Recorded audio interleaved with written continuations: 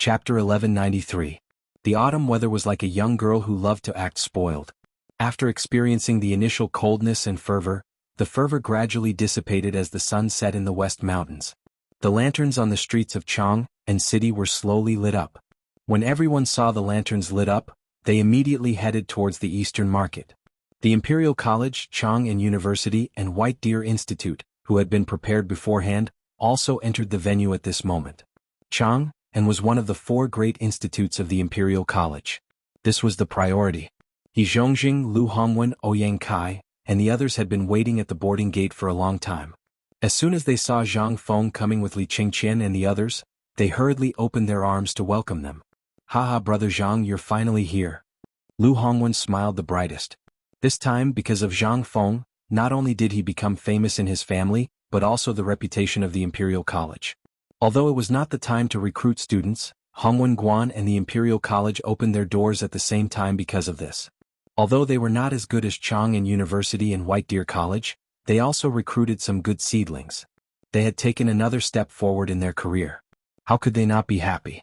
Zhang Feng did not expect this guy to be waiting here, but he did not hit a smiling person. He also cupped his hands and greeted them with a smile. "Hey, the 3 of you are very early. How was it? Did you get anything?" The 3 of them laughed without saying anything. They just clustered around Zhang Feng and walked to the flower boat. "What can we get? Today is Brother Zhang's home ground. We're all here to support Brother Zhang." "Haha, is that so? Thank you for letting me win." Zhang Feng laughed and gave Li Qingqian and the others a look. Then, the 3 of them went up to the top of the ship with their arms around each other's shoulders. Only then did Lu Hongwen and the other 2 look at Jingshu, who was standing behind Zhang Feng. She was wearing a pink gauze dress and a purple veil. She clicked her tongue and exclaimed, "This must be Mrs. Zhang, right? This humble one is Lu Hongwen." "Greetings, Jingshu." "No, Madame Zhang." "Yes, I am he Zhongjing Ouyang Kai." "Greetings to Mrs. Zhang. I've long heard that Madame Zhang is devastatingly beautiful. Now that I've met you today, you really are a match made in heaven with Prince Zhang." Haha. When Zhang Feng saw that Jingshu was staring at him with a blushing face, he had no choice but to laugh it off. He held Jingshu's hand and boarded the boat with the 3 of them. The design of the flower boat was exquisite and luxurious. Even in the 21st century, the luxurious yachts in Zhang Feng's memory were not inferior to those in the movies and television shows. Every 3 steps he took, there would be a devastatingly beautiful woman bowing to him. There was a dazzling array of flowers, the sound of musical instruments, and the dazzling array of delicacies. Every single one of them was extremely tempting. Of course, the drinks and food here were all free. But the prerequisite was that you were qualified to board the boat. Although the boat was very large, there were more than 30 seats at the back. Among them, the old Xiaocai and the others naturally occupied a seat early. Ouyang Sun and the others were also naturally among them. However, the old Xiaocai, Ouyang Sun, Yu Shernan, Li Gang and the others were now sitting on the top step of the boat, which had the best visual effect. After seeing Zhang Feng arrive, they just nodded in greeting. They just took it as a greeting. Above these people there were 3 flights of stairs. These 3 steps were naturally prepared for the crown prince, the emperor, and the retired emperor. However, at this time, besides Li Xiaogong, there were 2 old eunuchs with withered faces who were half-closed and taking a nap. Zhang Feng and Ouyang Kai's seats were naturally below Ouyang Sun and the others. Don't underestimate the difference of 1 step. This was something that many people begged for but couldn't get. When Na and Zhongjing just smiled and sat beside them at this time. It was obvious that Li Shimin valued the official ranks of the 4 great academies' chancellors. The seats were arranged in a triangular formation. At this time, Zhang Feng and the others were sitting at the top, and the seats below were divided into 2 sides. On the 2 sides sat the military officials of the imperial court, and on the other side sat the nobles of Shandong, Chang and City, and even the famous families of the Tang dynasty. At this time, as soon as they sat down, when Na and Zhongjing leaned close to Zhang Feng's ear and pointed to an old man in a red robe on the right side, saying, "Prince Zhang, this person is a fierce general of the Wang clan of Taiyuan.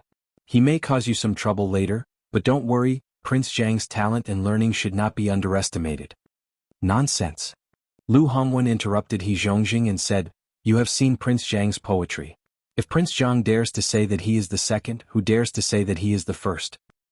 "Haha, you're right, I'm thinking too much." Zhang Feng followed He Zhongjing's finger and saw that the old man was also looking at him. Zhang Feng couldn't help but ask, "I don't know who this old man is." Hearing this, He Zhongjing said seriously, "He is Mr. Yushan." Chapter 1194. It's him. Zhang Feng was secretly surprised. This man. He's a great man in the later Tang dynasty. Not only has he written many works, but he's also a great scholar who became famous earlier than Yu Shinan and the others. Today he's here on behalf of the Wang clan of Taiyuan, which is somewhat meaningful. Didn't it say in the later Tang dynasty that this Master Yushan has always hated these noble families? Why did he come here in person? Before Zhang Feng could ask, He Zhongjing whispered again, "Maybe Brother Zhang doesn't know yet.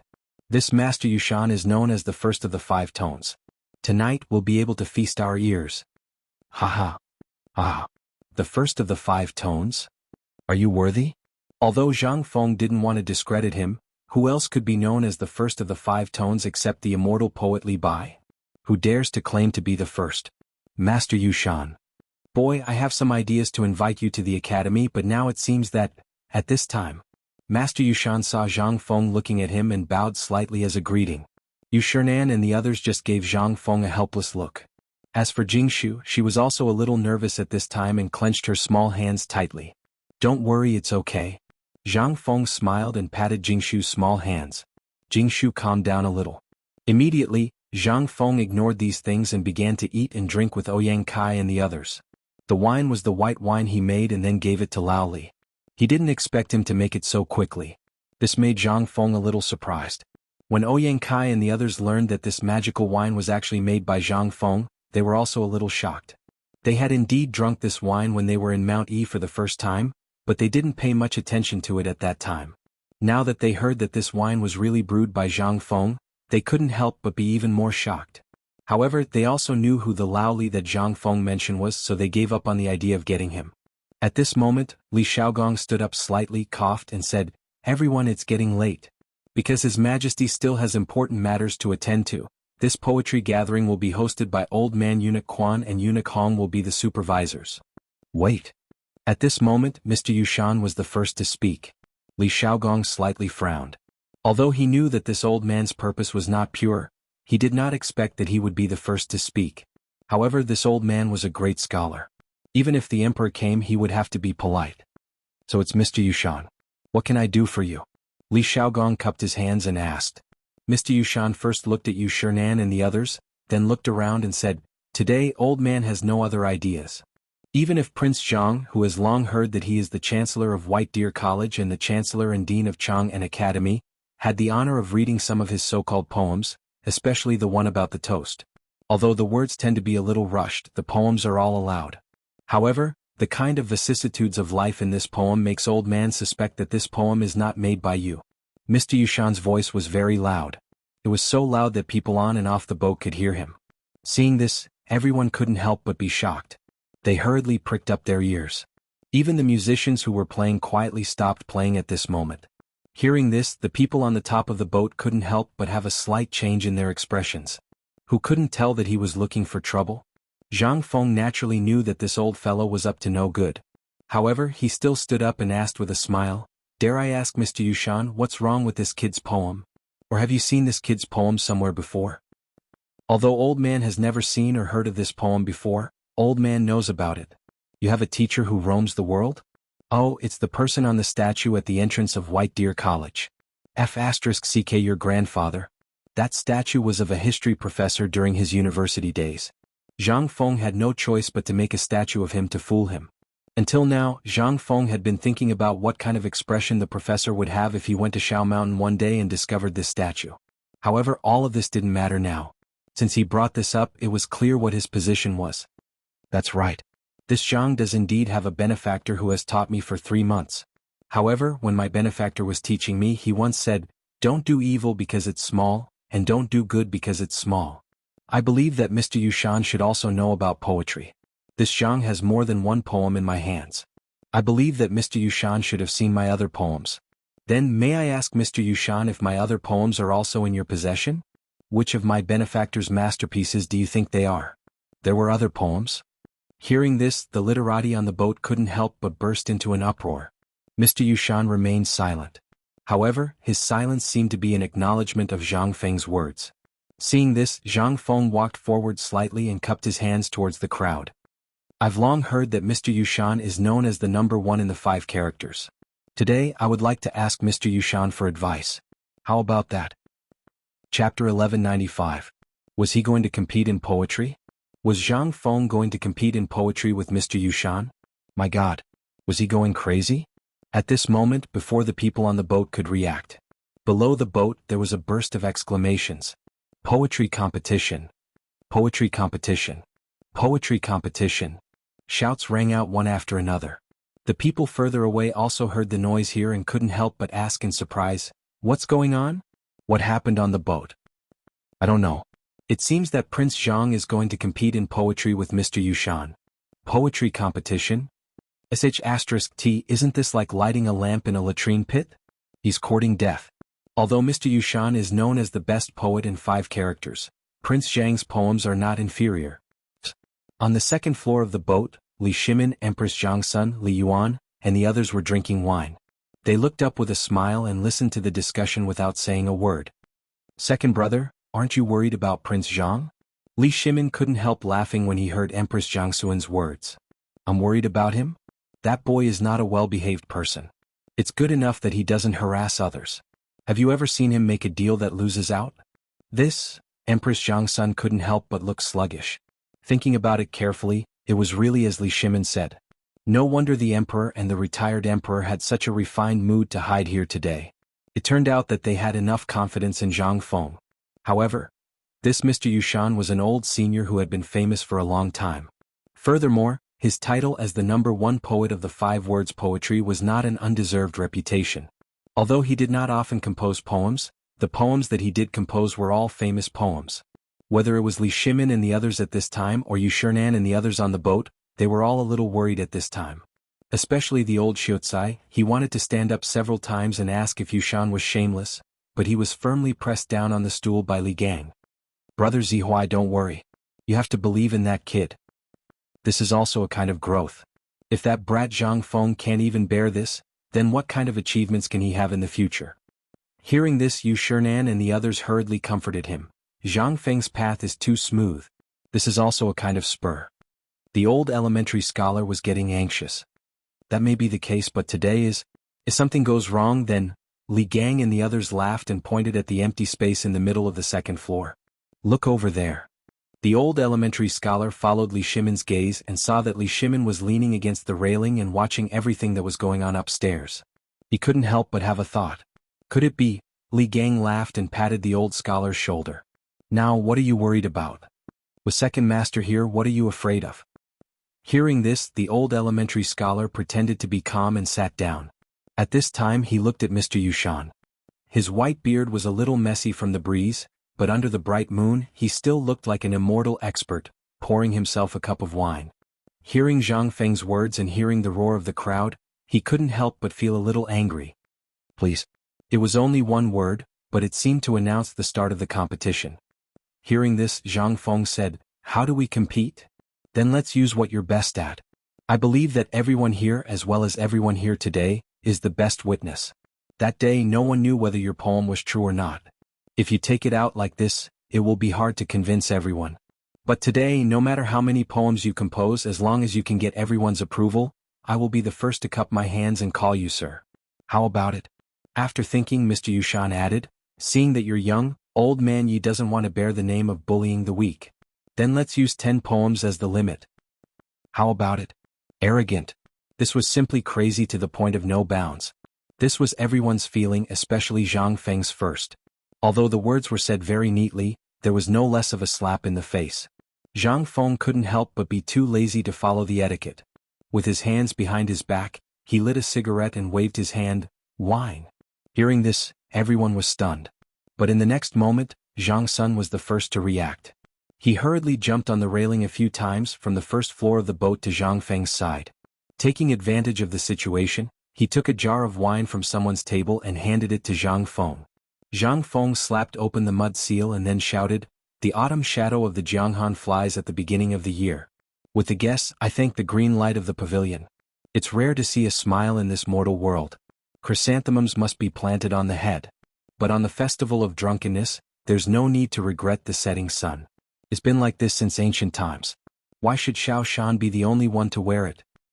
Dare I ask Mr. Yushan, what do you think of my 7-word poem? Zhang Feng roared after finishing his poem.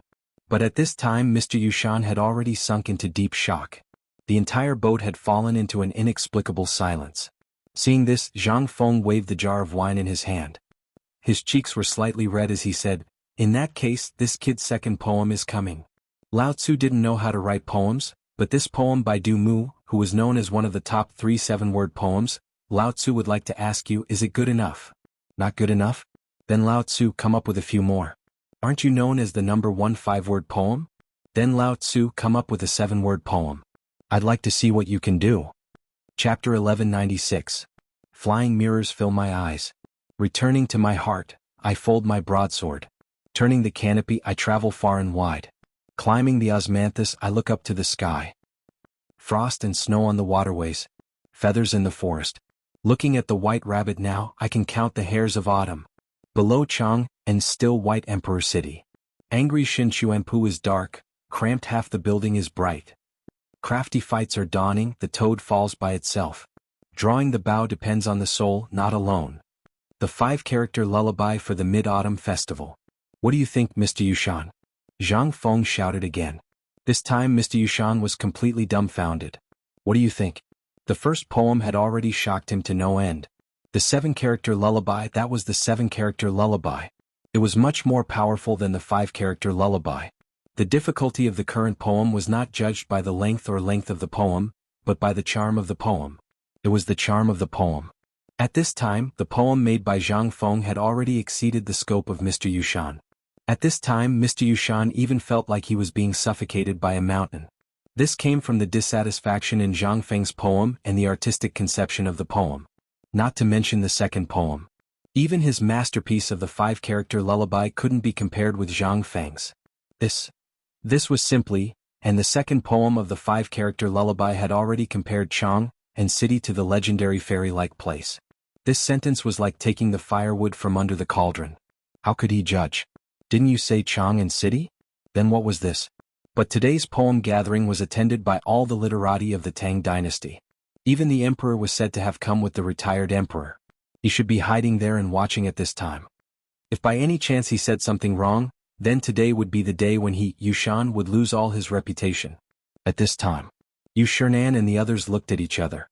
Alas, young people are still a bit hot-tempered. After all, Mr. Yushan is also a senior. The old scholar was in a good mood at this time. Hearing their words, he couldn't help but feel a little unwilling. So, this shameless Yushan just had to come up and act like an expert. Could it be that he couldn't let Feng Zi fight him back? Who said that poetry, literature and ink had to be ranked according to seniority? Isn't this a test of true ability and knowledge? First come first. This is the Tao that will allow the literary and ink Tao to flourish for a long time. Yu Shernan and the others smacked their lips, not knowing what to say. If they hadn't pulled back quickly, it might not have been a matter between Mr. Yushan and Zhang Feng. Instead, it would have been a battle between these two old fellows. At this moment, there were already roaring sounds coming from below and on the ship. Although the big boss on the ship didn't say anything, the voice below the ship had already announced the result. What do you think, Mr. Yushan? Are these 2 works of mine still acceptable? Mr. Yushan's face paled and his body trembled slightly in the breeze. These 2 poems are very good, but, Prince Zhang, where it's possible to make mistakes, one should be lenient. Besides, Mr. Yushan is a renowned scholar. What you did, isn't it a disgrace? At this time, a skinny middle-aged man beside Mr. Yushan spoke up for Mr. Yushan. Hearing this, Zhang Feng's expression turned cold. Are you teaching me how to do things? That person didn't expect Zhang Feng to say such a thing. He was stunned for a moment by Zhang Feng's words. After a while, his face turned red with anger. Young people don't care about morals. Mr. Yushan can be considered a great scholar. Even if he's not as good as you in poetry but in other aspects? Could it be that you've already surpassed Mr. Yushan? Zhang Feng laughed. Morals? Indeed, I am not as good as Mr. Yushan when it comes to writing scriptures. However, you are not as good as Mr. Yushan when it comes to poetry and literature. You must know that literature and literature are never measured by a person's age. Instead, they are measured by literature. Just like in military, seniority is determined by fists and victories. Pooh! Mr. Yushan, whose face was already pale, vomited blood and fainted after hearing Zhang Feng's words. The crowd was in an uproar. Li Xiaogong, who was watching the show, was also at a loss. He didn't know what to do, so he hurriedly shouted, "Quick, someone call the imperial physician." Imperial physician? What imperial physician? Isn't that Prince Zhang rumored to be able to regenerate broken bones on Shao Mountain? This little fainting shouldn't be a problem for Prince Zhang, right?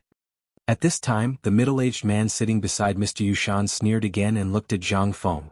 The people from the 5 surnames and 7 clans, as well as the nobles from Shandong, couldn't help but kick up a fuss. That's right, didn't that Prince Zhang claim that White Deer College has a medical course? This little illness shouldn't be a problem for him, right? If he can't even treat this little illness, then White Deer College. Li Xiaogong was also in a difficult position. If no one objected, he could make the decision to suppress it. However, now that the nobles from Shandong had spoken, he couldn't say anything. He asked, "Then Prince Zhang Zhang Feng smiled faintly and said, "Mr. Yushan's heart is blocked. This little problem shouldn't be a problem for me. Give me a basin of ice water." Chapter 1197. The matter of the heart meridians being blocked. Everyone understood and understood. But this person had vomited blood, how could it be a small matter? It wasn't that the people present hadn't encountered such a situation. If it was light, they would be bedridden for a few months. If it was serious, they would never wake up. But in Zhang Feng's mouth, how could it be as simple as sleeping? Hearing this, the middle-aged man sneered and said, "Prince Zhang, it's easy to say, but can you, Wang Guiqing? You've gone too far." At this moment, Yu Shernan shouted coldly and angrily. He couldn't stand the Wang clan's way of doing things. Targeting was targeting, but at this time he still wanted to use Mr. Yushan as a shield? Everyone present was a big shot in the literary world. Who didn't know that Mr. Yushan had always scoffed at the aristocratic families? This time he was probably instigated to come. In addition, he had doubts about Zhang Feng's age and the fact that he could write such a poem. Just like when they first saw Zhang Feng's poem, there was no difference. But now, they didn't know whether Mr. Yushan was dead or alive, but they were still nagging here. That was their fault. As for how they invited Mr. Yushan, outsiders had no right to know, nor did they want to know. But now they were using Mr. Yushan's life to make an issue of it. Then, seeing Yu Shernan speak, Wang Guiqing, the member of the Wang clan from the Black Face Hall, heard the reprimands at this moment, and then looked at the Shandong aristocrats and the other people from the 5 families and 7 clans sitting with him. Only then did he harshly snort and sit down. After Wang Guiqing sat down, he coldly snorted and said, "Kid, aren't you very capable?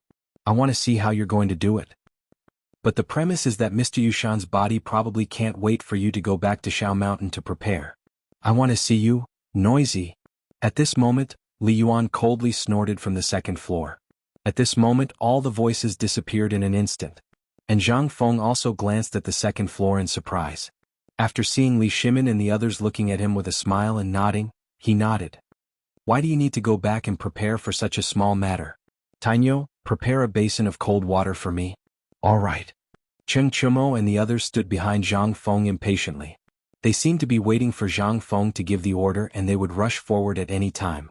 At this moment, after hearing Zhang Feng's words, he hurriedly ran off the boat. Li Qingqian and the others had already stepped onto the top of the boat. "Fengzi, are you sure you can handle this?" Zhang Feng rolled up his sleeves and asked Zhang Sun and the others to lay Mr. Yushan flat on the ground. Then he found a brick and placed it under Mr. Yushan's head. He said lightly, "Have you ever seen me do something I'm not sure of? Everyone. Today, I'll show you that this is White Deer College's medical science." Zhang Feng's loud roar caused everyone present to stretch their necks out in anticipation. Back when they were on the mountain, they knew that he had treated Niu Jianhu's broken leg. However, at least they had heard about it. Not many people had seen it with their own eyes. However, at this moment He Zhongjing, Ouyang Kai, and Lu Hongwen hurriedly appeared beside Zhang Feng and asked, "Prince Zhang, do you need our help? Do you want me to find you a doctor?" They were really worried that if something happened to Zhang Feng he would be dead meat.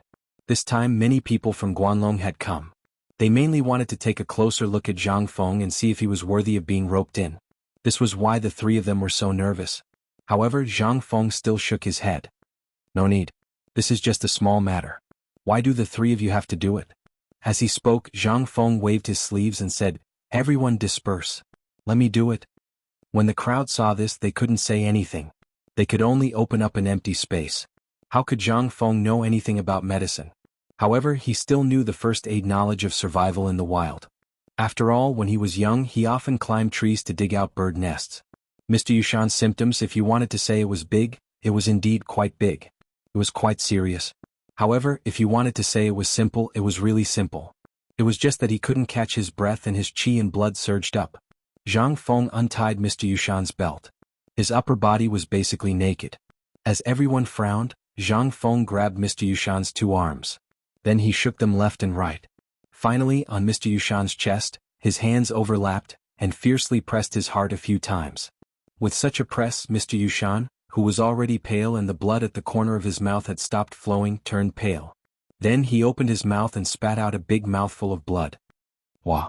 In an instant, even Li Xiaogong couldn't help but hurriedly walk down. He looked nervously at Zhang Feng and Mr. Yushan. Although Mr. Yushan spat out blood at this time, his chest was already violently heaving up and down. Moreover, there was a trace of color on his face. Everyone couldn't help but cry out in alarm again. However, as if they were afraid of disturbing the rescue process, they hurriedly shut up. Zhang Feng didn't seem to be in a hurry. After waiting for Mr. Yushan's chest to heave up and down a few times, he pinched Mr. Yushan's philtrum. Then he reached out and took a basin of cold water from Cheng Chumo's hand. He poured it on Mr. Yushan's face. Chapter 1198. Everyone was dumbfounded. Wang Guiqing directly shouted, "Impudent! Zhang Feng, is this the treatment you were talking about? I think you're clearly trying to murder him. Your Highness, you saw it with your own eyes. Zhang Feng is trying to murder him in public. Hurry up and let him." "Shut up." Li Xiaogong's face was so gloomy that it was about to drip water. He glared at Wang Guiqing and said, "You want to do something for old man?" Wang Guiqing's face paled. He wanted to say something but nothing came out. He could only say with a stiff face, "Your Highness, you saw it. Zhang Feng is trying to murder him. This is what everyone saw. You can't be so biased towards Zhang Feng, right?" Li Xiaogong was too lazy to pay attention to him. He personally squatted beside Mr. Yushan and asked, "Kid, how is it?" Li Qingqian and the others also hurriedly squatted down. They looked at Mr. Yushan, whose chest was violently heaving, and were somewhat worried. If this didn't work, then it would be a big joke. At this time, Li Xiaogong also didn't know what to do. He could only wait and see if a miracle could happen. After all, how was this a treatment method? He had vomited blood and fainted, and because of anger. How could it be so simple? No one dared to believe it. Li Shimin anxiously wanted to go upstairs to check, but because of his identity, he finally anxiously walked in circles on the second floor. At this time, Mr. Yushan's chest, who was lying on the ground, slowly calmed down under everyone's shocked gazes. At this time, Wang Guiqing cried out again, "Your Highness, please make a decision for Mr. Yushan and punish the evil thief Zhang Feng as a warning to others." At this time, under Wang Guiqing's voice, everyone couldn't help but feel uneasy. Although the Shandong landowning households and other landowning households were prepared to probe before, they didn't have much prejudice against Zhang Feng. After all, they all knew about the close relationship between Zhang Feng and the Li royal family. As for Wang clan, previously they were the ones who had cut off the iron source. Now they knew that Zhang Feng had sent people to look for iron ore. What was this? This was simply going too far. The Wang clan controlled most of the mineral veins in the Tang dynasty. How could they allow a brat to own a mine?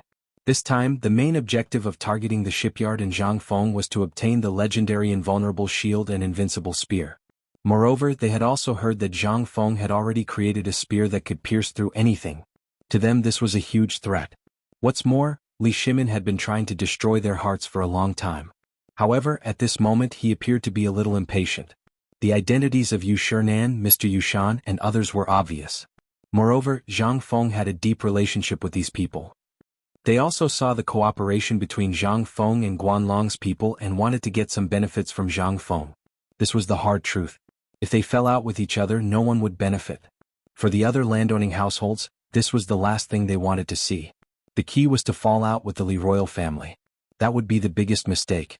At least they didn't want to do that now. Besides, this mid-autumn festival poetry meet, anyone with discerning eyes could see that it was the four great scholars and the emperor who personally supported Zhang Feng. The purpose was to let the world recognize Zhang Feng's identity as a great scholar. At this time they could sit down and drink wine, listen to music, compete in poetry, and play with words. How could the Wang clan be so blind? At this time, everyone was silent. On the one hand, Everyone knew whose voice it was just now. What's more, even if it wasn't this voice, everyone knew that the emperor must be watching everything here. The Wang clan's idea was still too simple. Their idea was that even if the emperor and the four great scholars protected Zhang Feng at this time, it was not so easy to do so in the eyes of the public. Once Li Shimin showed up, they dared to expose Li Shimin's identity in front of him. This was the Wang clan's reliance. However, although they had a good plan, they didn't know that at this moment, Li Shaogong was thinking and expecting a miracle. As for someone wanting to impeach Zhang Feng, that was impossible. They really didn't take Mr. Yushan seriously. Even if it was a little troublesome to deal with it, they could suppress it if they forced it. After all, at this time, Zhang Feng was so popular. Who dared to say anything? When the time came, they only needed to announce Zhang Feng's poetry collection and the matter would soon be forgotten. At this time, some people could bear it, but some people really couldn't. For example, the old Xiuzai. After all, the old Xiuzai was a top figure in the Sui dynasty. At this time, although he hadn't been in public for a long time, even those people of the 5 surnames and 7 clans, or those of the Shandong aristocrats, had to give him some face. This was also the reason why, except for Wang Guiqing, no one dared to say anything. It was because of the old Xiuzai. But only a few people knew this. As for the others, Wang Guiqing. That's enough. The old Xiuzai slowly put his hands behind his back, glared at Wang Guiqing and the others and said coldly, "Don't make trouble again. Back off." The old Xiuzai's voice was very cold.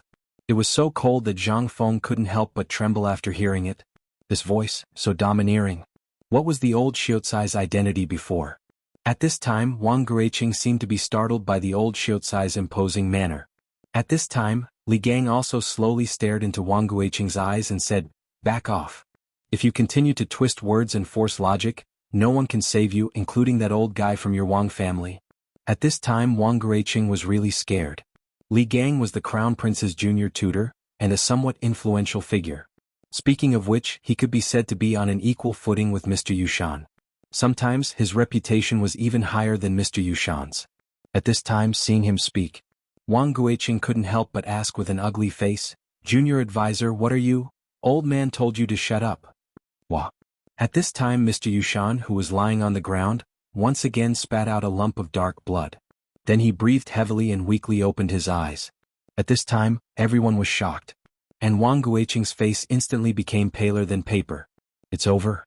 Chapter 1199. This time Wang Guiqing was really done for. Originally, he had found someone to trick Mr. Yushan into coming to the poetry meet. Otherwise, how could Mr. Yushan leave the mountain so easily and do such a thing?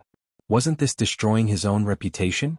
He had expected Zhang Feng to counterattack, and this was the result he wanted. But the result?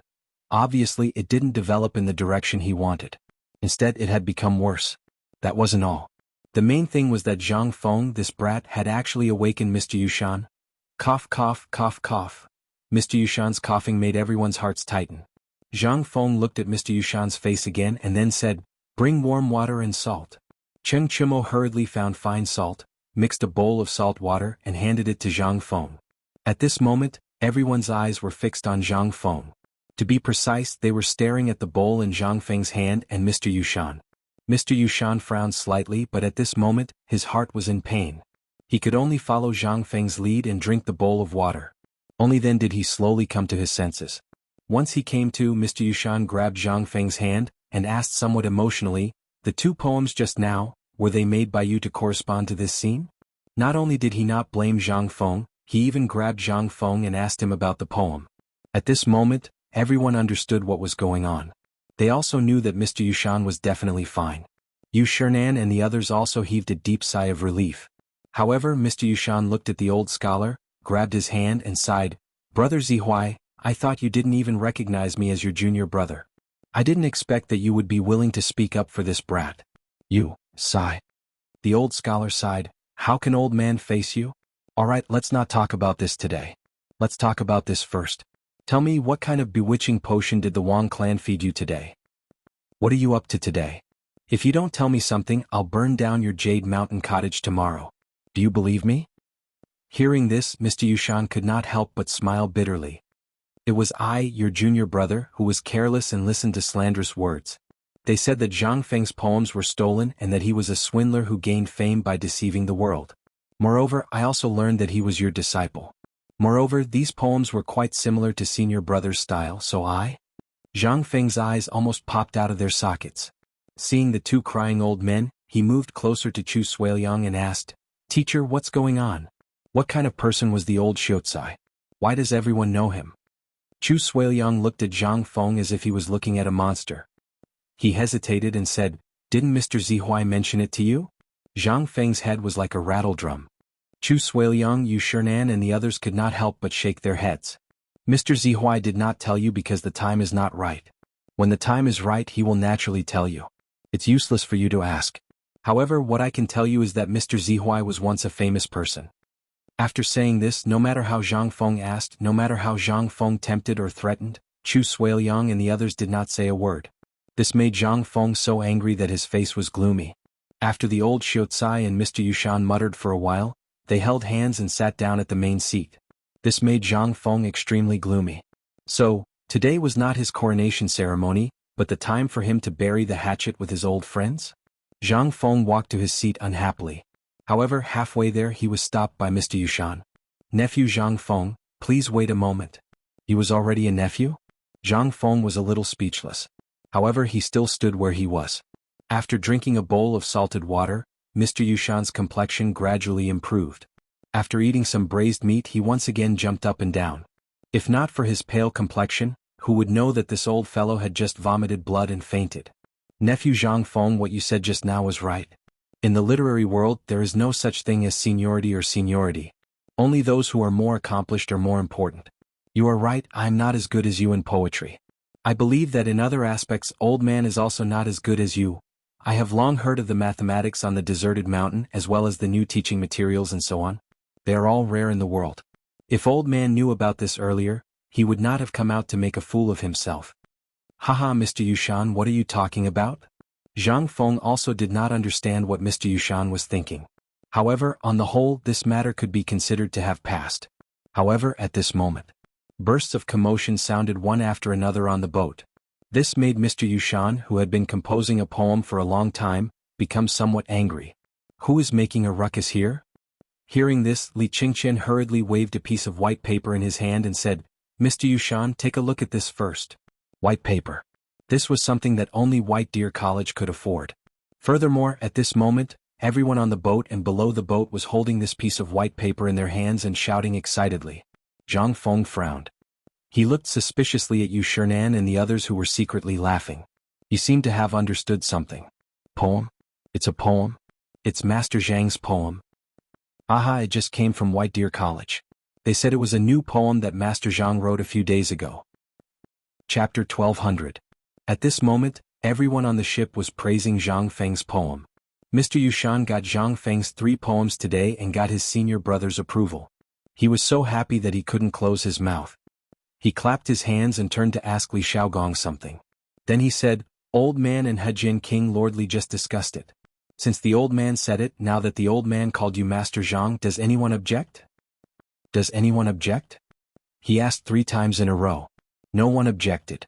What else was there to object? More than half of the big shots on the ship were familiar with Zhang Feng. As long as you were not afraid of offending people, you could object now. Even if you objected, it would be useless. Unless the emperor said it himself. However, this idea was very beautiful, but the reality was very cruel. Wang Guiqing's face was ashen. He lowered his head and drank wine. He didn't mention a word about this.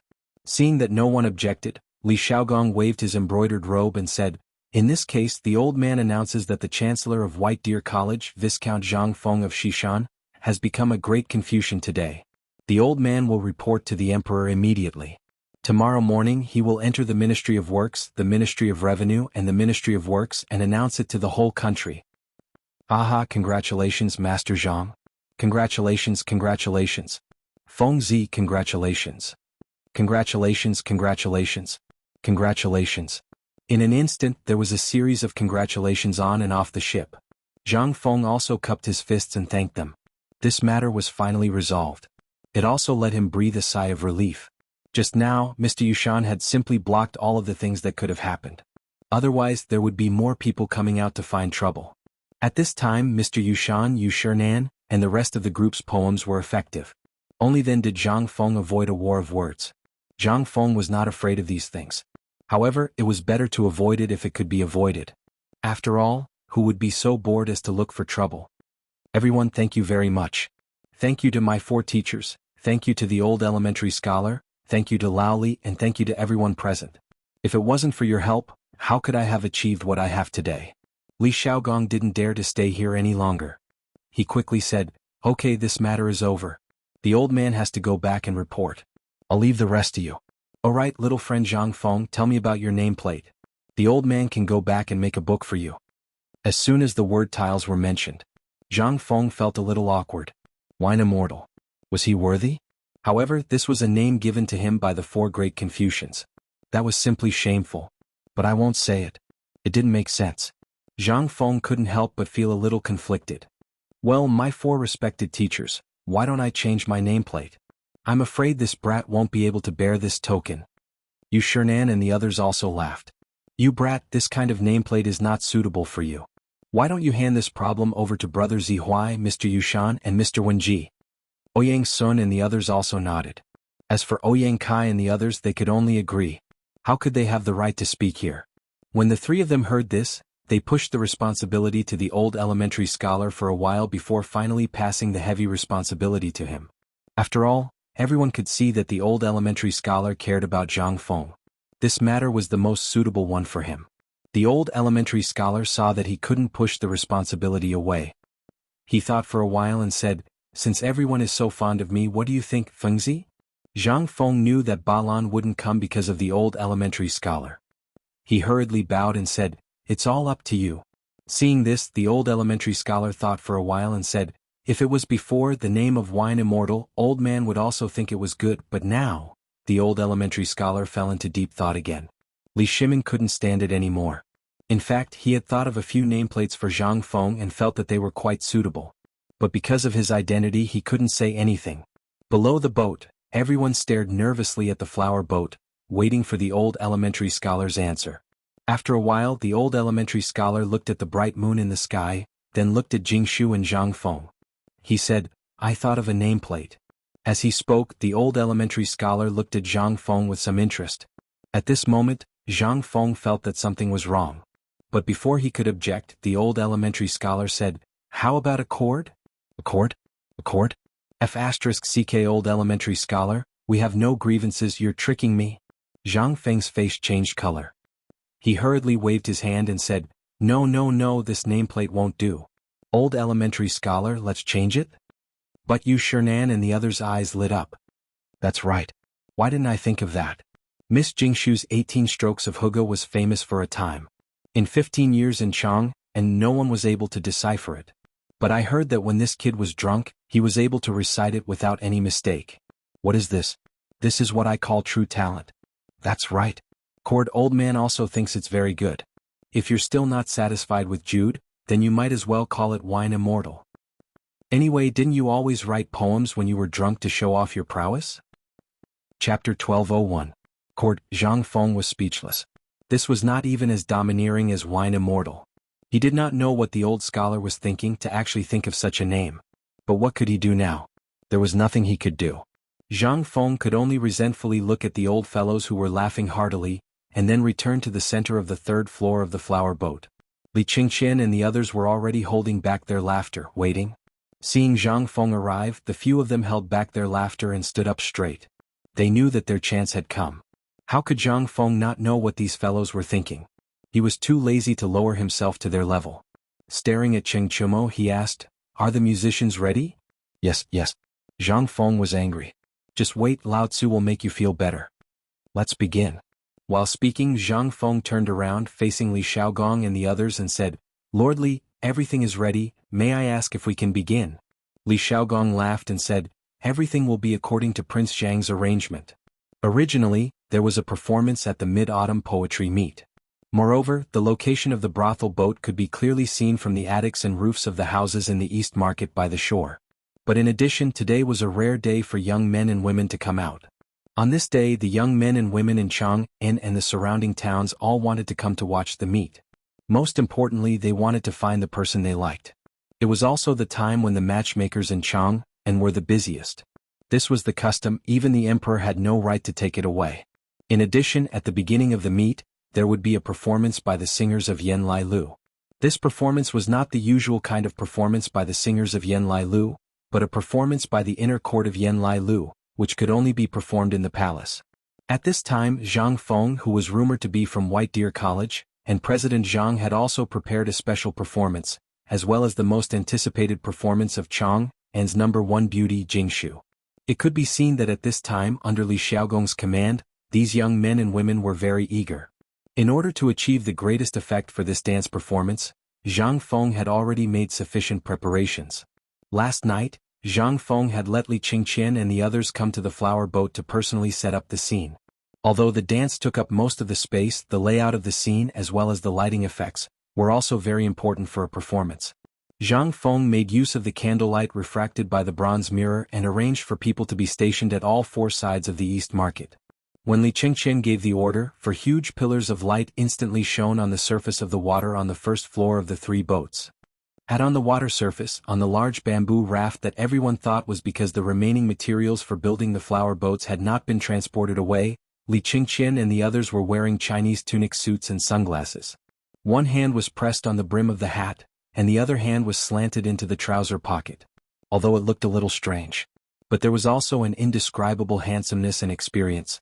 The premise was that other than Cheng Chumo, at this time, when the four light pillars shone on the bamboo raft at the same time, the entire boat, and below the boat, instantly rang out with waves of exclamations. Damn! What clothes are these? What kind of style is this? Motherf asterisk her, isn't it too? So handsome. But why isn't Prince Zhang participating? If Prince Zhang is participating, then he should be the most handsome and charming. Really, it's so charming. What's that thing on their eyes? And this light, what is that thing? This. At this time, not only the people below the boat, but even the experienced and knowledgeable people like Li Shimin and Yu Shernan couldn't help but stand up. They held the railing of the flower boat and looked at the five people on the bamboo raft. At this time, when Zhang Feng saw that the lights were on, he tidied up his white robe and elegantly walked in front of Jingshu. Under everyone's astonished gaze, Zhang Feng slowly stretched out his right hand in front of Jingshu and made an inviting gesture that no one but Zhang Feng understood. He smiled and said, "Jingshu, what should we do?" Jingshu's cheeks were flushed, but she still put her hand in Zhang Feng's hand under everyone's gaze. At this moment, the musicians who had already prepared a long time ago also slowly sounded the deep and heavy drums. Dong dong dong. Woo! When the horn sounded, the flower boat where Jingshu and Zhang Feng were on flashed a beam of light that was reflected by the bronze mirror and shone on them. But this time the light was shining from behind, which made them look like they were floating in the air. At this time, Zhang Feng also felt like he had returned to the modern world. That feeling gradually rose in the song and the street dance of Cheng Chumo and the others. At this moment, the whole Chang and city quieted down in an instant. Even Li Shimin and the others who had already seen this song and dance in Zhang Feng's mansion yesterday, couldn't help but be fascinated by it. Chapter 1202. Before the Tang dynasty, all the dances were either passed down from the Tujue or were a craft that other people from the Hu dynasty came to the Tang dynasty to seek a living. As for the Han people, especially the men, they always felt that this thing was something that only the rich could play with. But in the Han people's bones, this kind of singing and dancing was not as practical as wielding a gun and stick. To put it bluntly, this was a kind of thing that women prepared for men's triumphant return. But today, everyone's eyes were blinded by the dazzling light. What the hell? Dancing can be danced like this? This, is it not for women? Buttocks, legs, thrusts, what the hell, when did men become so flirtatious? Wow! Among the women present, a fat woman with dazzled eyes stared at Li Qingqian on the bamboo raft with eyes the size of copper coins. An unknown liquid was dripping from the corner of her mouth and staining her clothes. On the boat, under the boat, on the roof and on the ground, a large group of crazy women were shouting crazily. Those women who were about to confess their feelings and those scholars who were about to show off their skills were dumbfounded. What the hell? What's going on? What the hell? Do they want us to live? Those students from Hongwen Guan Imperial College and Chang and University who knew Cheng Chumo and the others were envious. Damn, if Lao Tzu went to the tavern first, those four demons would not have the chance to show off here today. What? They are the four demons? Hearing this, the surrounding people could not help but be shocked. The four demons had been famous for a long time. Everyone knew about them. But how could the 4 demons be compared to the group of flirtatious men on the boat? Although they had not seen the 4 demons in their hearts, the 4 demons' faces were full of curly whiskers and big beards. When did they become so handsome? No. Except for the bearded man. At this moment, Li Gang took the opportunity to look at the group of stubborn people from Chang and University on the 2nd floor and said, "Did you see that? You were all stubborn before, trash in the eyes of your parents, trash in the eyes of the common people. But look at the people on the bamboo raft. You are all familiar with them, right?" The students from Chang and University nodded vigorously, thinking that something good had happened. The students from Hongwen and Imperial College, as well as the literati on the shore, pricked up their ears. Li Gangzai pointed at Zhang Feng, who was playing the flute with Jing Shu, and said, "The dean said before that so long as all of you work hard, so long as all of you are willing to learn, then the students that are ranked at the top in the year-end exam will have the opportunity to enter White Deer Academy." But Li Gang pointed at the students from White Deer College who were showing off and said, "Don't think that you can be a cut above others after entering White Deer College. If you can't pass the year-end assessment, then get the old man and come to Chang and University." Dean Zhang Feng once said that White Deer College does not raise trash.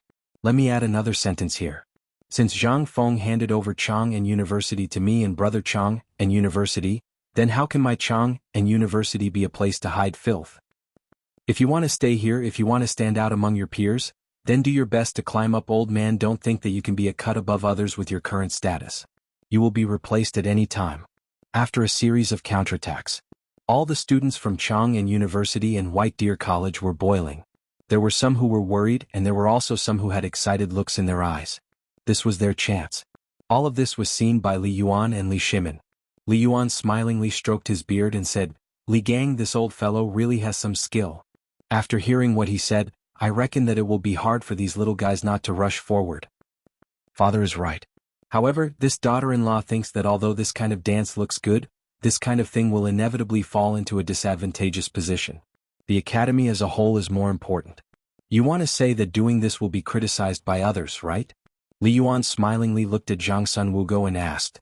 However, at this moment, Li Tai secretly took advantage of the fact that no one was paying attention and secretly got drunk.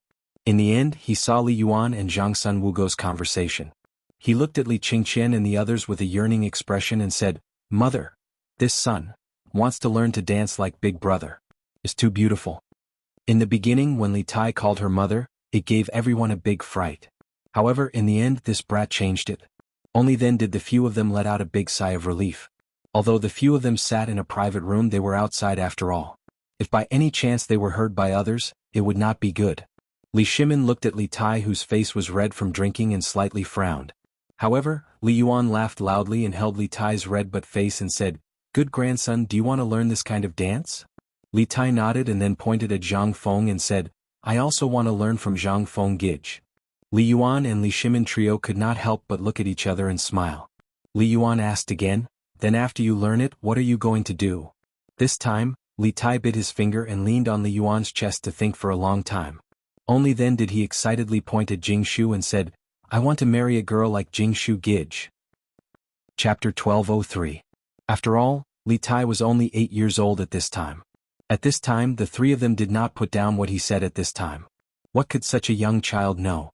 Even if he was given a woman, he would not know how to use it. However, Empress Zhangsun was a little stern. She scolded Li Tai, scaring Li Tai directly into Li Yuan's arms. It was also at this moment that Zhang Feng let out a high-pitched howl. This segment of the dance was considered to have officially ended. But everyone on and off the boat was still eager to continue, and they started to jeer. "Play another one. President Zhang, it's not enough. Play another one. Yes, President Zhang, Prince Zhang, today is a rare good day. Play another one." This is also the first time Prince Zhang and Miss Jingshu played together on this mid-autumn night. This is a good time to leave a good story. "Prince Zhang, do you want to play another song with Miss Jingshu? Not for others, just treat it as a celebration of today's achievement on mid-autumn night. How about it?" Zhang Feng did not want to. After all, with the song Loyalty to the Country, looking at the bright moon at this time, and then looking at Jingshu's cheeks, he really missed his home in the future. At this time in the past, he seemed to be playing games, mother's nagging, father's scolding. Thinking about it at this time, it made Zhang Feng so sad. He could not help it. At this time, Jingshu seemed to feel Zhang Feng's sadness. She could not help but tremble slightly. She gently pulled Zhang Feng's hand and shook it. Only then did Zhang Feng come back to his senses. Zhang Feng smiled slightly, looking at Jingshu, holding her shoulders affectionately and looking into her eyes. In an instant this caused a burst of wolf howls. But at this time the two of them could no longer hear it. At this time the two of them only had each other in their eyes. The refracted light and flame in the lantern in front of the bronze mirror shone on Zhang Feng and Jingshu. Even the 4 bronze mirrors slowly shone on Zhang Feng at this time. The noise around them was also slowly suppressed under Li Shimin's hand gesture. It seemed that everyone was looking forward to Zhang Feng. After all, this kid always gave people a surprise. Sure enough, he lived up to everyone's expectations. Zhang Feng gently held Jingshu's chin, and then gently kissed Jingshu's forehead. Thank you. If it weren't for you, I really don't know what Zhang Feng would do next. It's all because you guys gave me a home. As he spoke, Zhang Feng ignored the silent surroundings, and then looked in the direction of Li Shimin and the others and said deeply, in this 1 year I was confused, idle and hesitant. I didn't know what Zhang Feng would do in the future. Zhang Feng don't have any other pursuits. I don't want to be rich and I don't want to be a high-ranking official. I only want to be able to drink and chat with 3 or 5 friends and play with them for a long time, and then hold hands with the person I love until old age. That's all. Silence. A deathly silence. All the women had already teared up when Zhang Feng kissed Jingshu, but after hearing Zhang Feng's words, they couldn't help but start sobbing. At this moment, all the men present also quietly walked to the side of the woman they admired, gently and secretly held her hand, and placed it on his heart. She could feel his heartbeat at this moment. Sigh, this stinking brat. Damn it, what is he doing? Lao Tzu's eyes are narrowed from the wind. The old scholar, Yu Shernan, and the others sighed and turned around. They couldn't bear to look at Zhang Feng. Just now, Zhang Feng's kiss made Ouyang Sun so angry that he picked up the wine cup and was about to smash it. This was simply offensive to public morals. But after Zhang Feng's words fell, the wine cup in his hand didn't fall. Instead, his entire body trembled as he looked at the bright moon. No one knew what he was thinking. Li Yuan tightly hugged Li Tai. Li Shimin tightly hugged Zhang Sun Wugo, who was crying. He looked at Zhang Feng and then looked at Li Yuan. Then he lightly walked to Li Yuan's side and said, Father Emperor, today's moon is very round. Very round. But this stinking brat, wait a moment, the old man will definitely beat him. Aha. Although Li Shimin and Li Yuan both laughed. This time they really opened their hearts. Just like when they were children, they laughed heartily. At this time, Zhang Feng also woke up from deep nostalgia. He looked at Jingshu, who was crying in his arms, and then looked at the scene where the atmosphere was destroyed by him. He couldn't help but want to slap his own mouth a few times. Son of a bitch. What kind of nostalgia is Lao Tzu reminiscing about here? The atmosphere that he had worked so hard to create was gone. Zhang Feng quickly thought about something in his mind. Finally, he put the jade flute on the guzheng and he couldn't help but have an idea. Everyone, I'm sorry. This kid is homesick. Who doesn't miss home at this time? But what I'm thinking about is those soldiers of the Tang dynasty who are stationed at the border to protect us at all times. If it weren't for them, how could we be here peacefully? So, this kid has prepared a song for everyone present. It's also for those who can't return home to reunite with their families today. It's also for those soldiers who are guarding us at the border. Zhang Feng paused, thought for a moment, and then said, the name of this song is Laughter in the Sea. Chapter 1204. With a laugh from the sea, the tide surges on both shores, floating and sinking with the waves to record the present day. With a laugh from the heavens, the tides of the world come one after another. Who wins and who loses only God knows.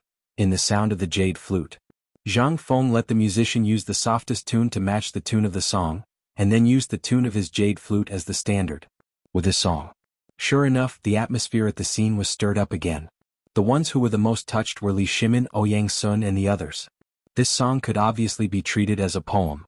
Since when could this poem be sung? This kid really gave them one after another, miracle after another. The people who were still immersed in homesickness at this time with the song, their blood was boiling again. What was this? This was simply a miracle. Those who were able to participate in this mid-autumn poetry meet were basically people who had a certain degree of knowledge in the literary world. But today, Zhang Feng opened a door that had never been opened before for them. Although there had been people who used poems before, but that was just to liven things up after drinking. Who would have thought that poems could be played like this? Now, at this moment, someone had already taken out a pen and paper, frantically copying the song Zhang Feng was singing at this time. What was this to them? This was Kuei Bao. This was something that could make them rich tomorrow. There were quite a few people who thought so. At this time, among the people on and off the boat, there were many who had already started to move. Those who did not have a pen and paper at this time actually used the candle oil in the lantern to light up some wood shavings, and then pressed the wood shavings on their clothes and began to write. Among them, the students of the 4 academies were the most active. Although Ouyang Kai and the others already knew about this, they did not say anything. What could they say? At this time, even people from the 5 families and 7 clans were secretly copying. What could they say? Yu Shernan and the others also looked at Zhang Feng with a smile. The song soon ended. When Zhang Feng's song ended, there was a sudden burst of noise and applause at the scene. Zhang Feng heaved a long sigh of relief when he heard the commotion. Finally, the matter was settled. Fortunately, the atmosphere that had been ruined by his homesickness was back. Zhang Feng. Zhang Feng. Zhang Feng. Zhang Feng. It was unknown which girl was shouting from below the boat. A moment later, the number of people shouting Zhang Feng's name increased. It was so much so that the people on the ship had already forgotten about the poetry gathering. The brothel keeper was the most important. She shouted excitedly with tears in her eyes. As he shouted, he pulled at the person beside him and said, "Do you know that when Prince Jiang went to Swallow Descent restaurant, he talked with me for 6 hours through the night? She even imparted her zither skills to the ladies of my Swallow Descent tower." Nonsense. Last time, Prince Jiang clearly went to my Chui Lin Yuan. Get lost. When did my dean go to your trashy Chui Lin Yuan? You better explain it to Lao Tzu. Otherwise, do you believe that Lao Tzu will set you on fire? At this moment, the burly Gaokan finally couldn't stand this group of chattering brothel keepers. He shouted angrily. Sure enough, it was effective. Li Shimin glanced at this group of brothel keepers indifferently and said to Xiao Gizi, "Noisy." Xiao Gizi heard this and hurriedly left with a bow. This group of silly women. How dare they criticize Prince Jiang here? I'm afraid that you're really tired of living. Now, don't blame me for being ruthless. The Ministry of Internal Affairs and the brothels of Chang and City were more or less connected. To be able to open a brothel in Chang and City, one would more or less have some connection with the royal family, the court, and the ministers of the palace. However, this group of insensible people actually dared to smear Zhang Feng's reputation at this time? This wasn't courting death, this was courting death. This was the time for Zhang Feng to build up his reputation. How dare you say that Zhang Feng went to your brothel? Although going to a brothel was the favorite thing of literati and could be considered a trend, no one would be able to stand it if you blatantly said that he went to a brothel. Moreover, today was the day for Zhang Feng to establish the position of great Confucian. If this wasn't smearing Zhang Feng's reputation, what was it? Usually, no matter what you say, the higher-ups will just turn a blind eye to it. But now, the people of Shandong happened to have no excuse, so why did you send it to them? Xiao Gizi also had some tricks up his sleeve. He didn't seem to make any noise, but the brothel keepers were already scared to the point that their faces turned ashen. They obediently slipped away. At this moment, after the group of flies left, Xiao Gizi didn't dare to be careless. Just now, he almost ruined a big thing. As the emperor's personal attendant, he should have thought of this and handled it well. However, because he was greedy to enjoy Zhang Feng's performance and singing, he delayed it for a while and almost caused a disaster. This infuriated little Gizi. Obviously, the episode here didn't affect Zhang Feng and the others upstairs. At this moment, when everyone's mood was slightly better, Zhang Feng waved his hand and said, Everyone, please don't be impatient. Today I have another announcement to make." Hearing this, the clamor was once again suppressed by Zhang Feng. Everyone looked at Zhang Feng eagerly. Only then did Zhang Feng say slowly, "The grand opening of my White Deer Academy is 3 days from now. At that time, I hope that all of you can head to Mount E to show your support." After that, Zhang Feng grabbed Jing Shu and said in a voice that only the people on the boat could hear, "I'm leaving. You can continue." Chapter 1205. The hustle and bustle of the Mid-Autumn Festival continued. As soon as Zhang Feng left, basically those big shots had all left. The protagonist had left. Who would still want to watch those songs that made them sick? Who would still want to listen to those literatis' poems? Zhang Feng was too eye-catching. Who could be compared with him? But as soon as they left, Ouyang Kai and the others who had planned to find Zhang Feng couldn't leave at this time. Li Xiaogong only gave them some instructions and they knew what they were going to do. Zhang Feng went straight home. Although Li Shimin and the others wanted to visit Zhang Feng's mansion, they knew that Zhang Feng was homesick at this time. Moreover, what Zhang Feng said before he sang was still fresh in their minds. They were sure that Zhang Feng would make a big decision tomorrow morning. However, when Zhang Feng returned home, he couldn't help but be stunned. He saw that the mansion was very lively. Large and small tables were placed in the front hall at the main entrance, then in the corridor and then in the courtyard of the main hall. There were at least a dozen tables in total. When Zhang Feng and Jingshu appeared at the door, the group of veteran guards bowed excitedly, clasped their hands and roared, "Hello, Patriarch!" This roar scared Jingshu so much that she shivered. Zhang Feng stared at them. "Did you take the wrong medicine? I don't see you so happy on weekdays. What's wrong with you today?" The leader of the guards, Jia Daoren, who had a scar on his face, smiled and said, "Patriarch, today grandmother and Master Zhang took all the family members of the Zhang mansion to participate in the Lantern Festival. After learning that Master Zhang showed off his power, they all came here to wait for Master at home." Zhang Feng was dumbfounded. What the F***ck is he trying to do? Suddenly, Zhang Feng heard rustling sounds behind him. He thought it was Li Shimin and the others, but when he turned around it was actually the old village chief, the old scholar, and Granny Wang. They were laughing as they walked into the mansion. Zhang Feng saw this. He knew that something bad was going to happen. The three of them said a few words to Zhang Feng. Then they meaningfully turned to the group of old neighbors, Zhang Shan and the others.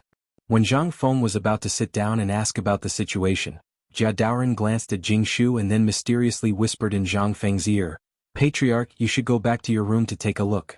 There's a surprise." "What surprise?" Zhang Feng asked rhetorically. However, Jia Daoren, this damn Jia Daoren, hurriedly went to a table in front of the mansion's entrance and started eating and drinking with a group of veterans. So mysterious? Could it be that he was here to force him to get married again? Zhang Feng couldn't help but raise his eyebrows. Although it was not a big deal to get married at this time. However, these 5 surnames and 7 gazes did not disappear. He always felt that there was a pair of eyes staring at him from behind. And now Zhang Feng also knew what he was going to do. If he got married at this time he would be too busy. Then, how could he have time to have a romantic relationship with his wives? Besides, Yura was still in Jiangnan.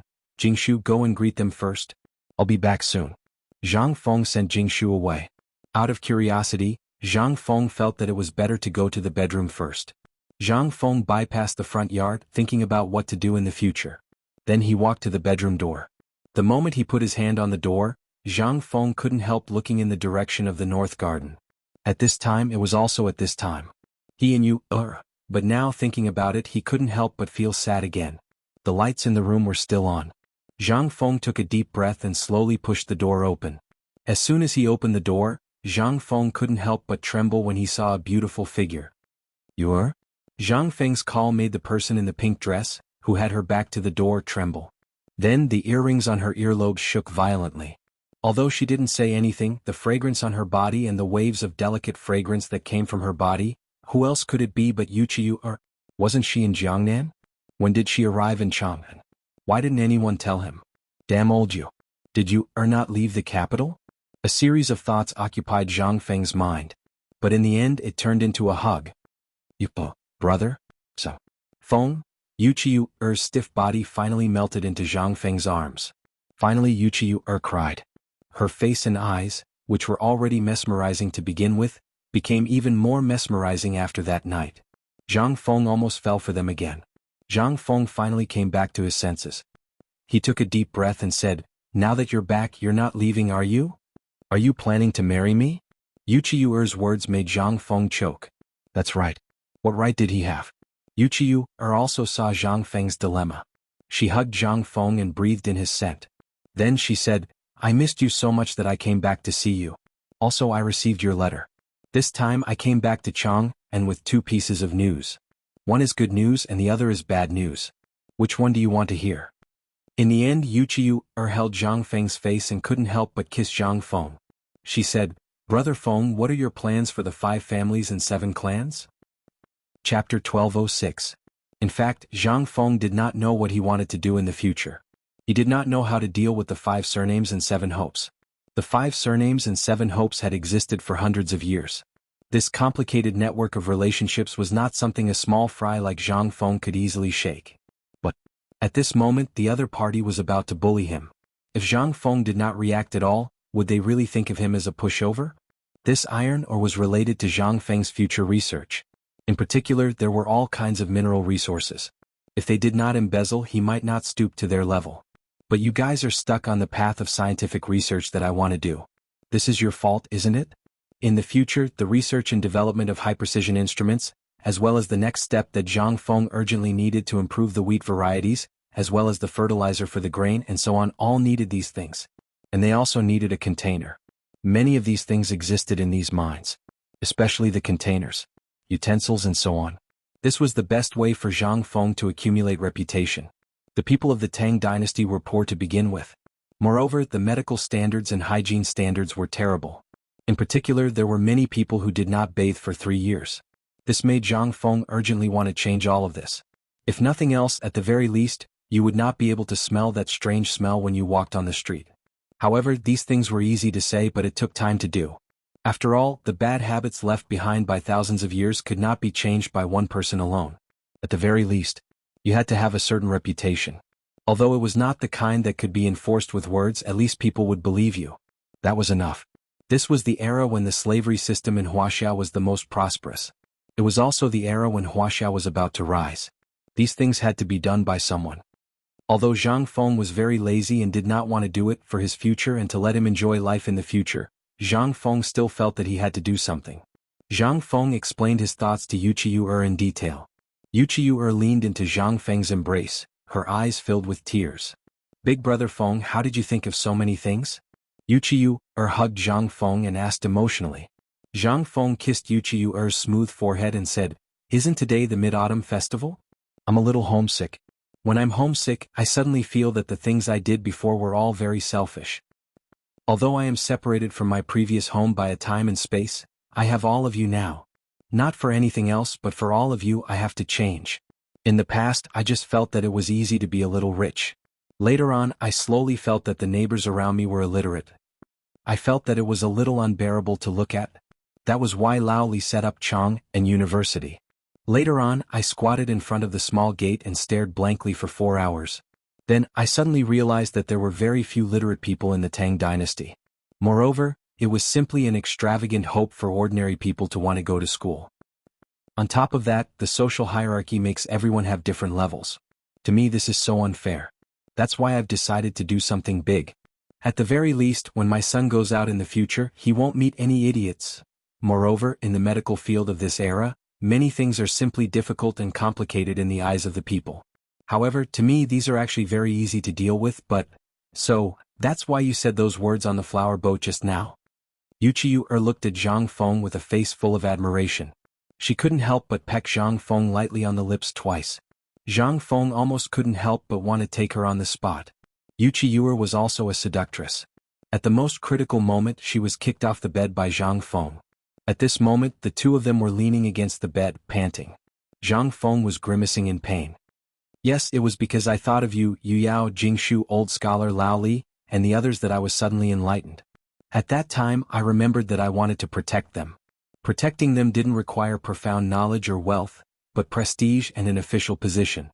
At the very least, an official position that could deceive them. Only in this way can they not be harmed at all. Under this premise, I have to spread what I know as much as possible. Only in this way can I continue to accumulate prestige and fame so that the descendants of the Zhang family will never die out because of my departure. There was something else that Zhang Feng didn't say. That was, he wanted to change this era. He wanted to bring this Iron Age into the Steam Age, and even lead the Tang dynasty into the Electric Age in his lifetime. Although Zhang Feng didn't care about the change of dynasties, he cared about the people in the present. Lao Li and the others around him were his brothers, his relatives in the Tang dynasty. They were the people he had to protect. This was his bottom line. No one could touch them. The two of them snuggled together for a long time. Zhang Feng also thought of many things. Finally, he gently stroked Wuxia's cheek and said, "Let's go. Come with me to meet them." Chapter 1207. Wuxia wanted to refuse. But she also knew that this was a rare opportunity. Basically, except for the emperor and the others, everyone Zhang Feng knew and was familiar with had come. Zhang Feng wanted to bring her to meet his family. Although she didn't want to, she still went along with Zhang Feng and blushed. The banquet in the front hall hadn't started yet. Everyone was talking about their family affairs, but the most talked about was Zhang Feng's incident on the flower boat today. Gradually, Yu Shernan and the others arrived. Cheng Chumo, Yuchi Baolin, and the others all came with congratulatory gifts. Li Shimin also came. They didn't want to come at first, but when they learned that Wuxia was also here, they suddenly felt that there would be a big melon to eat tonight. Li Shimin even brought a cart of muskmelons from Longyu Daoyun that he had kept for a long time. When Zhang Feng and Wuxia walked into the front hall, the people in the front hall instantly booed. Boo. This is unreasonable. Laozi's face can be considered quite handsome, but why are all the good women in this slut's arms? This was Zhang Xuan's lamenting. However, Zhang Sun was then hit on the head. That's my aunt. What? Do you have a problem with her? Yuchi Baolin glared at Zhang Sun and clenched his fists so tightly that his knuckles cracked.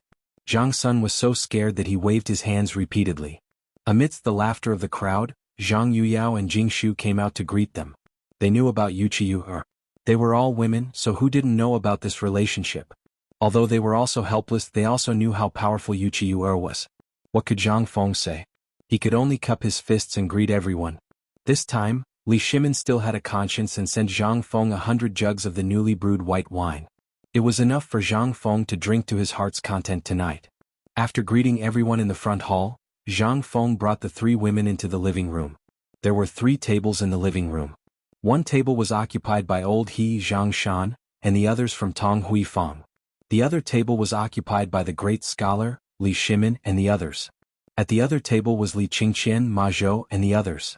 As soon as he entered the door, Zhang Feng saw the melon on the table and couldn't help but be stunned. This is a watermelon? Since when did the Tang dynasty have watermelons?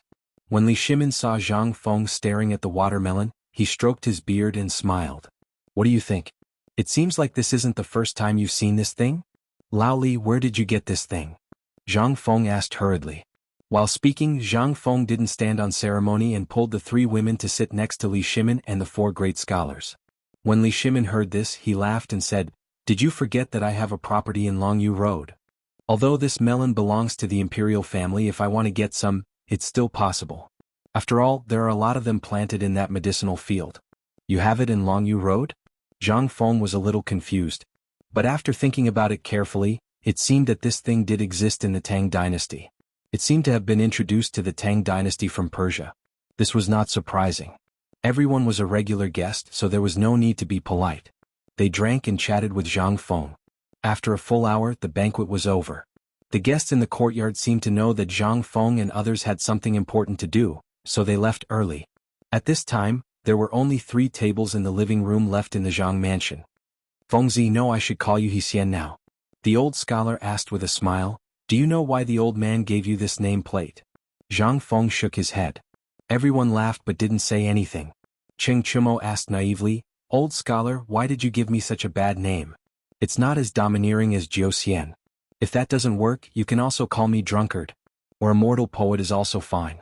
You better shut up. Zhang Feng's face flushed red. Immortal poet? How could a plagiarist dare to call him immortal poet? The old scholar laughed and stood up. He patted Zhang Feng on the shoulder and said, As you can see, Miss Zhang Yuyao, Jingshu, and Yu are all rare beauties. In addition, they can share some trivial things for Fengzi in all aspects. They can also help him relax when he is upset. What is this? This is a family. It's something that no one can replace. The old scholar looked up at the gradually disappearing moon in the sky and said, The old man wants them to sing together.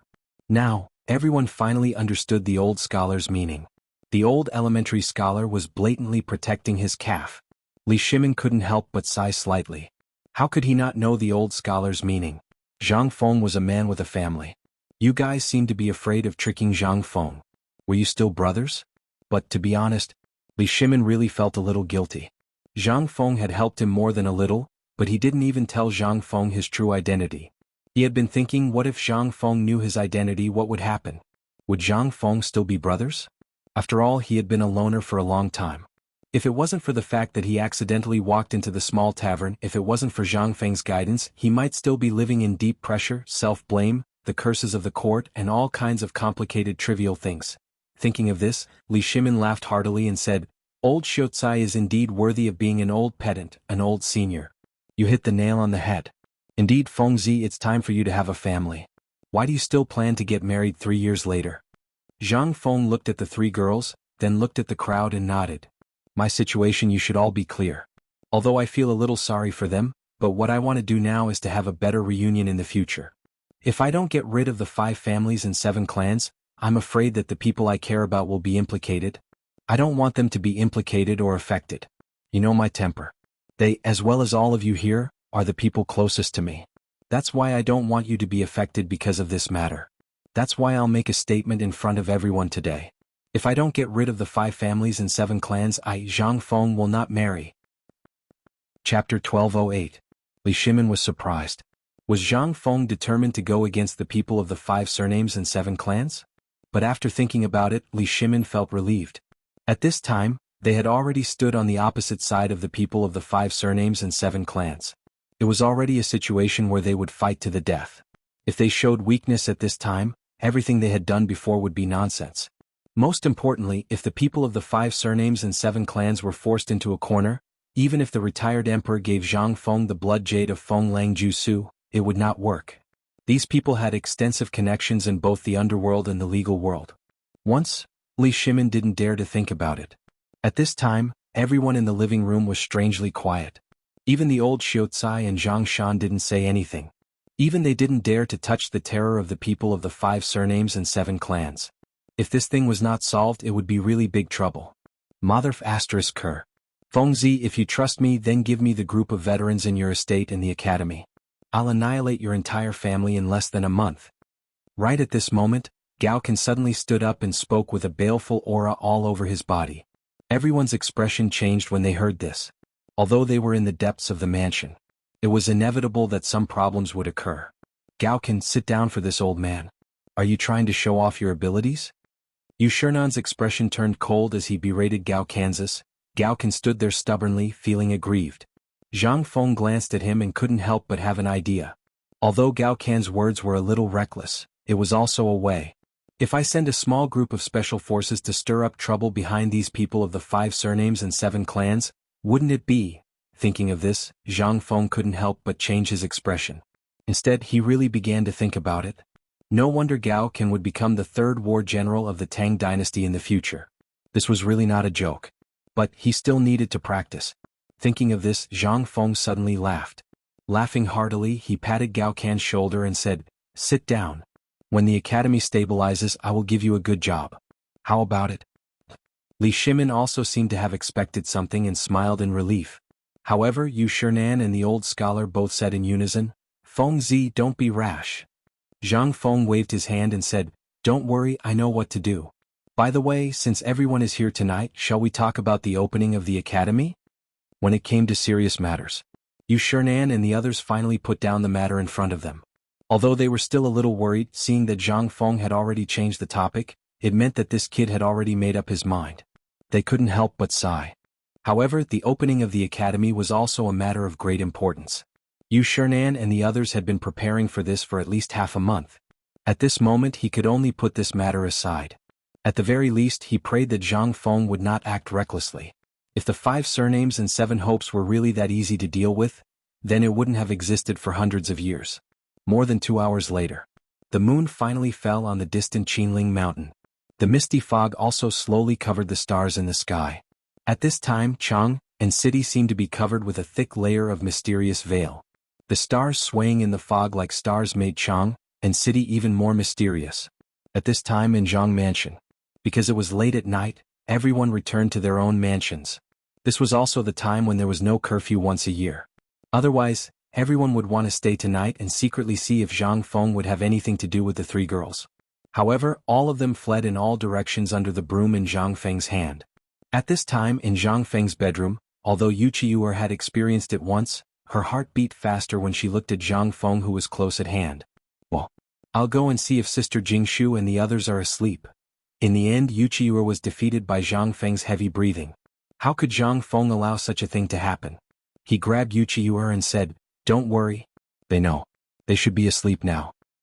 After a night of torment, it was not until late in the morning that Zhang Feng got out of bed, exhausted. When he touched the bed, Yu Qiuer was already gone. Zhang Feng was a little disappointed. When would she not disappear so mysteriously? Zhang Feng sighed heavily. He knew that Yu Qiuer had left. This was destined. Sure enough, when Zhang Feng lit a cigarette, he found a piece of paper under the teapot. He slowly unfolded the paper. Who else could it be but Yu Er's beautiful handwriting? Brother Feng, I'm leaving. Although I can't bear to leave Sister Jingshu and Sister Yu Yao, I also know that this is not the time for us to be reunited. Do you remember what happened in Jiangnan last time? This time I came to Chang and with 50,000 stony iron ore. This is the most I can get. But don't worry, I've already discussed it with the Jiangnan Lu family. When I go back this time we'll talk about the iron ore business. You, don't miss me. Zhang Feng sighed heavily. When Zhang Feng walked out of the room he saw Yu Qigong sitting in the yard with a birdcage in his hand. He was happily playing with it. When he saw Zhang Feng come out, Yu Qigong smiled playfully and said, "How was last night?" You're so early. Don't tell me you've been eavesdropping since last night?" Zhang Feng was a little suspicious. Yu Qigong rolled his eyes. He said, "You spent a lot of effort to persuade the Lu family. But as far as I know, the Lu family wants you to be the third wife of their second son. You know what to do, don't you?" When Zhang Feng heard that, his expression changed instantly. Damn it, where did the Lu family come from? Did they eat a leopard's gall? How dare they touch Zhang Feng's woman? Gao Qin, get the hell out of here for Lao Tzu. Go. When Yu Qigong saw that Zhang Feng was really anxious he said flatly, "He's a branch of the Fanyang Lu family. Think about it." Chapter 1209. The Fanyang Lu family? Why the F***ck did the Fanyang Lu family get involved? Zhang Feng was a little confused. But this D***MN guy dared to snatch his woman? If he wasn't tired of living then what was? F***ck him. Do you really think I, Zhang Feng, am a sick cat if I don't show my power? Yu Qigong sighed when he saw this. I knew you would be like this. Don't worry, I've already informed them. Although you, doesn't know, I've already sent a letter to Yu's father. I also know that Lao Li has already arranged people in Jiangnan. This guy from the Lu family has long been one of Yu's suitors. This time Yu is in a hurry to get the iron for you in Jiangnan, and this Lu family happens to have iron mines. That's why this happened. But don't worry, the Lu family won't dare to go against us. When Zhang Feng heard this he quickly asked, "This is the Lu family of the 5 surnames and 7 clans. Are you sure they won't dare to do anything to you? Don't you have that hairpin? I've already sent a message to the Lu family so I'll leave it to you." When Zhang Feng heard this he heaved a deep sigh of relief. But at the same time, this was the first time he faced these people of the 5 surnames and 7 clans. As expected, overflowing power was the only way to go about it. "Old Yu, let's go back to the academy." Yu Qigong thought that Zhang Feng was going to do something, but when he heard Zhang Feng say that, he couldn't help but be stunned. "Why are we going back to the academy? Aren't we going to look for iron mines?" Zhang Feng smiled coldly. "Do you really think the Wang clan's people will just stand there and watch us look for iron mines?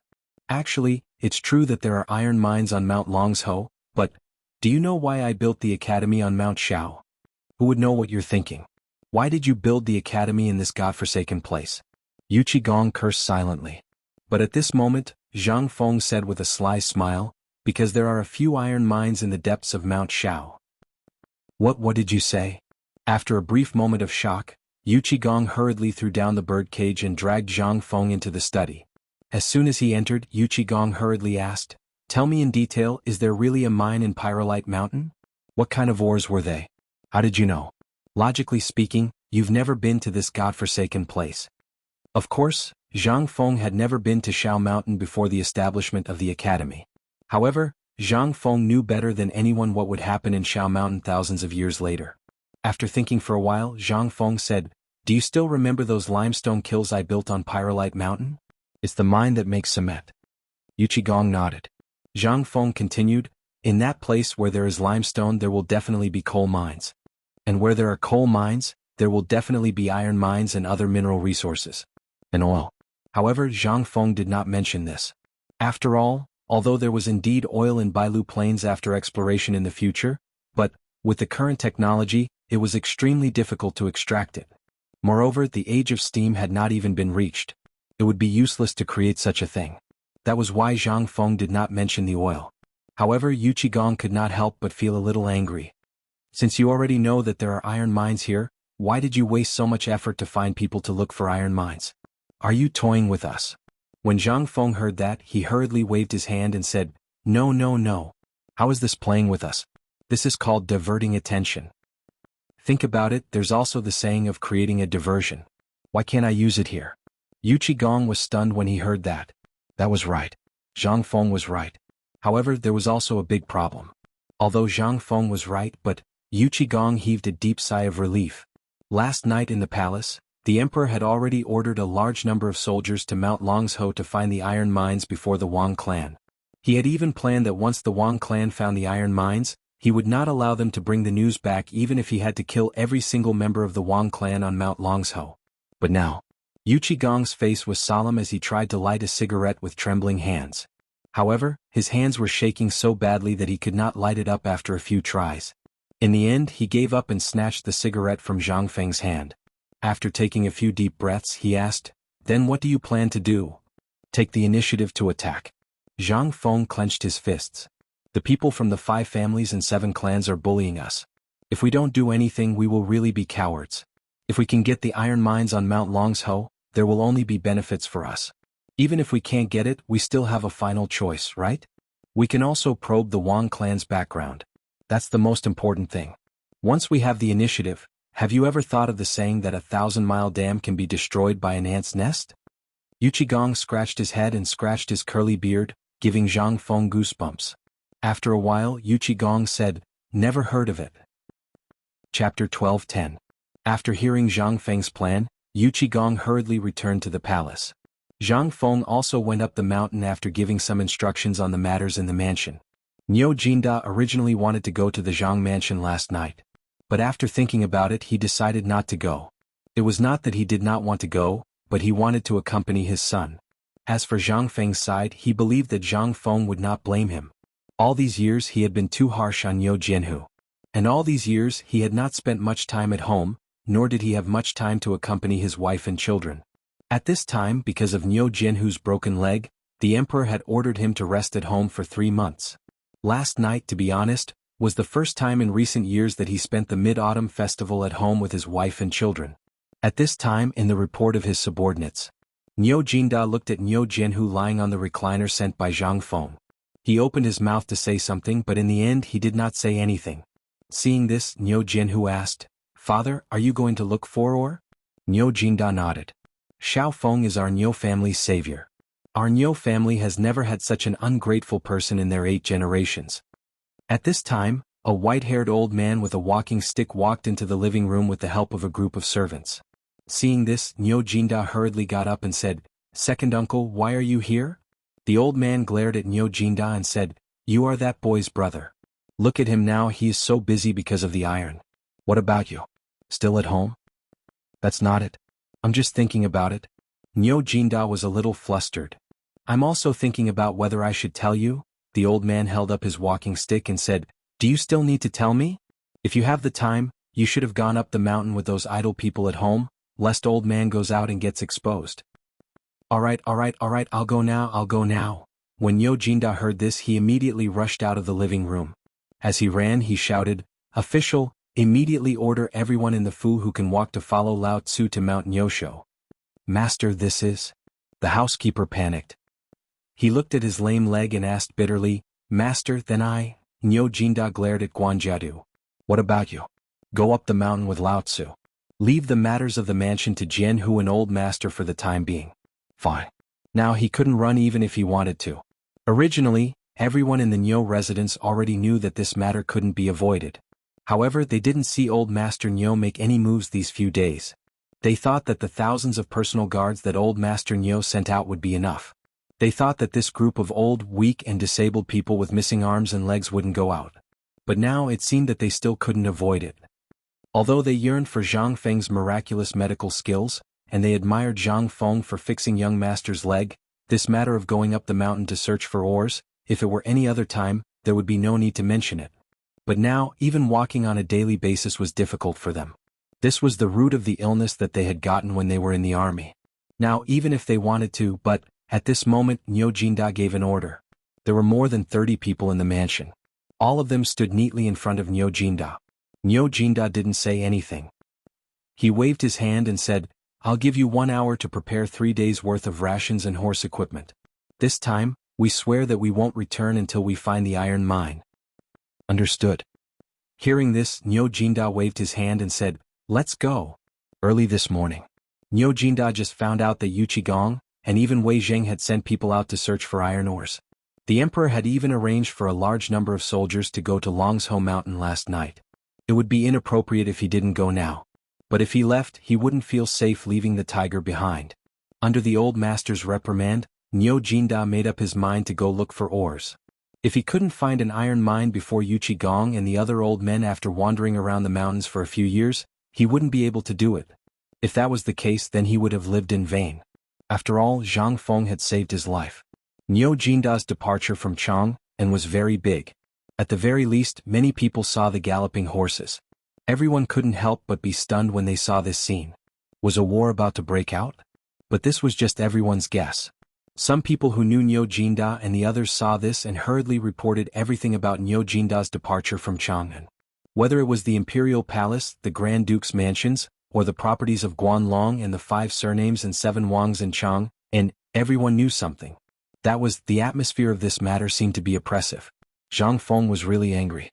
The news of the iron mine search couldn't be suppressed and spread like wildfire in Chang'an City.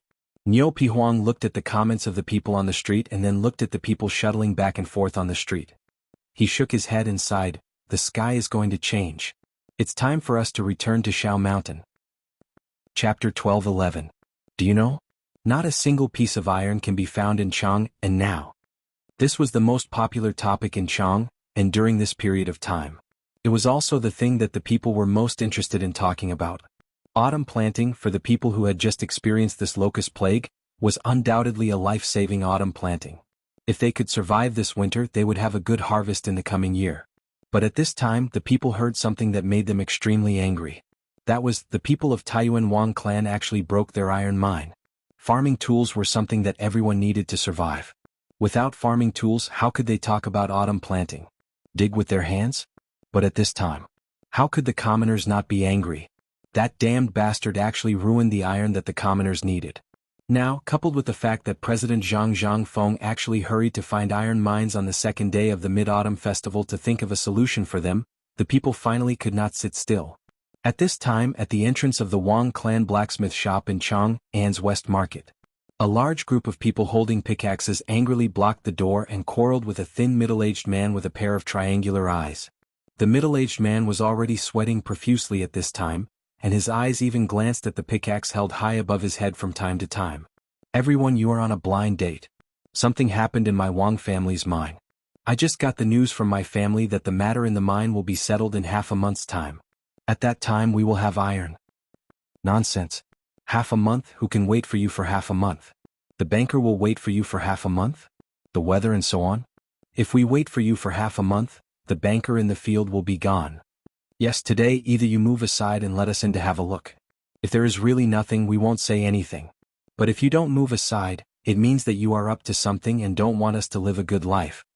At this time, a dark man in the crowd waved the kitchen knife in his hand and was about to rush in. Instantly, the man was scared and his hair stood up. Hey, what are you doing?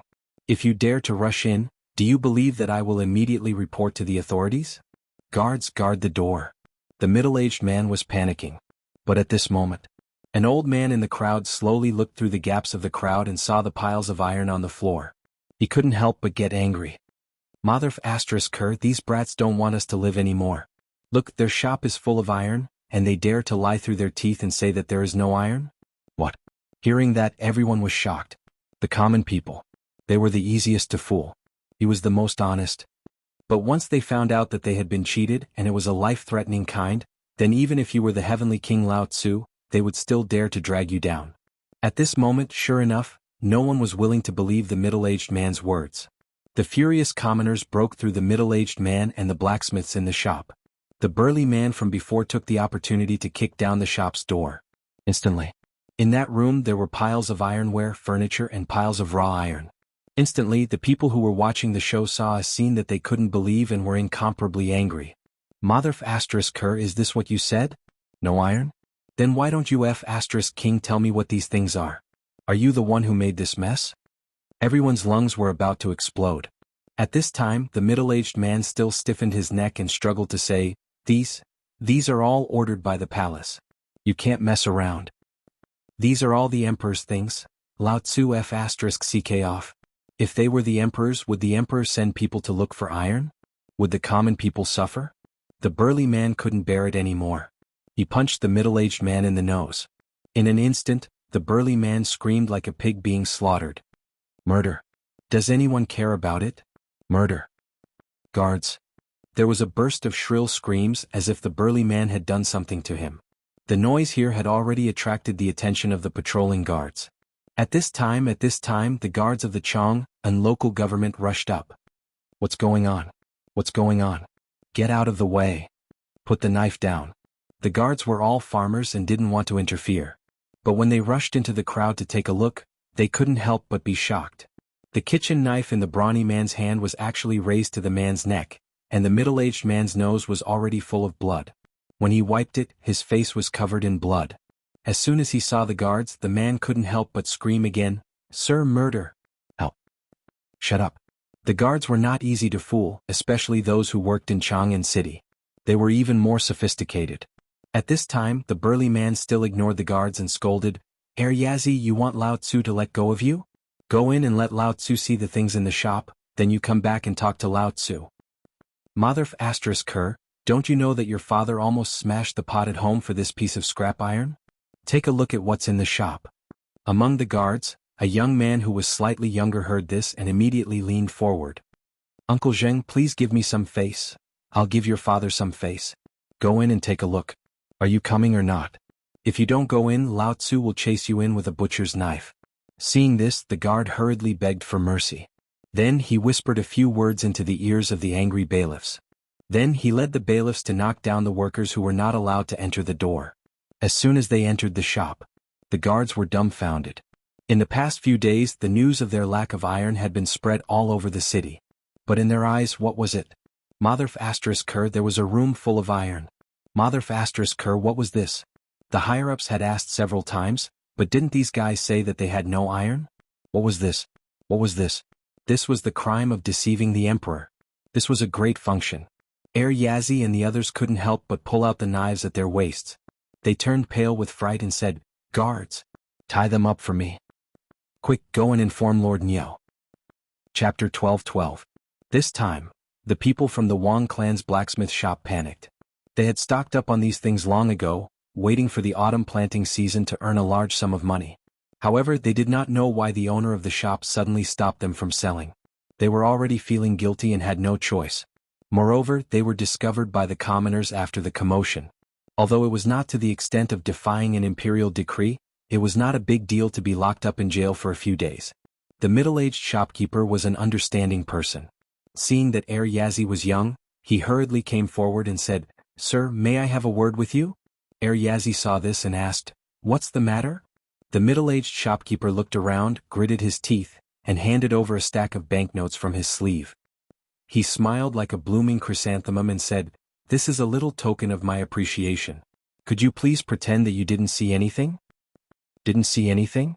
Yazi smiled. He took out the banknotes the shopkeeper gave him. Instantly, the commoners and officials who had been paying attention to the shopkeeper were enraged. The smile on the shopkeeper's face froze. "Oh, this is a lot of money." Although Yazi was young, he had replaced his father to enter the magistrate court. He was not even 18 years old and was considered the youngest person in the magistrate court. However, it was also because of this that Yazi's upright and plain-spoken character made everyone in the magistrate court particularly fond of him. At this moment, Yazi took out the banknotes in his hand one by one and waved them casually. The commoners who were watching did not pick them up. Instead, they stared at the shopkeeper with bloodshot eyes. When the shopkeeper and his workers saw this, their legs could not help but tremble. "Yazi, what are you talking about? What do you mean by this?" When the shopkeeper saw that they had fallen out, he became unyielding. "Although Lao Tzu does not know if your lifetime salary is more than the banknotes Lao Tzu gave you, I will remember you." As he spoke, the innkeeper said fiercely, "You guys still don't know, right? Many of the businesses in Chang and city belong to my Taiyuan Wang clan. If you dare to offend my Wang clan, believe it or not, my Wang clan will make sure that you won't be able to buy even a single grain tomorrow." "Ha Wang, sure, you're really impressive." At this moment, Niao Weili's voice rang out from behind the crowd. Following him were more than a dozen burly men. Anyone with a discerning eye could tell at a glance that those people were not from the Chang and local government. Niao Weili's voice caused the shopkeeper's face to stiffen. The next moment, the shopkeeper hurriedly turned around, his face brimming with a friendly smile once again. "Isn't this Lord Nyo? What wind blew you here? Let's go to Chang and Hotel and talk about what happened today." Chang and Hotel? Nyo Weili was overjoyed. "Do you know who owns the Chang and Hotel?" At this moment, if the middle-aged man still didn't know what Nyo Weili meant, he would have lived in vain. He asked with a fake smile, "Then according to Lord Nyo, what should we do about today's matter?" "Smash it." "Yes. Smash the store. Damn it, we've been waiting for this autumn to plant some life-saving grain. But this son of a bitch, he actually hid the iron hose and refused to sell them? Motherf asterisk cur, such a person is a scourge. Let's just F asterisk king kill him. Yes, Lord Nyo, chop his head off." Nyo Weili didn't say anything. With his hands clasped behind his back, he looked at the angry people around him with a smile.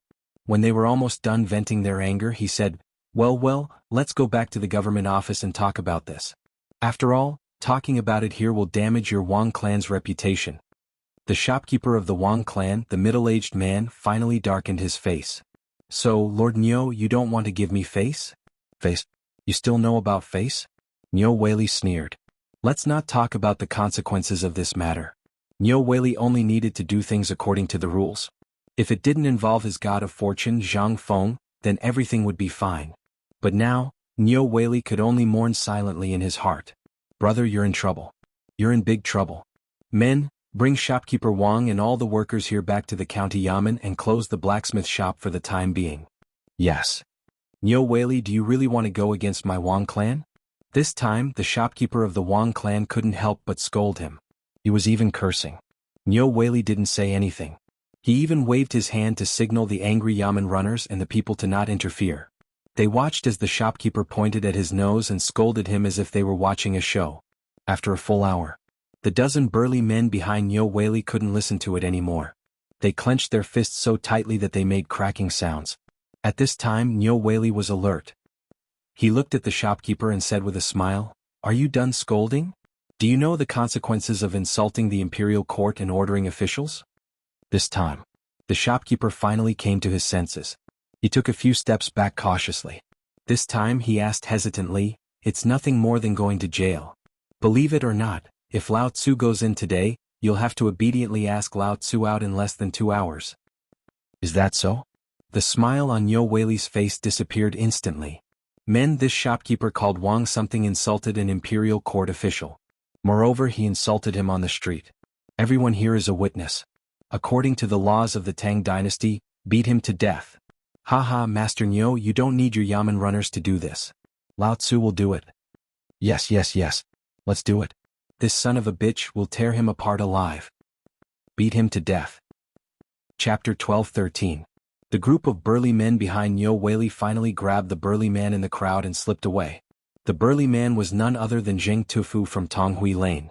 There was nothing much to do on the mountain today, and the feed factory that he was in charge of was on the right track.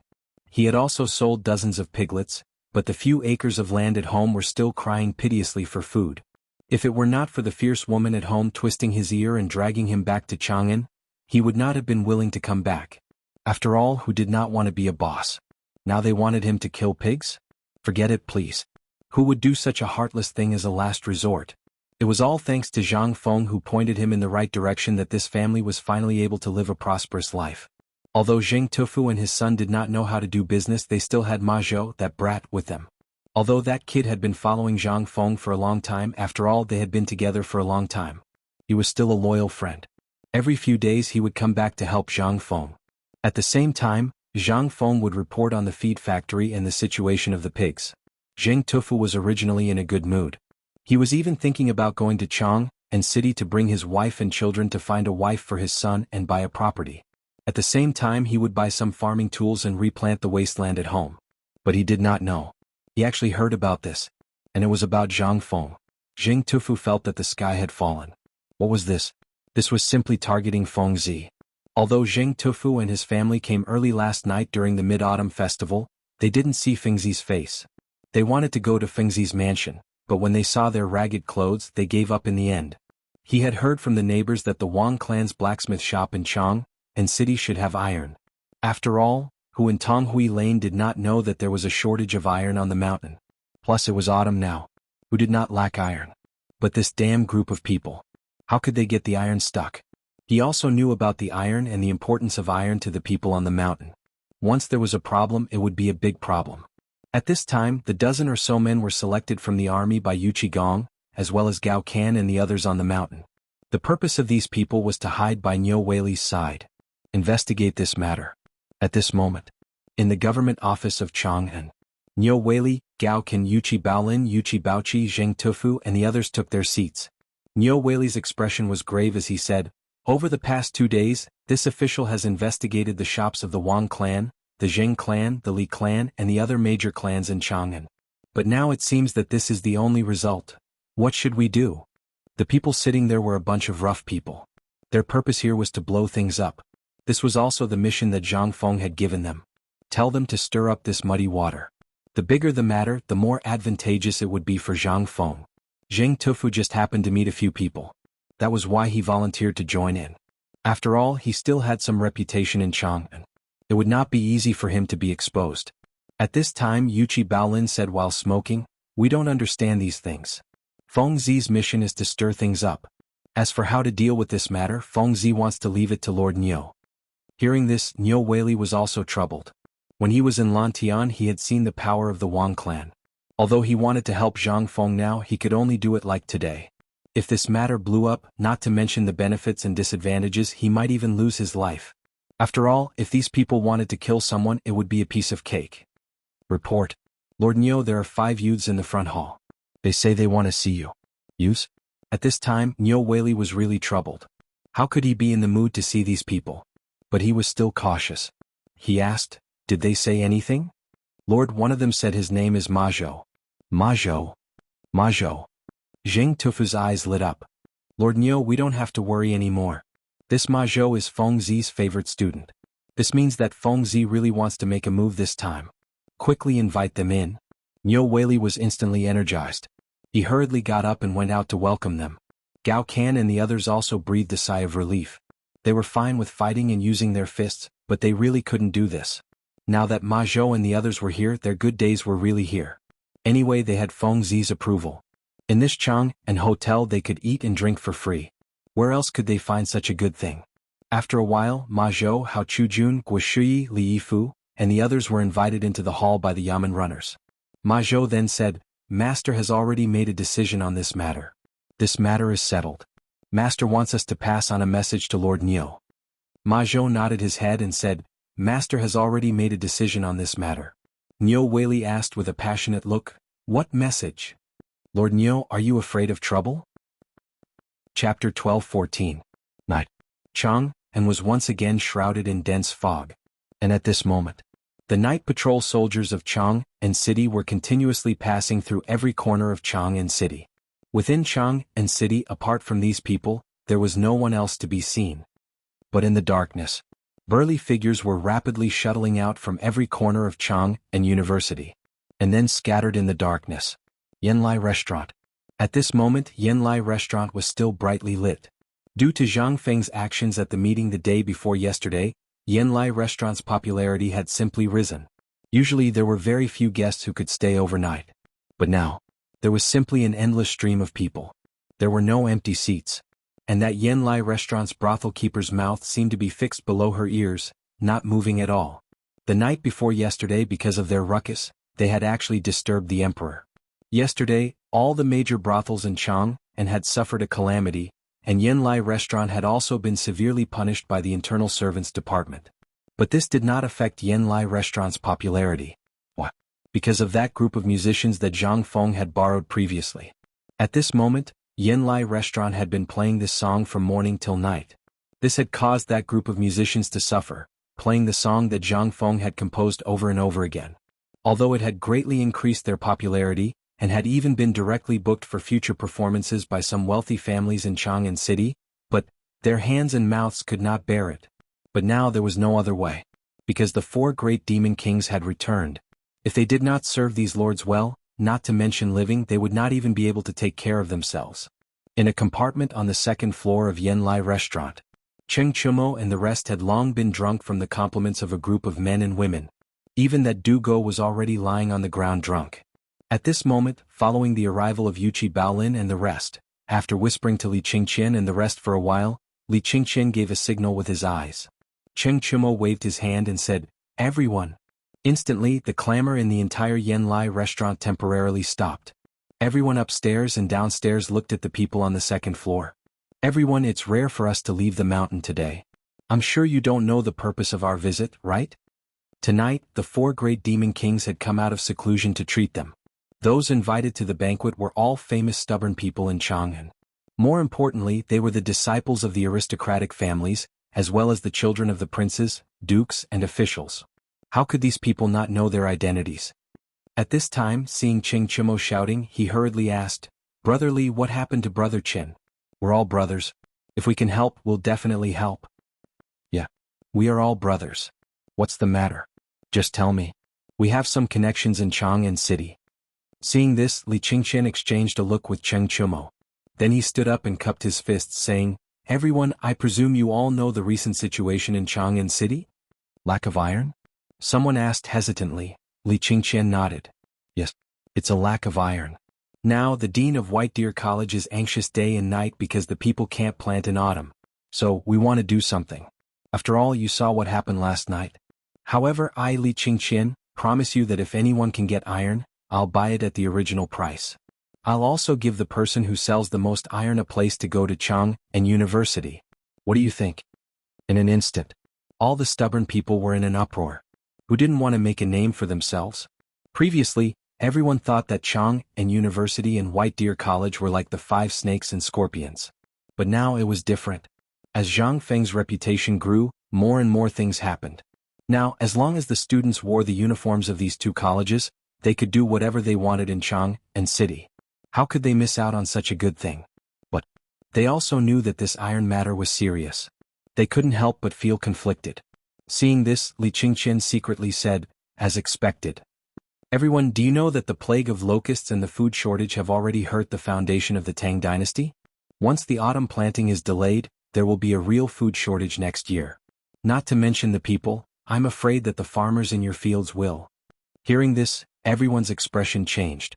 Although there weren't many stubborn people who received the invitation tonight. But these were all people who had a say in Chang'an. They knew more than the others. At this time, seeing that Li Qingqian wanted to say something but stopped, someone couldn't help but ask, "Young Master Li, don't be so secretive. We've drunk together so many times. If we're brothers, just say it. We'll try our best to help. But I also have some fields. If there's a problem with the people's autumn planting this year, what will it have to do with us?" Good question. Li Qingqian sighed heavily and said, "Master Yuan Tiangang, you should be familiar with him, right?" Hearing this, everyone's expression changed. Li Qingqian said again, "The night before yesterday, the dean of White Deer College and Master Yuan performed a ritual in the mansion to sense the heaven. This year's plague of locusts is just a test. There will be a more serious plague of locusts next year. Now, I don't need to say anything, right?" "What? There will be a plague of locusts?" Chapter 12:15. Li Qingqian saw the sudden change in everyone's expressions. He couldn't help but feel particularly comfortable. All of them knew about this. Especially since Zhang Feng had said before that this year's locust plague was nothing, but next year's locust plague would be the real horror. They asked Zhang Feng why. He directly picked up the hoe and dug a few rakes in the field. Looking at the densely packed eggs, everyone was terrified. Damn it. If it was so serious this year, then wouldn't it be over next year? But what Zhang Feng didn't tell them was, under his medicine, if these eggs were led into the water source of the field during autumn planting, most of the eggs would be indirectly killed. These things were all for later. It was Li Shimon's serious warning not to spread it out. After all, once this matter was leaked out, it would cause chaos in the world.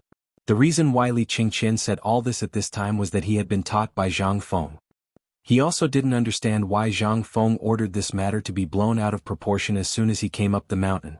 He also didn't know what the consequences would be if this matter was spread out. But Li Qingqian still decided to do as Zhang Feng said. At this time, Li Qingqian's words were meaningful. And among these stubborn people, there were also some thoughtful people who silently pondered some rumors they heard a few days ago when they were farming, and what the recent prosperity of the fried locust eggs meant. Li Qingqian picked up a crispy fried locust on the table and threw it into his mouth, chewing it until everyone's hair stood on end. And Li Qingqian wasn't in a hurry. He slowly tasted the fried locust while tasting the white wine he brought. It was very pleasant. However, he was able to endure it, but not everyone was able to do the same. Li Qingqian, Qing Chumo, and the others also minded their own business and ate and drank. At this time, a stubborn person hurriedly went up to the second floor, bowed and said, "Young Master Li, what you just said, is it true?" "Is it true?" Li Qingqian knocked on the plate and asked in return, "Then look at the things on this plate. Why did they appear before the locust plague appeared and now appear again? Didn't you go to your field to dig them up?" With this question, the young man's expression turned even uglier. His family's situation had already been discovered long ago. Furthermore, his family was not as well off as these people. It was only because the young master of Minister Zhou of the Chamberlain of Dependencies had some connections that he was able to sneak into this circle. His family only had a few hundred mu of land and some small businesses. They were a true merchant family. He also relied on his stubborn identity to mingle in this circle and find out some useful information. Or, he could have some business dealings with them and get some help. Now that he heard Li Qingqian say so, how could he still hold back? Once the locust plague broke out again, his family's little bit of wealth would be gone. "Young Master Li, may I trouble you to tell me what to do with the locusts?" When Li Qingqian heard that, he smiled slightly and said, "About the locusts, my dean is compassionate and trying to think of a solution. After all, you all know that the locust plague this time is all thanks to my dean." However, he also said that the autumn planting this time is the key. If there is a lack of crops at the beginning of spring next year, then in the second half of next year. The autumn planting this time is the key to whether we can safely survive the locust plague next year. After all, the dean once said that if everyone picks up firewood, the fire will be stronger. Once you only care about protecting yourselves, then. Moreover, the food shortage this time, coupled with the fact that the people can't plant, when the news of the locust plague spreads, I think those angry people have seen what happened in Chang, and in the past 2 days. When the time comes, do you think you can protect yourselves? This time. All the stubborn people's faces suddenly changed. In the past few days, the crazy people, because they couldn't buy iron and couldn't carry out the autumn planting, had already broken out in Chang'an. Today, everyone had heard that the shopkeeper of the Wang clan's blacksmith shop in Chang and city was beaten to death. The Wang clan. That's the Wang clan of Taiyuan. He was beaten to death by angry people. Even their clan leader and the emperor couldn't do anything about it. At this time, when everyone saw that, how could they dare to have any thoughts? They hurriedly asked, "Then may I ask young Master Li, what should we do about this matter?" Seeing that, Li Qingqian looked at Qing Chumo and the others and said with a smile, "It's very simple. After all, the people just want to have a bite to eat and grain is their foundation. The grain that you grow and your industries will eventually fall into the hands of the people. If the people are hit by a disaster, do you think you can avoid it? Therefore, this young master has come this time because we are all brothers. I would like to give everyone a piece of advice. That is, if you have iron in your hands and if you have iron that you are not using, sell it to the people. Not only can you win a good reputation, but you can also let the people remember your name. Even if the people are really hit by a disaster for the sake of your face today, the people won't touch you, and your industries will definitely sell better." Our dean said that everyone should paddle a big boat. Now, do you understand the meaning of this boat? Chapter 12:16. Li Qingqian's words sounded awkward and official. After all, this was his first time doing something like this. In the past, he had always been envious of Zhang Feng's bragging. Now that he was personally involved, however, he realized that it was not that easy to brag about it. At this time, after the matter was settled, Li Qingqian and the others hurried back to the room. After sending the girl away, they gathered together again. After exchanging glances with each other, the few of them burst into a burst of comfortable laughter. "Damn, it feels so good to brag. No wonder Feng Zi likes to nag," Zhang Sun said, smacking his lips. Li Qingqian waved his hand. His expression became serious. "This is a big net that Feng Zi has set. Our purpose here is to mess up this matter. Only by messing things up can we buy time for the people who are looking for the mine." When everyone heard that, their expressions gradually became serious. Zhang Feng was really angry this time. He had sent all the people who could be sent out to stir up trouble. Ma Zhou, Hao Chu-jun, and the others were sent to investigate the real situation in Chang'an City. Yuchi Baolin and the others were mainly there to stir up trouble. Once they found out about the properties of the people of the 5 families and 7 clans, they would do everything they could. And their main purpose was to spread rumors. Although this seemed simple, the degree of danger in every step was obvious. However, this was all to buy time for the people who were looking for the mine. In other words, they were diverting the trouble. Let the people of the 5 families and 7 clans be busy dealing with the mess in Chang and city and have no time to deal with the matter of Mount Longsho. Alright, next, let's discuss what to do tomorrow morning. It's best to spread the news by night. At the morning market tomorrow, everyone will hear that the people of the 5 families and 7 clans are deliberately holding back the iron mines. Next it's up to them. At this time, Dugo was lying on the table dizzily. He rubbed his head and asked, "What if these people don't know how to do it?" "Don't know how to do it?" Li Qingqian smiled coldly. "Think about it. Think about it with Feng Zi's mind." Dugo thought about it and wanted to say something, but just as the words were about to come out of his mouth, his expression changed. "You're saying that if we make a big deal out of this, the 5 families and 7 clans, especially the people of the Wang clan, will temporarily close down their businesses in Chang'an. Naturally, the grain stores and so on will cause a temporary crisis?" Li Qingqian nodded and said with praise, "And according to Fengzi, this is also why Fengzi said that we embezzled the food. If the Wang clan thinks this way, then what about the others? Their businesses will also be affected. Once that happens, the people won't be able to buy food. Think about it." As he spoke, Li Qingqian crossed his legs and looked at the crowd, imitating Zhang Feng, and said, taste it carefully." "Tasting chicken? Do you still need supplies for this? Wasn't this Zhang Feng's trick?" However, this move was truly ruthless. However, this also showed that Zhang Feng really wanted to compete with the people of the 5 families and 7 clans this time. If they couldn't settle the matter of the iron mine, Zhang Feng's plan, the garrison in Qiuzi City, and the iron ship trade route would all be affected. The matter of the people was actually just incidental. However, if this matter wasn't resolved, it would really become a big problem. Zhang Feng was only making a big deal out of it and using the anger of the people to offset the threat of the 5 families and 7 clans. No matter how powerful the 5 families and 7 clans were, they couldn't go against the people of the world, right? However, Zhang Feng couldn't wait for the 5 families and 7 clans to go against the people of the world. At that time, as long as Li Qingqian and the others found the Lord Zhang Sun and fanned the ghost fire, the Lord Zhang Sun would definitely tell the emperor. How could the emperor not know about such a big thing happening in Chang'an? Moreover, he had long wanted to deal with this group of people. When the time came, the emperor only needed to use the slogan of pleading for the people of the world, and the 5 families and 7 clans would be in danger. This was Zhang Feng's plan under the circumstances that he didn't know the identities of Li Qingqian, Lao Li, and the others. However, this was different for Li Qingqian. He wanted to take all the credit for himself. After all, he was the crown prince. He had been on the throne for so many years, but he hadn't made any outstanding achievements. If this matter was done well, then the achievement of eliminating the 5 families and 7 clans, as well as Guanlong, which were 2 huge mountains on the back of the Tang dynasty, would be enough to be praised by future generations. At the thought of this, Li Qingqian's heart became eager again. He was completely unaware that everything they were doing at this time was already within the scope of Li Shimin's surveillance. In the bedchamber of the Taiji Palace, little Gizi was like a butterfly, going in and out of Li Shimin's bedchamber every once in a while. At this time, Li Shimin was standing on the attic of the 3rd floor of the bedchamber, looking down at Chang and city hidden in the fog. His eyes were slightly narrowed and no one knew what he was thinking. "Your Majesty, at this time, Hao Chujun and the others have already settled down in the tavern, but Yuchi Baolin has also come out of the Crown Prince's room in Swallow Descent Restaurant." Li Shimin frowned. "Investigate again. By the way, is there any movement from the 5 families and 7 clans tonight?" Little Gizi heard and said, "There is no movement for the time being, but the Wang clan's people seem to have closed down most of the industries in Chang'an." Li Shimin heard this. Only then did he nod and smile. "It seems that Fengzi's plan is working. Send a message to the people looking for the mines to speed up." "As you wish." Chapter 12:17. Niu Jinda had a very comfortable life these 2 days. Although he went up the mountain to look for minerals, the things that had been suppressed some time ago disappeared after he killed 2 big wild boars with his bare hands. Eating roasted wild boar meat and drinking white wine, his life was even more comfortable than in the mansion.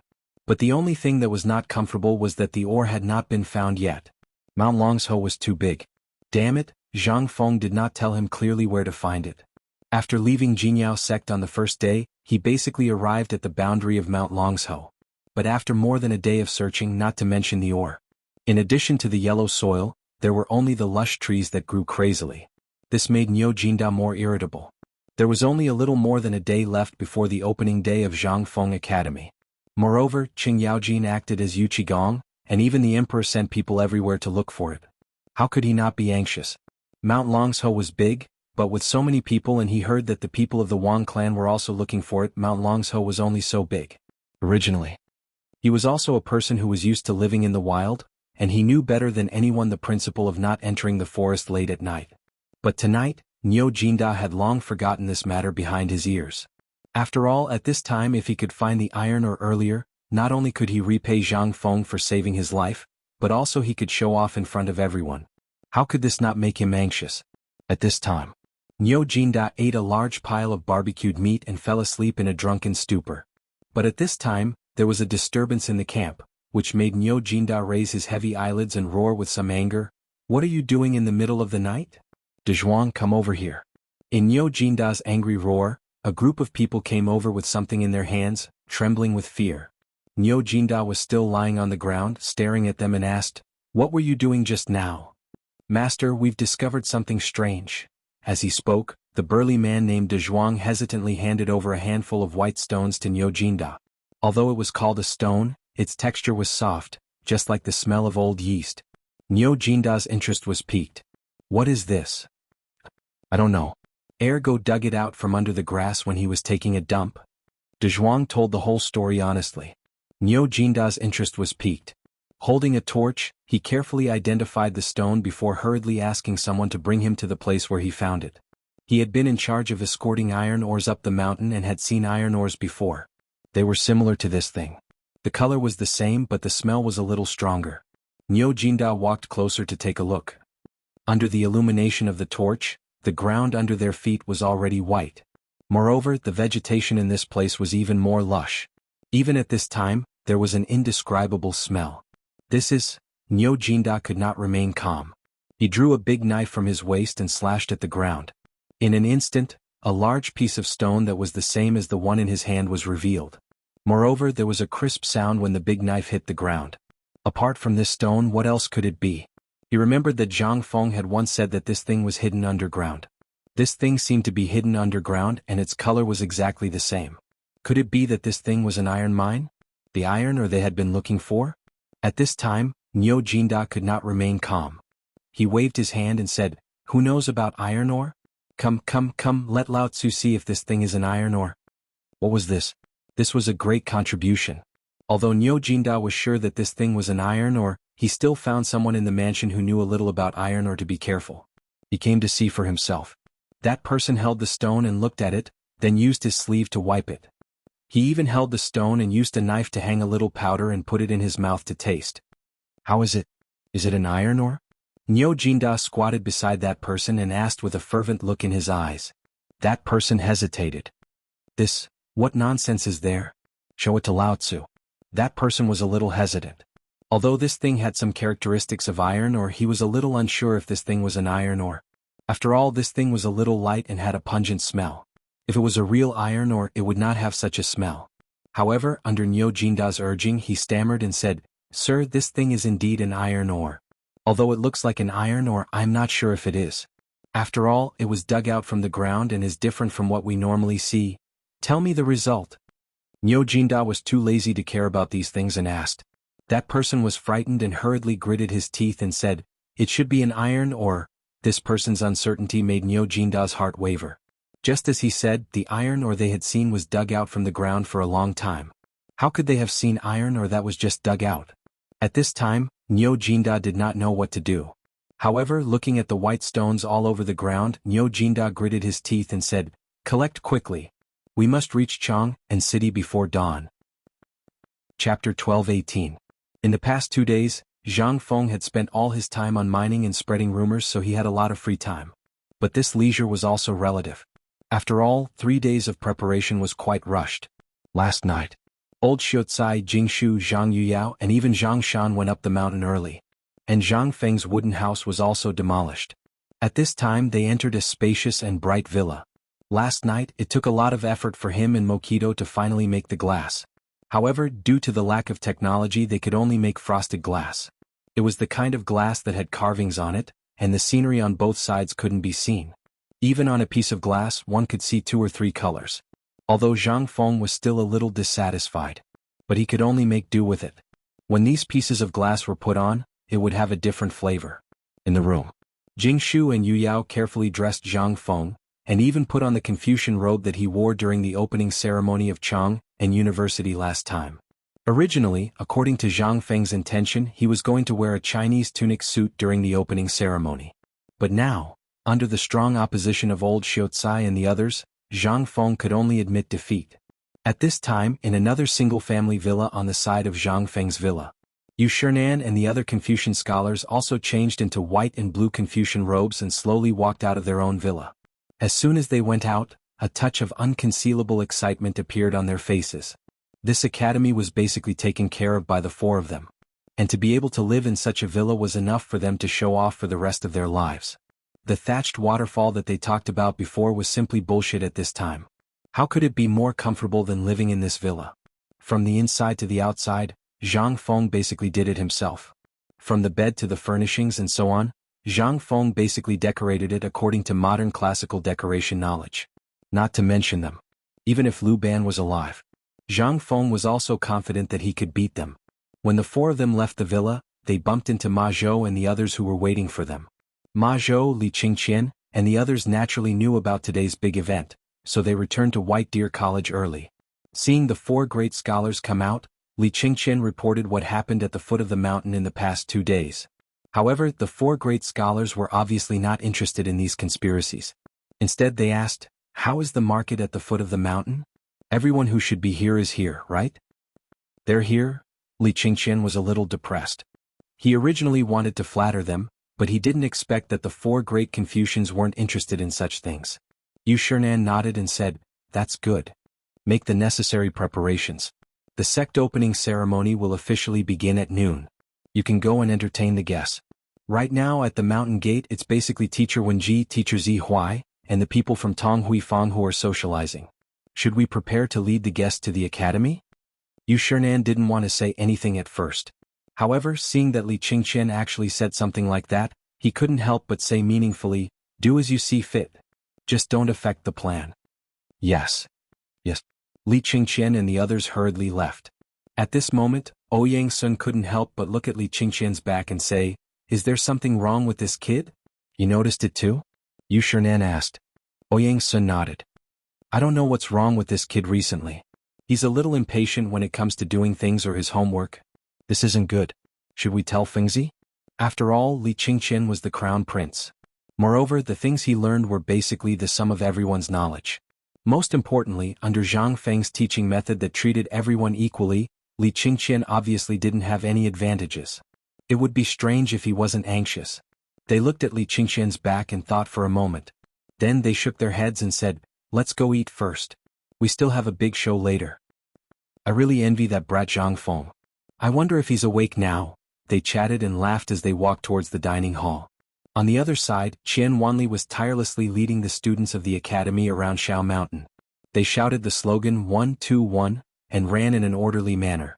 When the orderly shouts reached the mountain gate, the people in the market at the foot of the mountain couldn't help but look sideways. Everyone already knew the teaching method of White Deer College. They knew it and even learned the morning exercises.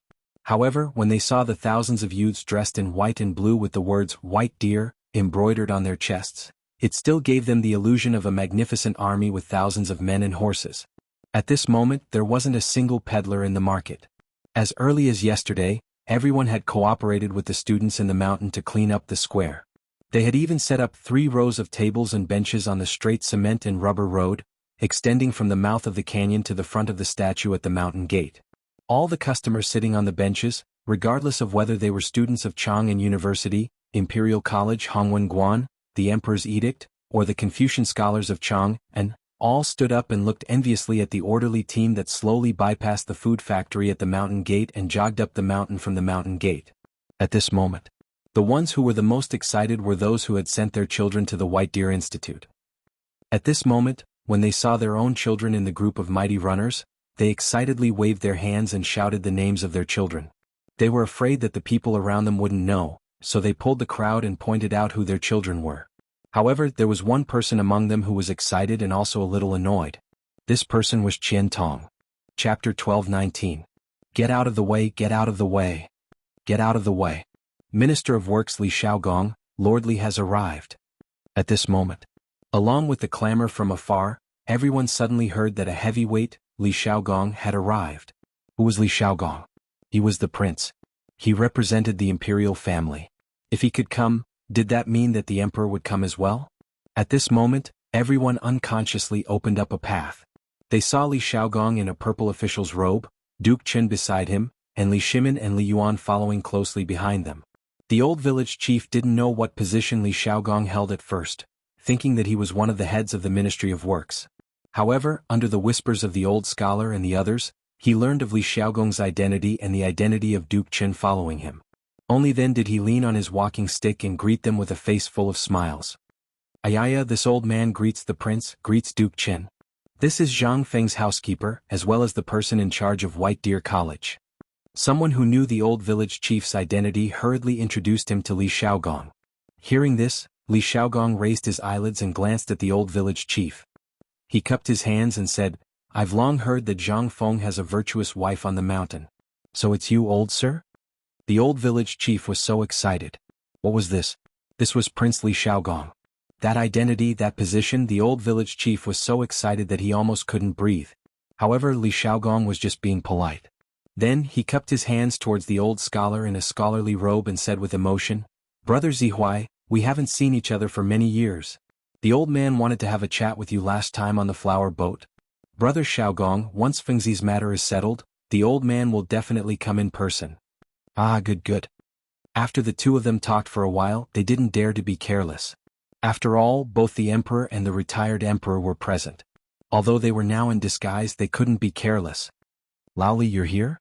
Please come up the mountain. The old elementary scholar hurriedly bowed. This time, everyone was in an uproar. When it came to Imperial Prince Li Shaogong, he only cupped his fists. But to a merchant, how could he? You guys don't know, right? I've heard that Laoli has a great background. White Deer College was basically funded by Laoli. At this moment, a person who knew a little bit of the ropes began to boast complacently. In an instant, everyone understood Li Shimin's identity. Seeing this, that person stood up complacently again and said, You guys probably don't know who that old man is. He's the honorary vice dean of White Deer College. Whether it's Mr. Zihuai, the ministers in the imperial court, the four great scholars, or that godson Ximiao, he's been through life and death with them. What? Everyone was shocked. He couldn't help but sigh. I've heard that godly Dr. Sun Ximiao hasn't gone down since he went up Shao Mountain. Now that I think about it, it's true, but I heard that this is the medical course of White Deer Academy. For example, that rumor from before said that Dean Zhang personally reattached a severed leg, and even the bones were exposed. I've heard of this too. What's so strange about it? In the past, this blood exchange was just a legend. But if you guys went to the Mid-Autumn Poetry Meet, you should know that Mr. Yushan vomited blood and fainted. After President Zhang patted, pinched, and rubbed him, he woke up. Isn't it magical? Everyone listened as if it was a miracle.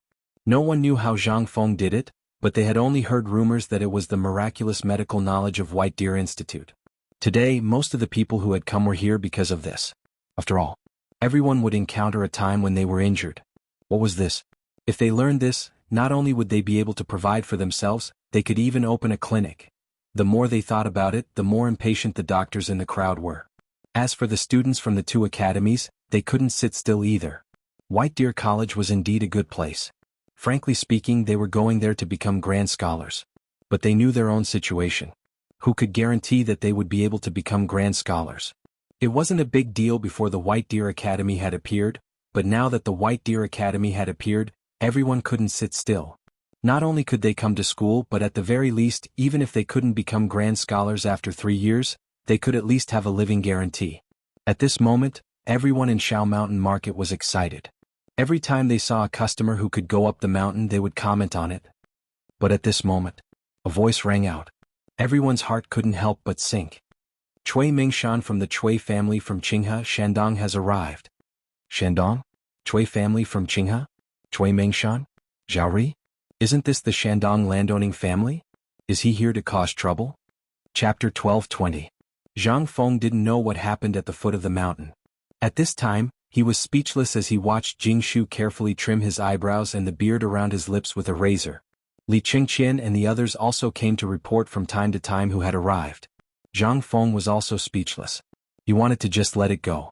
but once he said so, Jingshu would hold him down. At this time Li Qingxian's voice sounded again. Fengzi, Mr. Bosher asked you to hurry up. Duke Chen and Prince Li are both here. Zhang Feng looked at Jingshu and Zhang Yuyao in the mirror speechlessly and said, I say this should be enough, right? Jingshu carefully trimmed Zhang Feng's eyebrows. Prince Zhang, you are now a great scholar. You are equal to Mr. Bosher, Duke Chen and the others. And there is a rule for the opening of the academy. You can't go out until the auspicious time. Prince Zhang must know this, right? So, I hope Prince Zhang can wait for a while. The auspicious time is less than an hour away. Please wait for a while. Zhang Feng was speechless. He took the two women's hands and said, well, you two also have a rest. I have to think about who will come later and make some preparations. What preparations do you need to make? Jingshu was surprised. But she still sat opposite Zhang Feng obediently and asked. Zhang Feng smiled faintly and said, you just wait and see. The people of the 5 surnames and 7 clans are not fools. At this time they definitely won't jump out. But think about it, who else do I, Zhang Feng, have enemies? This time Zhang Yuyao was really confused. She didn't know anything about Zhang Feng. Everything was in a mess. She didn't know how many enemies Zhang Feng had. But in her memory, it seemed that except for the people of Guanlong and the people of the 5 surnames and 7 clans, Zhang Feng didn't seem to have any opposition to him. But Jingshu frowned slightly and said, you mean the people of Shandong? Zhang Feng nodded. At this time, Zhang Yuyao's face changed slightly. Even if she didn't go out often, she knew about the nobles in Shandong. After all, it was the hometown of Confucius, the birthplace of the world's literature. Those landowning households, on the other hand, considered themselves to be the descendants of Confucius. To make trouble at this time. Then, involuntarily Zhang Yuyao was about to cry. She held Zhang's hand tightly and said, Prince Zhang, then, if they come at this time the academy, don't say it, Sister Yuyao. Jingshu hurriedly interrupted Zhang Yuyao and said, Prince Zhang will deal with this matter in this way. But last time on the Mid-Autumn Eve, they should have seen Prince Zhang's ability. Those who can come to Mount Shao at this time shouldn't be ordinary people. Zhang Feng's eyes lit up when he heard this. He really hoped that the person who came was someone important. Although he knew that those who could come at this time should be at the same level as Yu Shernan and the others, he knew nothing about the nobles in Shandong. At this time Jingshu asked, Jingshu, how many people from Shandong can come? The nobles in Shandong are mainly divided into the Heqing Chui clan, the Lanling Shao clan, the Langya Wang clan and the Langya Yen clan. But among these 4 clans, there are 13 officials who are above the 3rd rank in the imperial court, not to mention other official positions and the political connections they control. Zhang Feng's heart sank when he heard this. Zhang Feng really knew little about the nobles in Shandong. He only knew that the nobles in Shandong were a group of idiots who only knew about the things and jumped out to make trouble for Li Shimin. But now it seemed that things were not as simple as he thought. Officials above the 5th rank had to attend the morning court and had official positions that could cover the sky with one hand. These 4 clans had 13 3rd-rank officials? What did this mean? In the imperial court at this time, whoever had the most people would have the final say. These 13 3rd-rank officials, plus his subordinates, might have more subordinates than 13 4th-rank and 5th-rank officials. In this case, then things would be difficult to handle. Poor Li Shimin. Although he was said to control all the officials in the imperial court, but among them, if he excluded the people from Shandong, the people from the 5 clans and 7 families, as well as the people from Guanlong, how many people did he have? At this moment, Zhang Feng couldn't help but mourn for Li Shimin, who he respectfully called the Emperor of all ages. Fengzi, not good, Chui Mengshan from the Qinghe Chui clan is here. At this time, Li Qingxian's voice was serious at the door, and then he added, Mr. Bosher and the others are asking if the opening ceremony is about to start. Otherwise there might be changes. Zhang Feng's face darkened. Then let's start. I want to see what this Chui Mengshan is up to. All right. Li Qingxian thought for a while and then left. Chapter 1221. At this time, in front of the teaching building of the academy, rows of seats had already been placed. On the high platform in front of the teaching building, the 4 great scholars, Li Yuan, and the others had already sat on it, and the seat in the center was empty. Anyone with discerning eyes could tell that it was prepared for Zhang Feng. After all, Zhang Feng was the main character today. But when Chui Mengshan and the others from the Chui family of Qinghe arrived, Li Yuan and the others on the stage couldn't help but change their faces. Even the people below the stage who knew this master also changed their faces at this time. Needless to say, The people of Shandong's aristocratic families had always been a little resistant to other people opening academies. To their knowledge, most of the people in the academy had to have a famous teacher to be qualified. As for those who had a famous teacher, they had to be from a clan in Shandong or an outstanding talent from Confucius and Mencius to be qualified. But in their eyes, Zhang Feng was born in the wild. And what Zhang Feng stood for was not the same as what they stood for. Instead, it was somewhat contradictory. It would be strange if they didn't come. Li Shimin had already warned Shandong. And he deliberately let people spread Zhang Feng's poem in Shandong. The main purpose was that he was afraid that this group of bastards would come to make trouble. But now, obviously it was too late. This bunch of bastards had obviously turned a deaf ear to his words. The most direct thing was that Zhang Feng was going to find out who he really was. Although this was an opportunity, once he showed his cards at this time, it would give Zhang Feng two choices. At this time it was not to say whether they could be brothers or not. Instead, he put a multiple-choice question in front of Zhang Feng. Either he would go down the dark path with him, or he would stand on the same side as the people of Shandong's aristocratic families, the 7 clans and Guanlong. After all, the people of Guanlong chose to believe Zhang Feng for the time being because Zhang Feng didn't know Li Shimin's identity and was sure that Li Shimin didn't dare to show his cards at this time. But now, once Li Shimin showed his cards, the people of Guanlong would definitely come to ask Zhang Feng first. After all, at this time, Zhang Feng and Li Shimin's industries had slowly begun to infiltrate Guanlong's industries. This was a big plan. Once there was a mistake now then. Thinking of this, Li Shimin couldn't help but stand up with a slightly gloomy face. But Yu Shernan seemed to understand Li Shimin's meaning at this time and hurriedly pressed him down.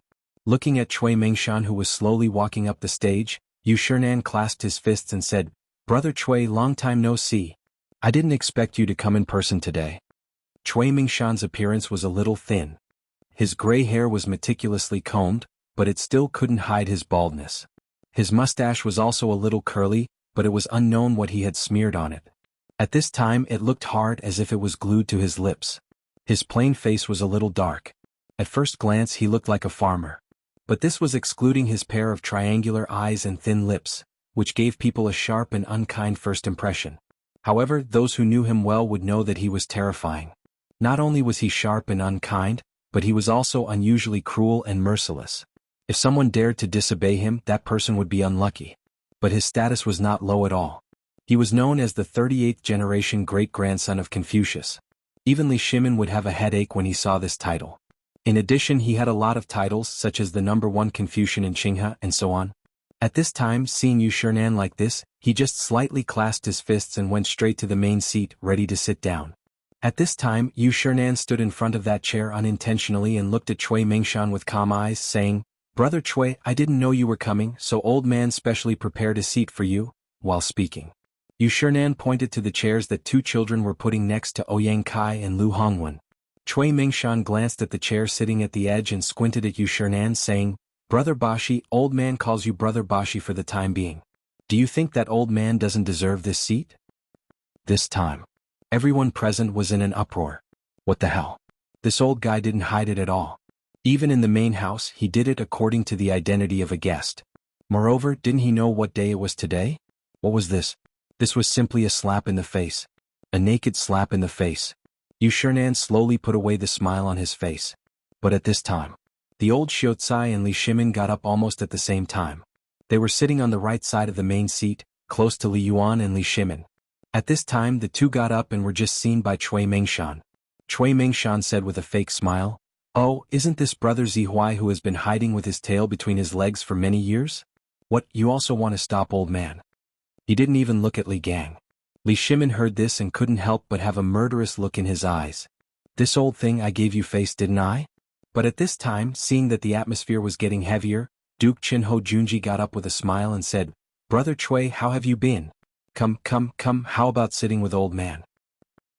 Chapter 12:22. Originally, Cui Mengshan glanced at Ho Junji and wanted to say something harsh. But he inadvertently saw Li Shimin's eyes. He couldn't help but be slightly cautious. This gaze, although Li Shimin and Li Yuan had put on makeup at this moment, the majesty in their eyes that was above everyone still existed. This was a feeling that might not seem like much to others. But to the people on the stage, it was an existence that could reach heaven with a single thought. Only now did Cui Mengshan remember what his clansmen had said on the way here. White Deer College was said to be managed by His Highness the Crown Prince and that Zhang Feng was just an errand boy supporting the facade. But this was just to fool the outsiders. How many tricks had Zhang Feng come up with in this period of time? At this time, if anyone still believed this, they would be a true fool. As for the matter of the retired emperor being the honorary vice principal, that was even more impossible. Given the retired emperor's temper, if he came up with such a thing, wouldn't the entire world know about it? Why would he be so secretive? Thus, Cui Mingshan didn't believe it before coming, even snorting in disdain. But now, after seeing Li Shimon's eyes, he hurriedly rubbed his eyes and looked at the old man sitting next to him. The sense of danger in his heart grew stronger and stronger. Could it be the emperor and the retired emperor? But that wasn't right. If it was the emperor and the retired emperor, how could they not step forward after he had said such harsh words? Moreover, where was the crown prince? Wasn't it said that this was something the crown prince came up with? Where was the crown prince? This feeling only lasted for a moment. Cui Mingshan took a deep breath, clasped his fists, and then sat down on Ho Junji's seat. Ho Junji chuckled, but no one knew what he was laughing about. And Ho Junji had long since wanted to sit next to Li Yuan. This made him extremely uncomfortable, as if there was a dagger on his back. But now it was fine. Since someone had taken the initiative to stir up trouble, he would let that old fellow do as he pleased. Let's see if the emperor and the retired emperor wouldn't kill him after this. Cui Mingshan was also nervous. But this was exactly what he wanted. If his guess was true, then he would expose the identities of the emperor and the retired emperor in front of everyone today. With this as a threat, he was not afraid of what the emperor and the retired emperor would do. If it wasn't what he was thinking, he would have exposed the lies about White Deer College. In short, he had Zhang Feng under his thumb today. Once the academy was opened, it would be a disaster for the Shandong landowning households. Originally, the Imperial College and the Hongwen Guan School were the places that they, Guanlong, and the 5 surnames and 7 clans had all tacitly agreed upon. But after this kid appeared, everything changed. From the beginning of the Locust Plague, when Shandong opposed the emperor's unbridled aid to the Longyu Dao and ignored the disaster in Shandong, the emperor had already cleaned it up. From that time on, the emperor seemed to have intended to do so. He paid special attention to the Hongwen Guan School and the Imperial College. But unexpectedly, during the mid-autumn hunt, this bastard Zhang Feng had used some unknown method to bribe Guanlong's men. Then, as if they had gone crazy, these people used all the things that this kid had created in the Imperial College and the Hongwen Guan School. This inevitably sounded the alarm for the Shandong landowning households. For Guanlong, their main business was business, so what happened to the 2 academies had nothing to do with them. But it was different for the 5 surnames and 7 clans in Shandong. Once this place was out of control, it would be troublesome in the future. Therefore, after discussing with the 4 great clans, he was willing to come out of the mountain and meet this kid. If this kid knew what was good for him, then so be it. But if he didn't, then, at this moment, Chen Wanli's shouts were heard in the square. Once again, the gymnastic exercises were performed in unison in the huge square. The 8th set of radio gymnastics is ready to begin. Stretching exercise. Following Chen Wanli's shouts, the sound of musical instruments suddenly rang out in the square. Following the sound of the musical instruments, the thousands of people in the square also began their morning exercises. Those who were invited, as well as the Confucian scholars from the Hongwen Guan Imperial College, although they had seen this before, looked at the situation in the White Deer College and their own students. It was simply too horrible to look at.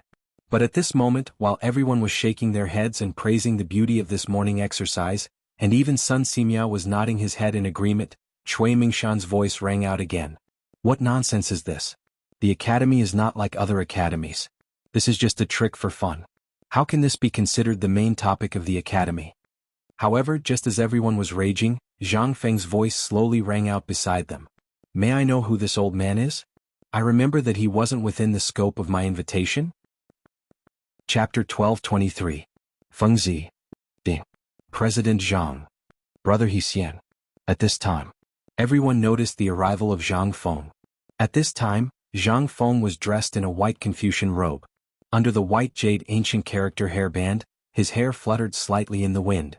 On his handsome cheeks at this time under this outfit he looked even more ethereal. Without waiting for Zhang Feng to speak, Li Yuan and others greeted Zhang Feng first, as if Cui Mingshan did not exist at all. Haha kid, why are you only here now? Old man is still waiting to see your dance at the Mid-Autumn Festival last time. Zhang Feng cupped his fists at Li Yuan and smiled bitterly. Later, when this kid is done with this matter, it must have been arranged long ago. At that time, you can just watch your grandson's performance. The speaker did not mean it, but the listener had the heart. Li Yuan basically everyone present knew. Although he hid his identity and even dressed up at this time, he could not help but be a little shocked when he heard this. After all, at the Mid-Autumn Festival last time, everyone did not realize that the Crown Prince was actually among them. After all, under the illumination of the light, plus the uniform, who could recognize it? But now it was different. It was broad daylight. And Zhang Feng said it out loud. In an instant, several people's faces changed slightly. Li Yuan heard the words and twitched the corner of his mouth. He always felt that Zhang Feng was scolding him, but he had no evidence, so he could only laugh and then sit down. At this time, Zhang Feng carefully looked at this Cui Mengshan. Cui Mengshan was also carefully looking at Zhang Feng. Seeing that Zhang Feng was looking at him at this time, he said leisurely, "You are Zhang Feng?" "Yes, but old sir, who are you?" Hearing this, Cui Mengshan slightly narrowed his eyes and said, "Old man Cui Mengshan of the Cui family of Qinghe." "Cui family?" Zhang Feng pretended to be surprised and looked at Yu Shernan and said, "Teacher, is this Cui family very famous?" "Yes." At this moment, someone below the stage couldn't help but gasp. "My good girl. Is he famous? Holy shit. How did this brat ask that? Wasn't this a slap to his face?" Even Li Shimin and Li Yuan, as well as the old scholar and the others, wanted to see what exactly Zhang Feng wanted to do. "Ahem, Zhang Feng, this is Mr. Cui Mengshan, a great scholar from the Cui clan of Qinghe from Shandong province. This time he should be here to discuss some academic problems with you. Since you're a guest, why don't you two find a place to discuss Taoism later? Right now the auspicious time has already arrived. If we delay the auspicious time, it won't be good." Yu Shernan looked at the sun in the sky and hurriedly stepped forward to stop the fight. If this was allowed to develop, who knows what would happen today. Since the Cui family dared to come, they must have made sufficient preparations. Seeing this, Cui Mengshan also snorted coldly. Forget it. The first thing they wanted to do was to humiliate Confucius, who was in existence that no one dared to delay. At this time, although he was very angry, he could only suppress it. At this moment, not far away, Chu Suiliang slowly got up and stood in front of the statue of Confucius. He slowly placed the 3 sacrificial animals on the table and then said majestically and solemnly, "Open the altar. Students, return the salute." Hearing this, the more than 3,000 students standing in the square, as well as the people on the stage, respectfully tidied up their clothes, and then respectfully walked toward the Confucius statue. Standing in front of the statue, everyone bowed 3 times in unison. At this time, Chu Suiliang waved his embroidered robe and said, "The ceremony is over. Rise." Zhang Feng, a Confucian disciple of Confucius, come forward. Salute. Zhang Feng was very disgusted with these vulgar salutes. But he had no choice. These were all necessary. And if these things were not done properly, he would directly offend all the students in the world. Zhang Feng did not dare to do so. This set of vulgar salutes took a full 2 hours. After 2 hours, Zhang Feng sat back in his original position in a daze. But before he sat down, Yu Shernan, who was next to him, kept kicking him. Zhang Feng was stunned. Yu Shernan looked forward and said with a smile on his face, "Speak." Zhang Feng was stunned. Then he came to his senses. What the F***ck is this? What should he say? What should he say? Why didn't anyone tell him in advance? But now was not the time to care about this. Zhang Feng forced himself to be alert and thought, isn't this a mobilization meeting? Although there is no script, who is he? He is a liberal arts student. After thinking about it, he instantly figured it out. He stood up and made a scholarly gesture. Then he said, "I am a merit order. Since the establishment of the school on Mount Shao, I command White Deer College. Jixiao White Deer College follows the teachings of Old Man Kong and is known by the world for its unrestrained style of learning and its fair treatment of all students. It has been more than 2 months since the establishment of the college. This time I respectfully invite Old Man Kong to join Mount Shao. I follow the vow that there is no end to learning and there is no distinction between nobility and lowliness. Today is the opening ceremony. Everyone can ask me anything. As long as it is academic, I will tell you everything." Hearing this, instantly a Confucian scholar hurriedly asked, "I am Zhou Yuan Mountain. May I ask Dean Zhang Feng what is important and what is not?" This question was very tricky. Zhang Feng could not help but take another look at that person. At this moment, Li Shimin and the others could not help but take another look at that person. This was obviously to make things difficult for Zhang Feng. If Zhang Feng did not answer well, he would die without a burial place. But, at this moment, Li Shimin suddenly found Zhang Feng's side face showing a warm smile again. The people are important, the country is second, and the ruler is the least important. Chapter 12:24. Bus. This time the whole place burst into an uproar. But at this time, Zhou Yuanshan asked again, President Zhang Feng, do you mean that the people are nobles and the monarch is belittled? That is to say, the emperor's status is lowly? Are you King here to cause trouble? What the hell did Lao Tzu provoke you? Zhang Feng frowned slightly. These things were the words of Mencius and the 100 schools of thought that he had read in an ancient book about the struggle between Taoists. At that time it didn't matter. It didn't matter if they talked about it on a normal day. But if they found out that the people were nobles, the meaning was different. Maybe Zhang Feng's head would fall to the ground today. The faces of Yu Shernan and the others also darkened. But Zhang Feng didn't think too much about it. Instead, he said with assurance, the so-called people are nobles and the monarch is not, that the emperor's status is low. I wonder if this Confucian has ever been on a boat? Zhou Yuanshan nodded. Many times. Good, then I will ask again. May I ask if there is any difference between a boat and water?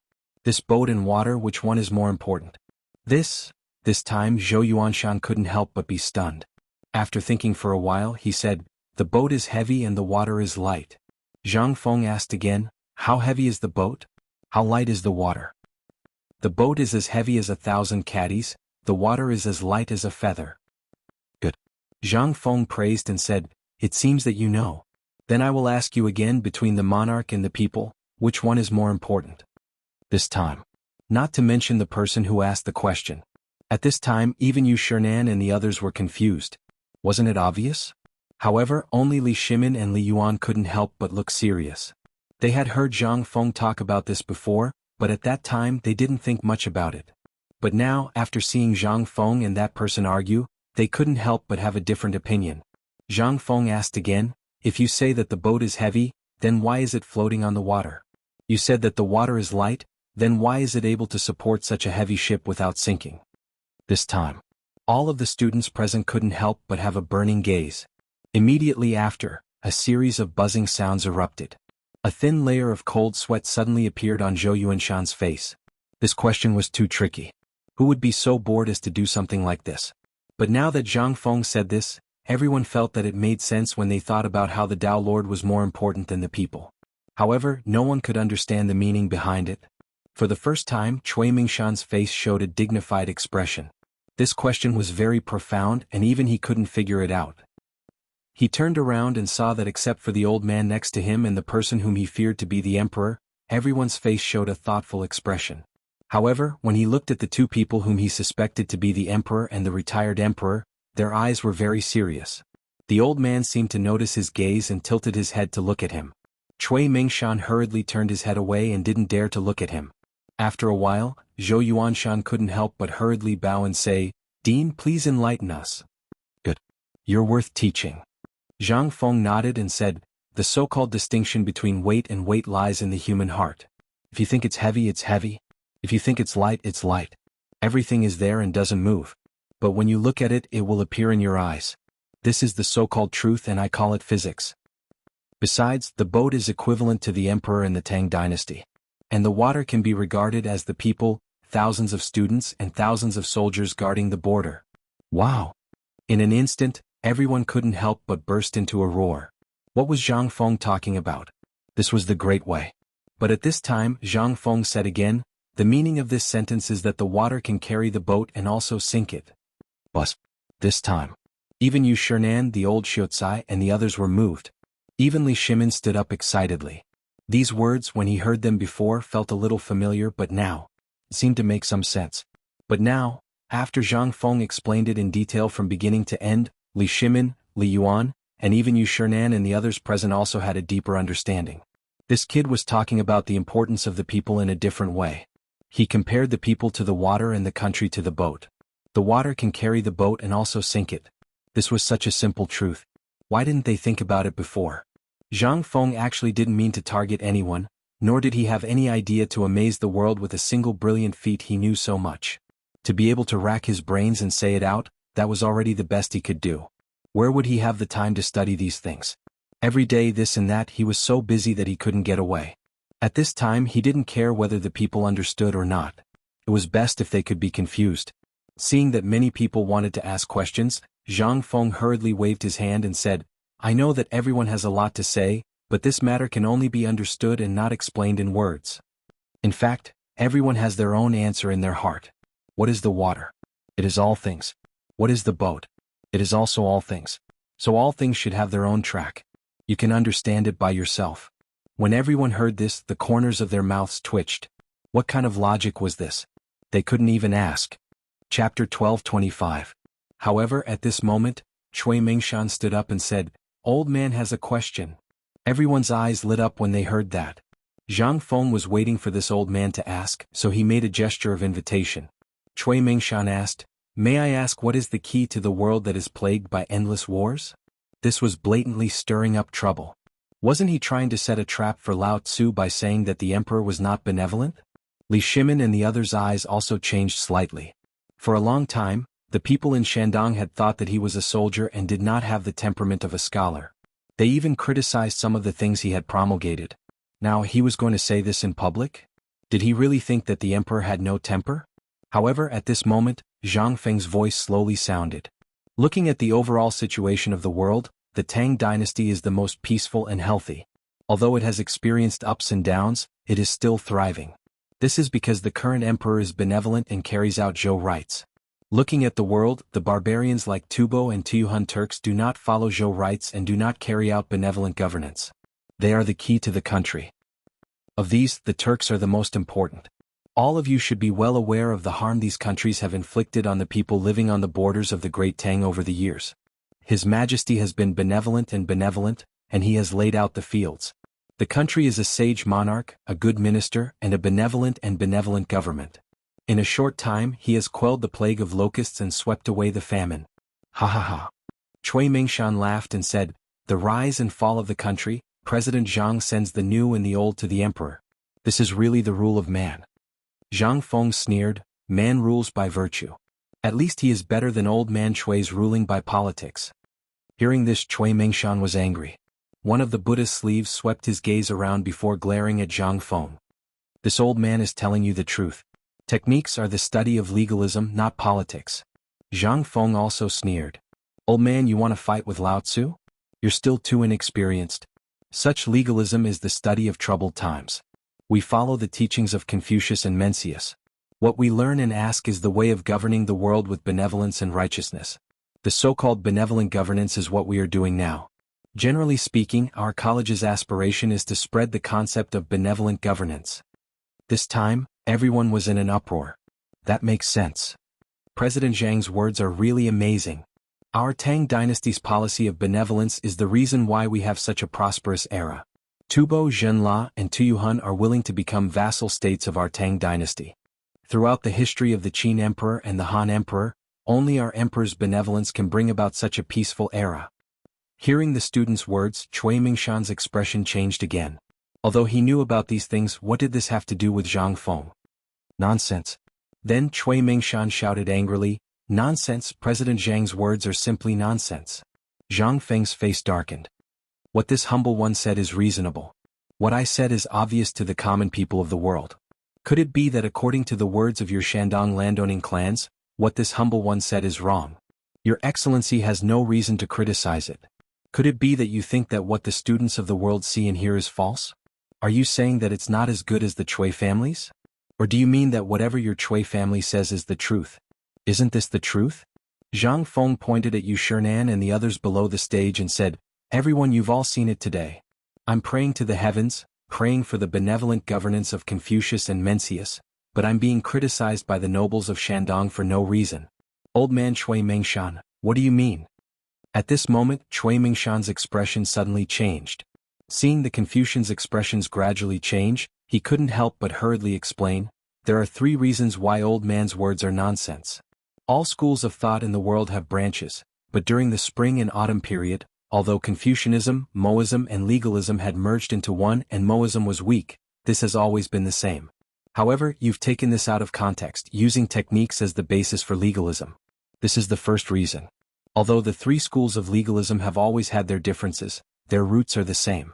Since they've all agreed on the legal system as the foundation, they'll focus on implementing it. However, you've ignored the foundation of legalism, attacking one point and not the other. This is the second reason. Legalism's techniques are based on the foundation of law. They focus on cleansing the government, strengthening the investigation of officials, and manipulating politics. There's a world of difference, but you've intentionally erased its foundation. Your judgment is extremely rash. This is the third reason. Shut up. When Cui Mengshan finished speaking, Li Shimin indifferently said, "Then let me ask you, who are you? Which school of legalism is it?" This time, Li Shimin was truly enraged. Why did such a thing come out of the opening ceremony to stir up trouble? Although it was fine to discuss the Tao, it was the Shandong landowning household that didn't know what was good for them. When Yu Shernan heard this, he stood up and said, "Dare I ask Brother Cui, your Shandong landowning household's original intention is to pass down the Confucian Tao. Have you also been researching the legalism school of thought? Furthermore, the old man and the others have been on the mountain for more than a month. What they've seen and heard, as well as what White Deer College has done, is there anything wrong with it?" Zhang Feng finally let out a sigh of relief. Son of a bitch. In this aspect he really couldn't win against this damned old man. If not for Lao Li and Yu Shernan continuing the conversation, he really wouldn't know what to say. However, when Yu Shernan said this, Zhang Feng instantly knew what to say next. He interrupted Yu Shernan and said, "Dare I ask, what is the foundation of the Shandong landowning household? Are you not adhering to the teachings of old man Kong, but are you specifically speaking without thinking? If everyone was like that tyrannical government, how could there still be peace in this world? You can go and take a look at my White Deer College. When you're in Chang, and you can ask around. We're always pushing the new and getting rid of the old, but we're mostly teaching and educating people. We're not talking about the Tao of the world anymore. Instead, we're doing things. When I gave up my family's fortune to save the victims of famine, have I ever done it for myself? Zhang Feng made white paper, braised meat, and beer. Which one of them didn't benefit the country and its people? This time, Cui Mengshan's expression changed. He was speechless. Zhang Feng took the opportunity to step forward and said, "I, Zhang Feng, have never been as good as any of you. However, in terms of conduct, in terms of standards, I, Zhang Feng, believe that your Shandong landowning household is nothing compared to me." 1. Chapter 12:26. All the students and Confucians were in an uproar. What they had learned, what they had seen and heard all day long, which one of them was not the way of governing the world? Everyone wanted to use what they had learned to change this dynasty, to be able to become a scholar of their own in this era, to be able to bring happiness to the common people was their dream. Just now, Zhang Feng and Cui Mengshan's discussion. They could not help but open a door for everyone. It had even decided the outcome of the Tao debate. At this moment, Cui Mengshan listened to the noise and the questioning eyes. He could not help but taste blood in his mouth. A trace of blood hung on the corner of his mouth. When Zhang Feng saw this, he smiled slightly and moved closer to Cui Mengshan, saying, "Zhang Feng would like to give Shandong another piece of advice. The way of governing the world is no longer empty talk but practice. Whether it is the rule of law or the rule of men who can make the people rich, no longer live a bitter life, no longer receive unequal treatment, and make the Tang dynasty prosper day by day, become a powerful country and enrich the people. This is the right way. Otherwise, it is just empty talk and will affect the world. Just like the war in the surrounding area. Can Shandong give a reasonable solution? Could it be that you can only use your impeccable looks to preach and discuss Tao with those barbarians? Or do you want to influence them? If that's the case, then I, Zhang Feng, dare to say that in less than 10 years, your ideas will definitely be abandoned by the general trend. The days are moving forward and the steps are moving forward. We have to set our sights further. Don't come to the research area with ancient books and research every day. It's not wrong to abide by the rules, but what are we? We are educators. Our vision must be longer than anyone else's. Only in this way can we educate the next generation of people who are more outstanding than us. Only in this way can all the people of the Tang dynasty really stand tall and be respected by the world. People are kind by nature, just like that dog. If the person he follows is kind, then he can guard your house and protect your life. But if he follows an evil person, then he's a demon by your side. Man is born good. You don't need me to tell you these things again, do you? Puff. In an instant, Cui Mengshan couldn't hold it in any longer. He spat out a mouthful of blood, reflecting sparkling and translucent light in the sun. At this time, everyone in the square widened their eyes and looked at Zhang Feng in horror. Zhang Feng ignored the unconscious Cui Mengshan. Instead, he walked over to the statue of Confucius and bowed 3 times. Sun Simiao called over 2 working students and hurriedly carried Cui Mengshan away. At this moment, Zhang Feng said loudly again, "And I, Zhang Feng's academy, don't care about factions. Here there is only the righteous path." At this moment, the Confucians could no longer sit still. One after another they asked, "Dare I ask Master Zhang, you said that people's hearts are good by nature, but if they are all good, then why do we need laws?" Yeah. The distinction between good and evil is not easy to distinguish. Master Zhang, please enlighten us. In an instant, all the Confucians bowed down to Zhang Feng. At this moment, everyone really recognized Zhang Feng's identity as a great Confucian. Li Shimin and the others also looked at Zhang Feng with some horror. They thought that Zhang Feng would be in big trouble this time, but now it seemed that he didn't need to do anything. At this time he and Li Yuan looked at each other, and the two looked at each other and laughed. Yu Shernan patted the old scholar's shoulder and said with emotion, "Brother Zihuai, did you teach Fengzi all this?" The old scholar said with a dignified expression, "Didn't you teach him this?" At this time, several people's expressions were sluggish. They glanced at Zhang Feng and then looked at each other, and then burst out with gratified expressions. "Let's watch the show and see what else this kid knows."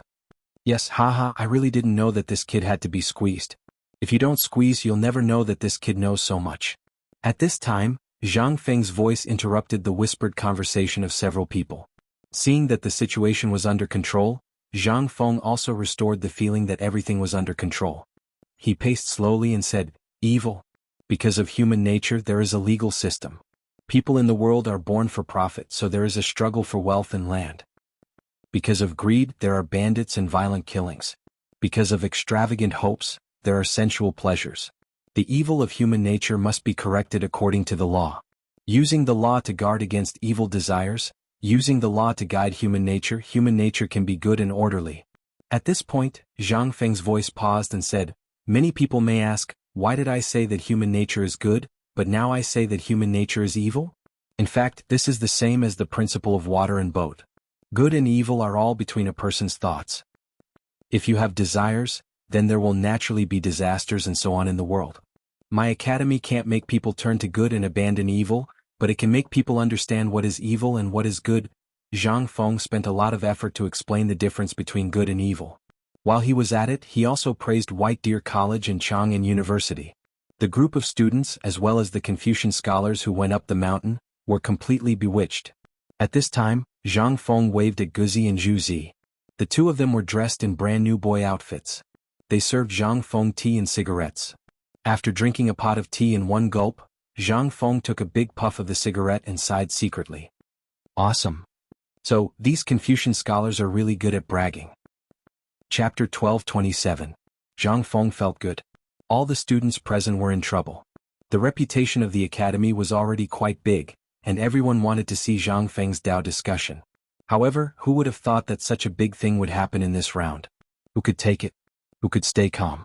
However, at this moment, while everyone was still in a state of shock, Zhang Feng actually slipped away. This was out of everyone's expectations. What time was this? This was the opening of the academy. How could Zhang Feng slip away? However, those who knew Zhang Feng well weren't surprised. This was what this kid liked to do. He slipped away after showing off. After 15 minutes after Zhang Feng left, the people present realized that Zhang Feng wasn't present. They all clamored for Zhang Feng to take his turn again. Yu Shernan stood up with a smile on his face. "Everyone. Today is the opening of White Deer College. The banquet is ready. Everyone, why don't you follow the old man to the cafeteria? If you have anything to discuss, we can talk about it later." Yu Shernan's status was there for all to see. Now that he had spoken, who would dare to defy him?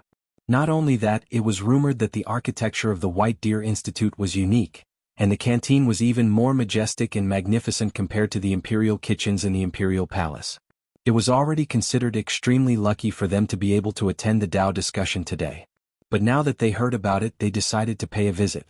When Chen Wanli saw that the Confucian scholars and Lao Li had left, he walked up to the stage and bowed. "Everyone, today I will lead you on a tour of White Deer College. Please follow the students closely. On the other side." When Zhang Feng walked out of the school building, he was deflated. He rolled and crawled back to his room. The moment he entered, he gulped down a pot of herbal tea. Seeing this, the two girls were dumbfounded. Although the two women hadn't been there just now, they had watched the discussion between Zhang Feng and Cui Mengshan from afar. At this moment, looking at Zhang Feng again, he was like a completely different person compared to his previous heroic self. Jingshu couldn't help but cover her mouth and laugh. Prince Zhang, what's wrong? Didn't you just see Prince Zhang showing off his invincible might? Zhang Feng waved his hand and stared at Jingshu speechlessly. Don't mention it. How much ink do I have? If I stay here any longer, I'll probably be exposed. The two women were a little puzzled. Zhang Feng didn't want to explain. He waved his hand and said, Wait, no matter who comes, say that I'm holding a book. No? Feng Zi, Mr. Bosher invites you in? Just when Zhang Feng wanted to hide, Li Qingqian's voice sounded outside the door. Seeing this, Zhang Feng knew that he couldn't hide anymore. He had to open the door listlessly and follow Li Qingqian to the villa of the four great Confucian scholars. The villas were all together. Zhang Feng's villa was basically in a row with the four great Confucian scholars and Li Shimin, so he didn't have to worry about bumping into those Confucian scholars as soon as he went out. When Zhang Feng entered the door in the spacious living room, there were 3 modern wooden sofas. Li Shimin, old scholar Li Yuan, and others were all sitting upright. Seeing Zhang Feng come, they all looked at Zhang Feng with a faint smile. Zhang Feng felt uncomfortable all over. Well, don't look at me like this. It makes me uncomfortable. Zhang Feng sat on the empty seat next to the old scholar and asked, Why is it so troublesome to open the mountain gate? Troublesome? Li Shimin laughed and said, Actually, it's not troublesome at all. Who asked you to be so ostentatious before? Now everyone knows about it. Zhang Feng was speechless. If he hadn't flipped through this kind of book by chance before, and if he hadn't been learning about the 100 schools of philosophers' debate before he transmigrated, he would have been embarrassed today. Let's not talk about this anymore. Yu Shernan said with a smile, After what you did today, I'm sure that in less than 3 days, there will be more people coming to visit you. Just wait and feel uncomfortable. But this is also a good thing. Zhang Feng was speechless. What kind of good thing was this? Who had nothing better to do than do this all day? He was just a paper tiger. He could brag but, sigh. Poor old bones like us. We've just received news that all the Confucians that ascended the mountain today have been inspired by you and are preparing to join White Deer Academy once more. We've just done a rough estimate and I'm afraid there won't be 1,000 people this time. There should be around 800. So many? Zhang Feng was shocked. But then Zhang Feng rolled his eyes and went to Yu Shernan and the others. He said with a smile, Teacher, this is an opportunity. Yu Shernan rolled his eyes. What opportunity? It's time to expand the teaching staff of our college. After Zhang Feng finished speaking, Yu Shernan and the others' eyes lit up. That's right. Whether it was Chang and University or White Deer College, there was a serious imbalance in the teaching staff. Even with Ma Zhou and the others joining, they couldn't handle it in a day. However, although most of these Confucian scholars were mediocre, there were some who were outstanding. This way. It was really a good idea. At the thought of this, Li Shimin couldn't take it anymore. Seeing that they were discussing, he waved his hand and said, Gizi, immediately spread the news that Zhang Feng said that he's going to recruit a few teachers for White Deer College and Chang and University. Chapter 1228. Emperor Yang of Sui's sword finally lay in Zhang Feng's arms. After yesterday's opening ceremony, Li Shimin reluctantly gave it to Zhang Feng. At this point, Zhang Feng had been hiding in a gentle place, unwilling to show himself. The 4 great scholars were busy handling the matters on and off the mountain. Although they had some complaints, looking at the mountainous pile of congratulatory gifts, the newly recruited students and the teachers, their faces were full of smiles. The matters of White Deer College had been settled. On the first day he was busy inviting everyone to tour the mountain, tour the teaching methods and so on. At night he hosted the evening activities. Zhang Feng was coaxed by Li Qingqian and the others to come out. Today it was dusk time. Only then did the noise on the mountain slowly dissipate. Li Yuan and Li Shimin were furious because of Cui Mengshan's matter. On the first day they left the mountain early, accompanied by Li Qingqian and the others. Zhang Feng didn't know why they were in such a hurry. However, after Yu Shernan got drunk, Zhang Feng vaguely heard that Shandong was going to be in trouble. However, this didn't concern Zhang Feng. He had always dealt with whatever came his way. At this moment, Zhang Feng sat on the balcony, looking at the waterfall under the setting sun. He closed his eyes and dozed off. Jingshu was gently playing the guzheng beside him. Zhang Yuya was also looking at Zhang Feng. No one knew what she was thinking. However, she also took over the glorious mission of Guzi and Juzi. At this moment she tirelessly massaged Zhang Feng's shoulders. However, such a good thing didn't let Zhang Feng enjoy it for long. At this moment, a burst of noise forced Zhang Feng to stand up. "Who are you?" "This is the Villa District. You can't enter without an identity card." "I am Arkanon. Can I trouble you to inform the dean that there is a matter at the forging workshop?" "Forging workshop? Are you from that workshop?" The group of veterans had already been formed into a security team by Zhang Feng. Basically, Chen Tiniu and the others were in charge of this matter. However, ever since these veterans followed Zhang Feng, they refused to go anywhere else no matter what. They only stood guard at the entrance of Zhang Feng's villa, guarding the door for him. They said that the old village chief and cripple Wang had looked for them and personally instructed them not to care about anything else but Zhang Feng's safety. Now, even if Zhang Feng didn't like these oversized lights, he couldn't do anything about it. At this moment, Zhang Feng heard the sound downstairs. He slowly got up and leaned against the balcony to take a look. It really was Arkanon, who was dressed in gray. "Wait, I'm coming down now." Zhang Feng didn't dare to let him in. Even though he had ordered these people to bathe every day, the smell on his body was still enough to kill a cow. Zhang Feng went downstairs and asked at the entrance of the villa, "What's wrong?" "There's no more iron." Arkanon sighed. Zhang Feng thought to himself, "Just as I thought. There wasn't enough iron to begin with. The forging workshop had been using the only iron they had." However, Zhang Feng didn't expect that there would be no more iron today. "Then how much iron is there left on the mountain?" "There's still about 3 days' worth of iron left. However, this morning that man said that he could get some iron from the shipyard. It should be enough to last for a while." Zhang Feng rubbed his forehead and waved his hand. "Alright, I know. Don't tell anyone about this. Do you understand?" "I understand." After all, Arkanon was once an all-powerful figure in the western region. He was more astute than anyone else in some matters. At this moment, seeing that Zhang Feng was about to send him off, he hurriedly whispered, "The gun is basically done. Do you want to take a look?" "It's done?" Zhang Feng was shocked. "This is a good thing." He waved his hand and said, "Lead the way. If this thing was really done, it would be easy to handle. He could just take the gun and let Gao Can and the other uncouth fellows form a special force. They could directly kill their way into the hinterland of the 5 surnames and 7 hopes. How good would that be? They could directly tear those fellows apart." This was a big plan against the 5 surnames and 7 hopes. Therefore, when he heard that the gun was done, how could Zhang Feng sit still? This thing was where his confidence came from. It was better for him to have it than others.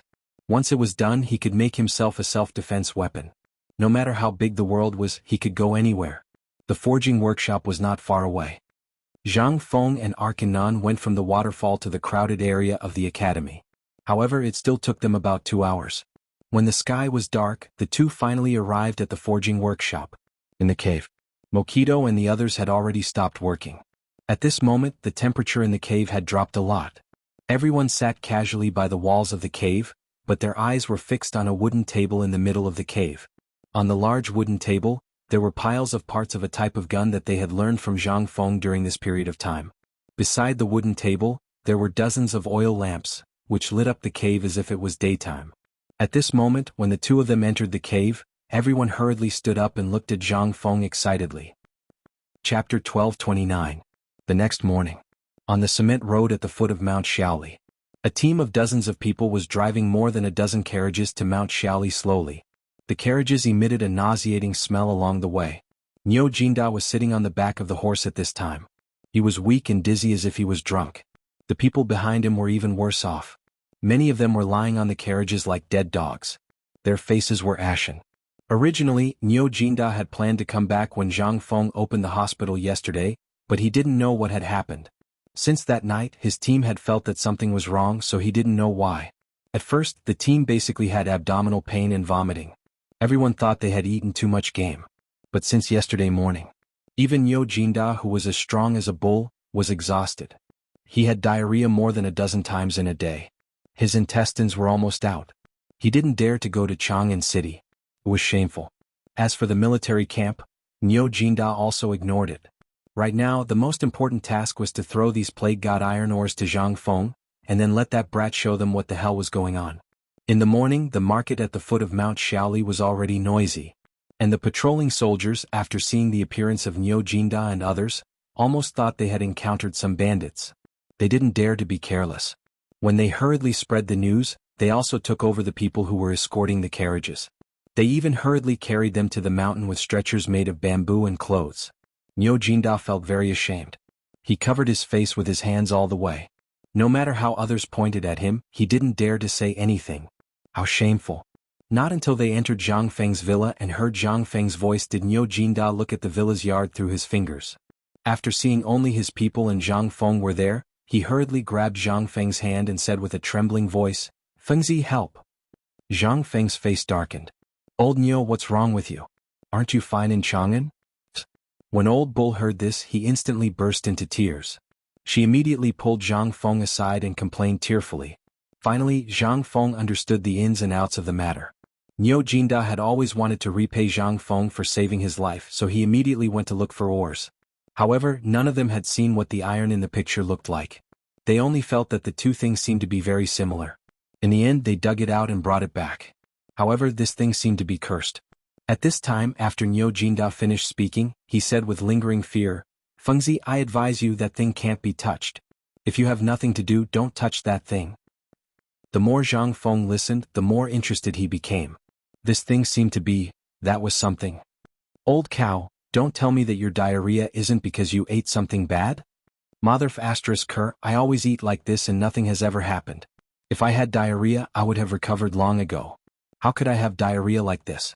This is definitely caused by that pile of rotten stones." Niu Jinda swore like a curse. Even Niu Jinda's family had confirmed this point. Involuntarily, Zhang Feng's interest was piqued. This thing was definitely not an iron ore. Anything that carried radiation was generally not a good thing. They were definitely poisoned by radiation. If this thing was brought to the academy, it would be a big problem. However, just when Zhang Feng wanted to hurry to see the ores, Niu Jinda grabbed Zhang Feng and asked again, "Fengzi, let me ask you something. Don't lie to me." Zhang Feng rolled his eyes. "Look at the situation now. I'll go find Dr. Sun Simiao to take a look at you. I'll also take a look at the pile of stones you brought back. If it's really like what I think it is, then it'll be a big problem." However, Niu Jinda didn't listen at all. Instead, he asked, "Let me ask you, old you and the others who went to look for ores, have they returned?" No, you're the fastest. Come on." While speaking, Zhang Feng hurriedly ran away. Only Niu Jinda was left laughing crazily. "Aha, Lao Tzu knew it. Lao Tzu knew that I'm the fastest." While Niu Jinda was proudly showing off, Sun Simiao entered Zhang Feng's villa with a serious face with Yu Shernan and the others. Seeing the courtyard full of injured people, his face couldn't help but sink. He didn't have time to talk and hurried to Niu Jinda's side. He asked about the cause of the matter and checked his pulse. However, slowly Sun Simiao's face changed. He hurriedly shouted, "Someone carry them to a place where there's no one. Quickly find someone to disinfect the dean's villa." Everyone who came in contact with them immediately come to find the old man. What was going on? In an instant, Niu Jinda was dumbfounded. Niu Jinda's subordinates were dumbfounded. The onlookers were also dumbfounded. What was going on? Why did the situation suddenly change? Could it be, was this a plague? Chapter 1230. As soon as Zhang Feng left the dormitory, he hurried to the workshop. He was worried that this thing might be radioactive. If that was the case, the craftsmen that he had painstakingly trained would all be gone. When he arrived at the workshop's entrance was already surrounded by people from the workshop and the craftsmen from the mountain. When Zhang Feng saw this, he hurriedly shouted, "Get out of the way. Don't come near." Everyone was stunned. But who was Zhang Feng? He was the dean. Everyone hurriedly made way for the big carriages. After all, everyone saw the miserable state that Niu Jinda and the others were in when they arrived. At this moment, they recalled that Niu Jinda had just gone to see the dean, and now the dean was rushing here in a hurry. Something must have happened. Before they got close to the carriage, Zhang Feng could smell a strange stench. It was as if a dung pool that had been covered for more than 10 years had suddenly been opened. He was a little suspicious, but he was even more certain that this thing was definitely not an iron ore. Ordinary ores would not emit such a smell, and people who came into contact with it would not have any symptoms. Zhang Feng felt guilty. He wanted to find a mouth cover, but there was no such thing in this era. He could only muster up his courage, cover his mouth and nose, and carefully approach the carriage with the torch. Arkanon and Mokito blocked Zhang Feng and asked in surprise, "Dean, we have seen the thing in the carriage. It is indeed not an iron ore. Although the color is similar, we dare to bet that this thing is definitely not an iron ore. What? Zhang Feng was shocked again. He wanted to go forward, but Arcanon snatched the torch from Zhang Feng's hand. Zhang Feng glared at him and he laughed. Dean, although I have not seen this thing before, there is definitely a problem. Don't worry, I am an old man. I can still handle this kind of thing. You don't need Jiangzun. When Zhang Feng heard this, he glared at him. What do you know? This thing might have radiation. Old Cow and the rest have fallen ill after coming into contact with this thing. I have a solution. Without waiting for Zhang Feng to finish speaking, Arcanon laughed and said, Then I'll have to go. Makito also tried to persuade Zhang Feng, Dean, you should let him go. When this kid was in Persia, he saw a stone fall from the sky and killed the entire Persian royal family in one night. At that time he was the one who went, but didn't he come out unscathed? Don't worry, let him take a look first. The more he listened, the more Zhang Feng felt that this ore was definitely not ordinary. But Alkinen didn't care. He tore off a piece of cloth from his robe and peed on the spot. After drenching the cloth, he covered his mouth and nose and stepped forward. This time Mokido said softly, You're the dean now. Your status is noble. You shouldn't use urine to cover your mouth. Zhang Feng came to a sudden realization. But in his heart he was anxious. If this was a radioactive or, not to mention using urine to cover your mouth and nose, even if you were soaked in urine it wouldn't be a problem. After all, Arcanon had decades of experience in the field of blacksmithing, and he had seen countless strange things in his hands. This was the first time he had seen something that could kill you. It was as light as a feather in his hand, like pieces of old yeast that had been stored for decades. When it entered his mouth, it actually had a similar taste to old yeast. This time, Arcanon couldn't help but be a little surprised. He had seen many rare ores, but this was the first time he had seen something like this. How could he have known that this thing would be like this? He curiously picked up a piece of ore and knocked it lightly on a slightly bigger piece of ore. A piece of ore actually broke. What was this thing? This was definitely not an ore. As long as it was a person, this thing was definitely not an ore. Otherwise, how could it break with just a knock? At this time, Zhang Feng was also a little confused. Arcanon, give me a small piece. I seem to remember what this thing is. Arcanon was still worried, but he couldn't persuade Zhang Feng. He could only take out a small piece of ore and pass it to Zhang Feng. Zhang Feng held the ore in his hand and looked at it carefully. He felt that this thing was very familiar, but he couldn't make sense of it. His heart skipped a beat. Zhang Feng placed the ore on the cement road and found a relatively flat rock. Then he carefully ground the ore into powder. The crowd was so frightened that they were worried that Zhang Feng might be poisoned, but they didn't dare to make a sound. Now that no one knew what this thing was, they could only look at it carefully. After all, the news that Zhang Feng was a miracle doctor had long spread. At this time, Zhang Feng picked up a little bit of the powder on the ground and carefully put it into his mouth. His face instantly changed. Sure enough, this thing tasted very similar to the septic tank he had just played with. He couldn't help but be ecstatic. Ah, Onyo, you're rich. Chapter 1231. Alkinen and the others did not understand. They hurried forward and asked curiously, Dean, what is this? This is phosphor stone, also known as white phosphor stone. It is a kind of mineral that can greatly increase grain production. There was such a thing? They could not help but wonder. Alkinen, Mokido and the others were shocked. This thing, stone powder, could increase grain production?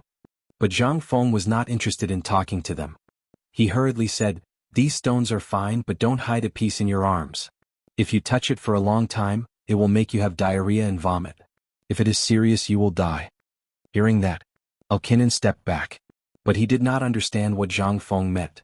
On the one hand, this thing could increase grain production, but on the other hand, it would make people die. What was this thing? Could the grain that was grown be eaten? But when they thought of Zhang Feng's magical things, they became indifferent again. Arcanon looked at Zhang Feng's torch that was getting further and further away in the darkness and sighed. The Tang Empire is really vast and rich in resources. We are now the people of the Tang dynasty, right? Mokido patted Alkinen's shoulder and asked. Then the two of them could not help but laugh. On the other side, when Zhang Feng returned to the dormitory area, he couldn't help but be shocked by this operation. Old Cow and the others, who were originally in the courtyard, were nowhere to be seen. At that moment, there was raging smoke inside and outside the courtyard. Upon closer inspection, it was actually the smell of lime powder, sulfur grass, and mugwort. And the old soldiers who were guarding the door of Zhang Feng's villa looked as if their parents had died. When they saw Zhang Feng come back, They quickly covered their mouths and noses as if they were going to die for a righteous cause. Without saying anything, they went up to Zhang Feng and dragged him down the mountain. Zhang Feng was really shocked by what he had done. Hey, why don't you guys fart for Lao Tzu? What happened? What's going on? You mother*****, speak up for Lao Tzu. If you don't speak up, do you believe that Lao Tzu will chop you up right now? Let go of Lao Tzu. F***ck. If you don't F***king let go of Lao Tzu, believe it or not. Director, please don't shout anymore. This is Dr. Sun's order. He said that this thing is the god of plagues and that everyone has been infected by the plague. We're trying to get you to stay away from the plague. The leading veteran shouted in a hoarse voice, as if he had been choked by the smoke. At this moment he said again, Dean, we have already sent the 2 deans' wives down the mountain. Now we will send you to the mountain gate. Please don't shout or you will cause panic. Plague? Send him down the mountain? Panic? What the F***ck is going on here? Let go of me. Where did this plague come from? Lao Tzu is a miracle doctor. I have already investigated. This is not a plague at all. Let go of me. Otherwise, if something happens to Lao Tzu and the rest, you guys will wait for Lao Tzu. Hearing this, the few men who were carrying Zhang Feng were stunned and stopped in their tracks. It's not a plague? Director, don't worry about this matter. We all heard that Lao Tzu brought more than 50 good brothers. Now only a dozen of them have returned. Those 20 brothers all died inexplicably because of this. And they died right outside Chang'an City. When they entered the city, they didn't even dare to go through the main gate. They took a detour. They were all veterans. Naturally, they knew Niu Jinda. Moreover, some of Niu Jinda's subordinates also knew him. At this moment, looking at these old brothers who didn't die on the battlefield but died in such a sullen manner, and some of them were even waiting for death in so much pain, they couldn't help but feel a little sad. Zhang Feng saw that he couldn't win against them. He could only swear and swear. Think about it. Do you think I will lie to you? Lao Tzu is my brother. I can't just ignore him, right? Moreover, I am also a miracle doctor. You guys have seen me before. If I go now, they may still be saved. However, if I delay any longer, even if the gods come down to earth, they won't be able to save them. Hearing this, after weighing the pros and cons, they hurriedly carried Zhang Feng to the lime kiln at the mountain behind the waterfall. The miracle doctor was indeed a miracle doctor. At this time he was actually able to think of this point. He was really decisive. However, this scared Niu Jinda and the others. They didn't know what was going on. They didn't know what would happen either. However, what awaited them was the scorching hot air in the air, which made them feel even more uncomfortable. But at this moment, just as Sun Simiao was about to give them a blood transplant according to Zhang Feng's method, Zhang Feng had already rushed over. As he walked, Zhang Feng hurriedly shouted, "There's a mistake. Don't do it. It's okay. They're fine." When everyone heard this, they couldn't help but look at Zhang Feng. Niu Jinda struggled to get up from the pile of straw and shouted, "Brother, help." Chapter 1232. Sun Simiao was a little suspicious. But he also believed in Zhang Feng's medical skills. He hurriedly told Zhang Feng what he had just found out. Zhang Feng couldn't help but interrupt Sun Simiao. He looked at the worried people and said, "Actually, this matter is indeed very serious, but it's definitely not a plague. It's definitely not some other problem. Fengzi, I say, don't just stand there and talk. You'd better see how to save me first. How about it? I'm about to die and you're still here talking nonsense?" Niu Jinda really didn't understand the situation. At this time, seeing that Zhang Feng was still in the mood, how could he lie down? If it wasn't for the fact that he had just been forced to drink a large basin of cow urine, he would have already come forward to strangle Zhang Fengshi's neck. It was also because of that basin of cow urine that he and his subordinates had a trace of strength. Seeing this, Sun Simiao hurriedly took out a piece of cloth stained with cow urine from the basin next to him and handed it to Zhang Feng. Zhang Feng was dumbfounded. "I say, old master, what are you doing?" Sun Simiao saw that Zhang Feng didn't know what to do. He could only point to the cloth under their noses and said, "This thing is good for killing viruses and isolating the plague. Don't you know to use the alcohol I gave you before?" "That thing is precious." Zhang Feng was speechless. Okay, you don't have to do this thing. You don't feel embarrassed, but I feel uncomfortable. This disease is not contagious. Just wait and see." Now Sun Simiao was even more confused. But still he chose to believe in Zhang Feng. Zhang Feng waved his hand and ordered people to carry everyone back to the house in the villa area. Now that Jing Shu and her daughter had gone down the mountain, the house was very big and ventilated. Such a problem was obviously phosphorus poisoning. If it was a big problem, it was indeed a big problem. But if it was a small problem, it was also a small problem. Sun Simiao asked worriedly, how are you going to save them now? Sun Simiao asked after they were all on the floor. Bring me a few jars of vinegar. Zhang Feng looked at Niu Jinda and said. When she said that, Niu Jinda's eyes widened. What's vinegar for? Here you go. Niu Jinda was about to go crazy. If it wasn't for the fact that Zhang Feng's expression was very cautious, he would have thought that this brat was messing with him. Most importantly, he had just drunk a large basin of cow urine. If he were to drink vinegar now, thinking about it, Niu Jinda felt like dying. Seeing this, Zhang Feng squatted beside Niu Jinda, lit a cigarette and handed it to him saying, Old Niu, you're awesome this time. Niu Jinda smoked silently and didn't want to talk to Zhang Feng. He thought that Zhang Feng was laughing at him. Zhang Feng also saw that Niu Jinda didn't believe him. He waved his hand and asked the 4 scholars and Sun Simiao, who were watching the situation inside, to sit down. Then he said, I really admire old Niu this time. Do you know what old Niu found this time? What? Several people asked in unison. Niu Jinda's bodyguard on the ground also opened his eyes wide at this time. Zhang Feng said slowly, it's phosphate ore. Maybe you don't know what it is, but I know. What is the Tang dynasty lacking the most now? Old Niu, tell me. Food shortage. Niu Jinda blurted it out without thinking. Zhang Feng snapped his fingers and said, yes. Food. And now the autumn planting of this season is the key to whether the Tang dynasty will starve next year. And we all know that the food now is basically a few stones of grain per mu of land. But if we use the fertilizer made from the phosphate ore and cultivate the seeds, I believe that it won't be a problem to double the yield per mu of land. This. What did you say? Are you sure you're not bragging? Zhang Feng, boy, you can't lie about this kind of thing.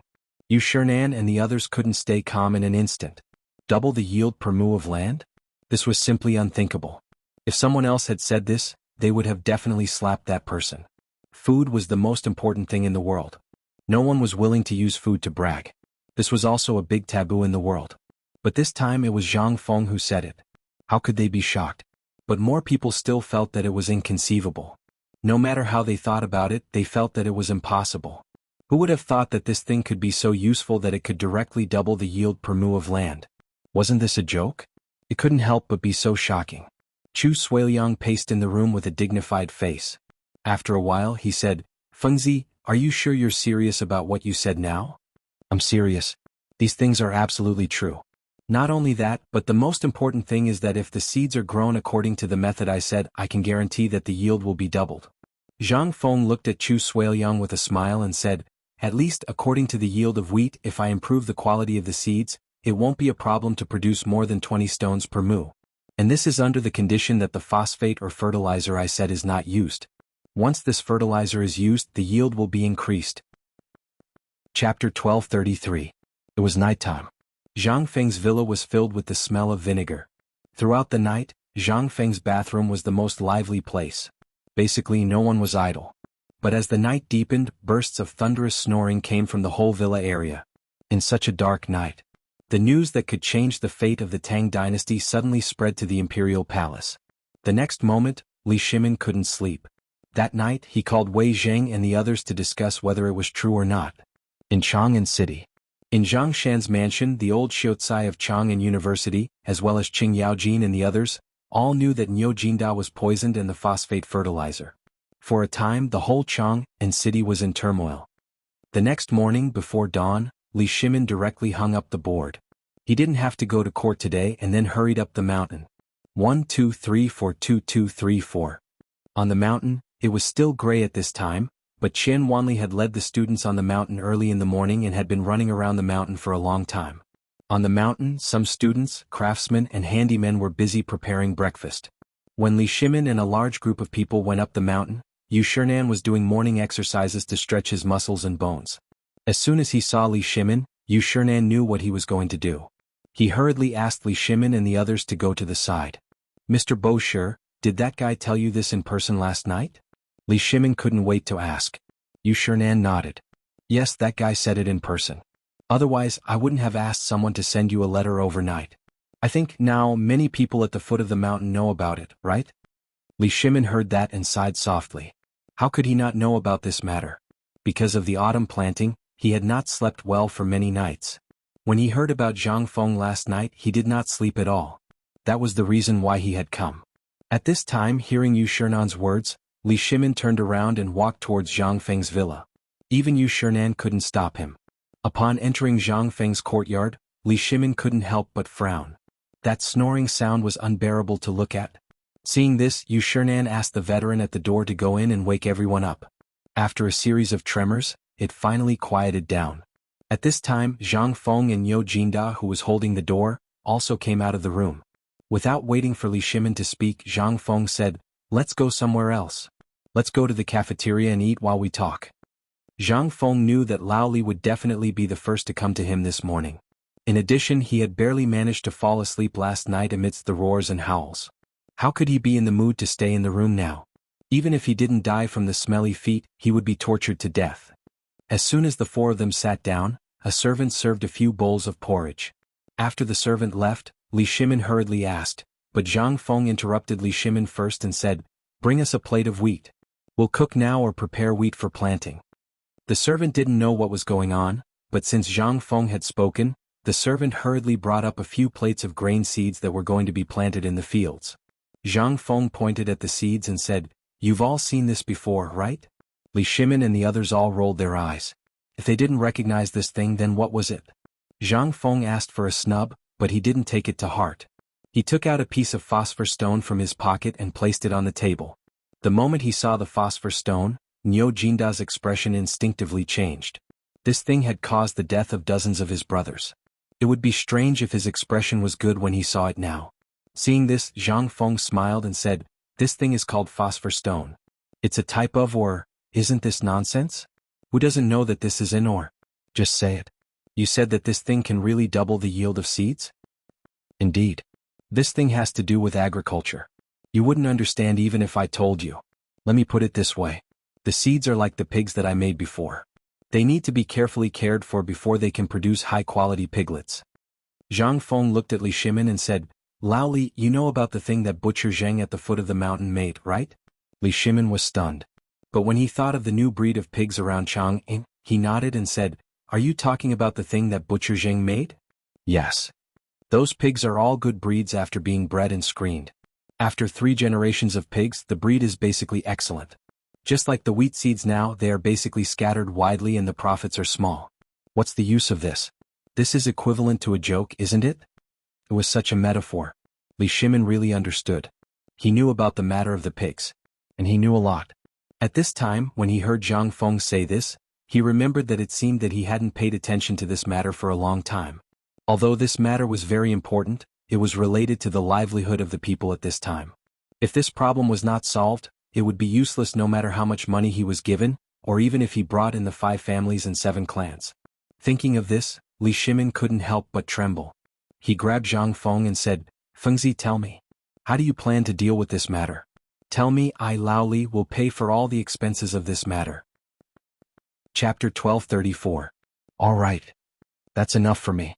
But as you can see, the academy has just been settled, and there are many things that have yet to be done, not to mention the Academy of Science. Don't get too excited. Go to the fields and take a look first. This matter can't be rushed. I'll settle Old Nyo's matter first. If Old Nyo's matter isn't handled properly, it will really be fatal. Hearing this, Nyo Jinda's face changed. Li Shimin was still worried and asked, "Then tell me, can this matter be done in time for this year's autumn planting?" "Lao Li, don't worry. We still don't know what this so-called phosphor stone is used for. How about we talk about it after we figure it out? Besides, you've seen what happened on the mountain. This research institute." Yu Shernan couldn't stand it anymore and hurriedly tried to persuade Li Shimin. Li Shimin waved his hand and said, "The Science and Technology Institute is easy. Isn't there a place for Chang'an University? We can bring all the students of Chang'an University to the mountain and do research at the foot of the mountain. Isn't that enough?" Zhang Feng's face stiffened when he heard this. "I think you Lao Li want to go to jail." Li Shimin was stunned when he heard this. "What's wrong? Look at Old Ox and the others. How long has it been? How long has it been? In less than 3 days, more than 20 of our brothers have died. If you were to do research in Chang'an, you'd better think about the consequences." Li Shimin thought about it and his face changed instantly. If this was in Chang'an, then what do you think we should do with this thing? Li Shimin was also anxious. People were like this. When they didn't know about this matter, they could do everything step by step. But when they knew that it could increase their income, it would be strange if they could sit still. Li Shimin was like this. How could he wait at this time? He was so desperate for food that he was about to go crazy. However, he knew that in the current situation, more haste, less speed. In the end, Li Shimin could only sigh and sit down resentfully. Fengzi, do you think my illness can be cured? Seeing that everything was settled, Niu Jinda asked with a nervous expression. At this moment, his son was lying at home and he was in such a state. Anyone who saw him would be anxious. Moreover, if this incident were to spread to the army, what kind of consequences would it cause? Li Shimin also saw this point, so he did not dwell on this matter. Zhang Feng didn't say anything. Instead, he put the walnut-sized phosphor stone on the table. Then he took out a delicate dagger from his chest and carefully cut it into pieces. Then he ground it into powder and used a piece of paper to carefully separate the residue. This time, only a trace of white powder was left on the paper. It also exuded a faint pungent smell. Li Shimin stared at this thing in a daze. Then he looked at the thing that was comparable to fine salt with some doubts. Before he could ask, Zhang Feng said, "This thing is phosphor fertilizer. Once this fertilizer is used, it can be said that if your family of 5 has an acre of land, they can eat their fill without any worries and won't have to worry about their stomachs anymore.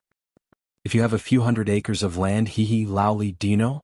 As long as you use this thing, I can guarantee that basically, the medicinal herbs you grow will increase by more than half."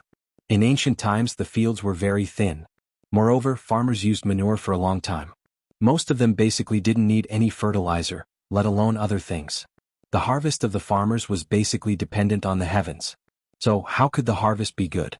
Those big families only had dozens or hundreds of mu of land, and some even relied on the slaves or workers hired by their families to work in the fields. How could they do a good job? It would be strange. At this moment, Li Shimin and the others wanted to take a closer look. However, when they saw Niu Jinda's miserable state, they shrank back. They anxiously scratched their ears and cheeks. Fengzi, tell me. Can this thing be used just like this? Or is there any other use for this thing? By the way, if you want to make this thing, how long will it take to make it? Also about the seeds. Li Shimin couldn't wait. He asked. Zhang Feng rubbed his chin and thought for a moment before saying, "At this rate, the wheat should be planted by next month at the latest, right? Then let's do it before next month. We still need to start looking for a place to build the phosphate fertilizer factory starting tomorrow. After all, you have seen the power of this thing. If it's placed in a crowded place, it definitely won't work. Moreover, I still need to study some things here. Otherwise, if this person goes in, he will definitely be played with in less than a day." So troublesome? Li Shimin was stunned. However, he made up his mind and said, "This is not a problem. There are many prisoners on death row in the various prisons. When the time comes, I will go and get some people in. Just tell me when we can start. As for the location, I will think of a way." "No." Zhang Feng hurriedly interrupted Li Shimin and asked, "Laoli, can you even get a death row prisoner? Are you sure?" Chapter 1235. Cough Laoli, I'm also very curious. Although your business is very big, getting someone out of the death row prison isn't a simple matter. Are you sure you have a way? Yu Shernan was scared out of his wits and hurriedly changed the topic. This time, Li Shimin finally came to his senses.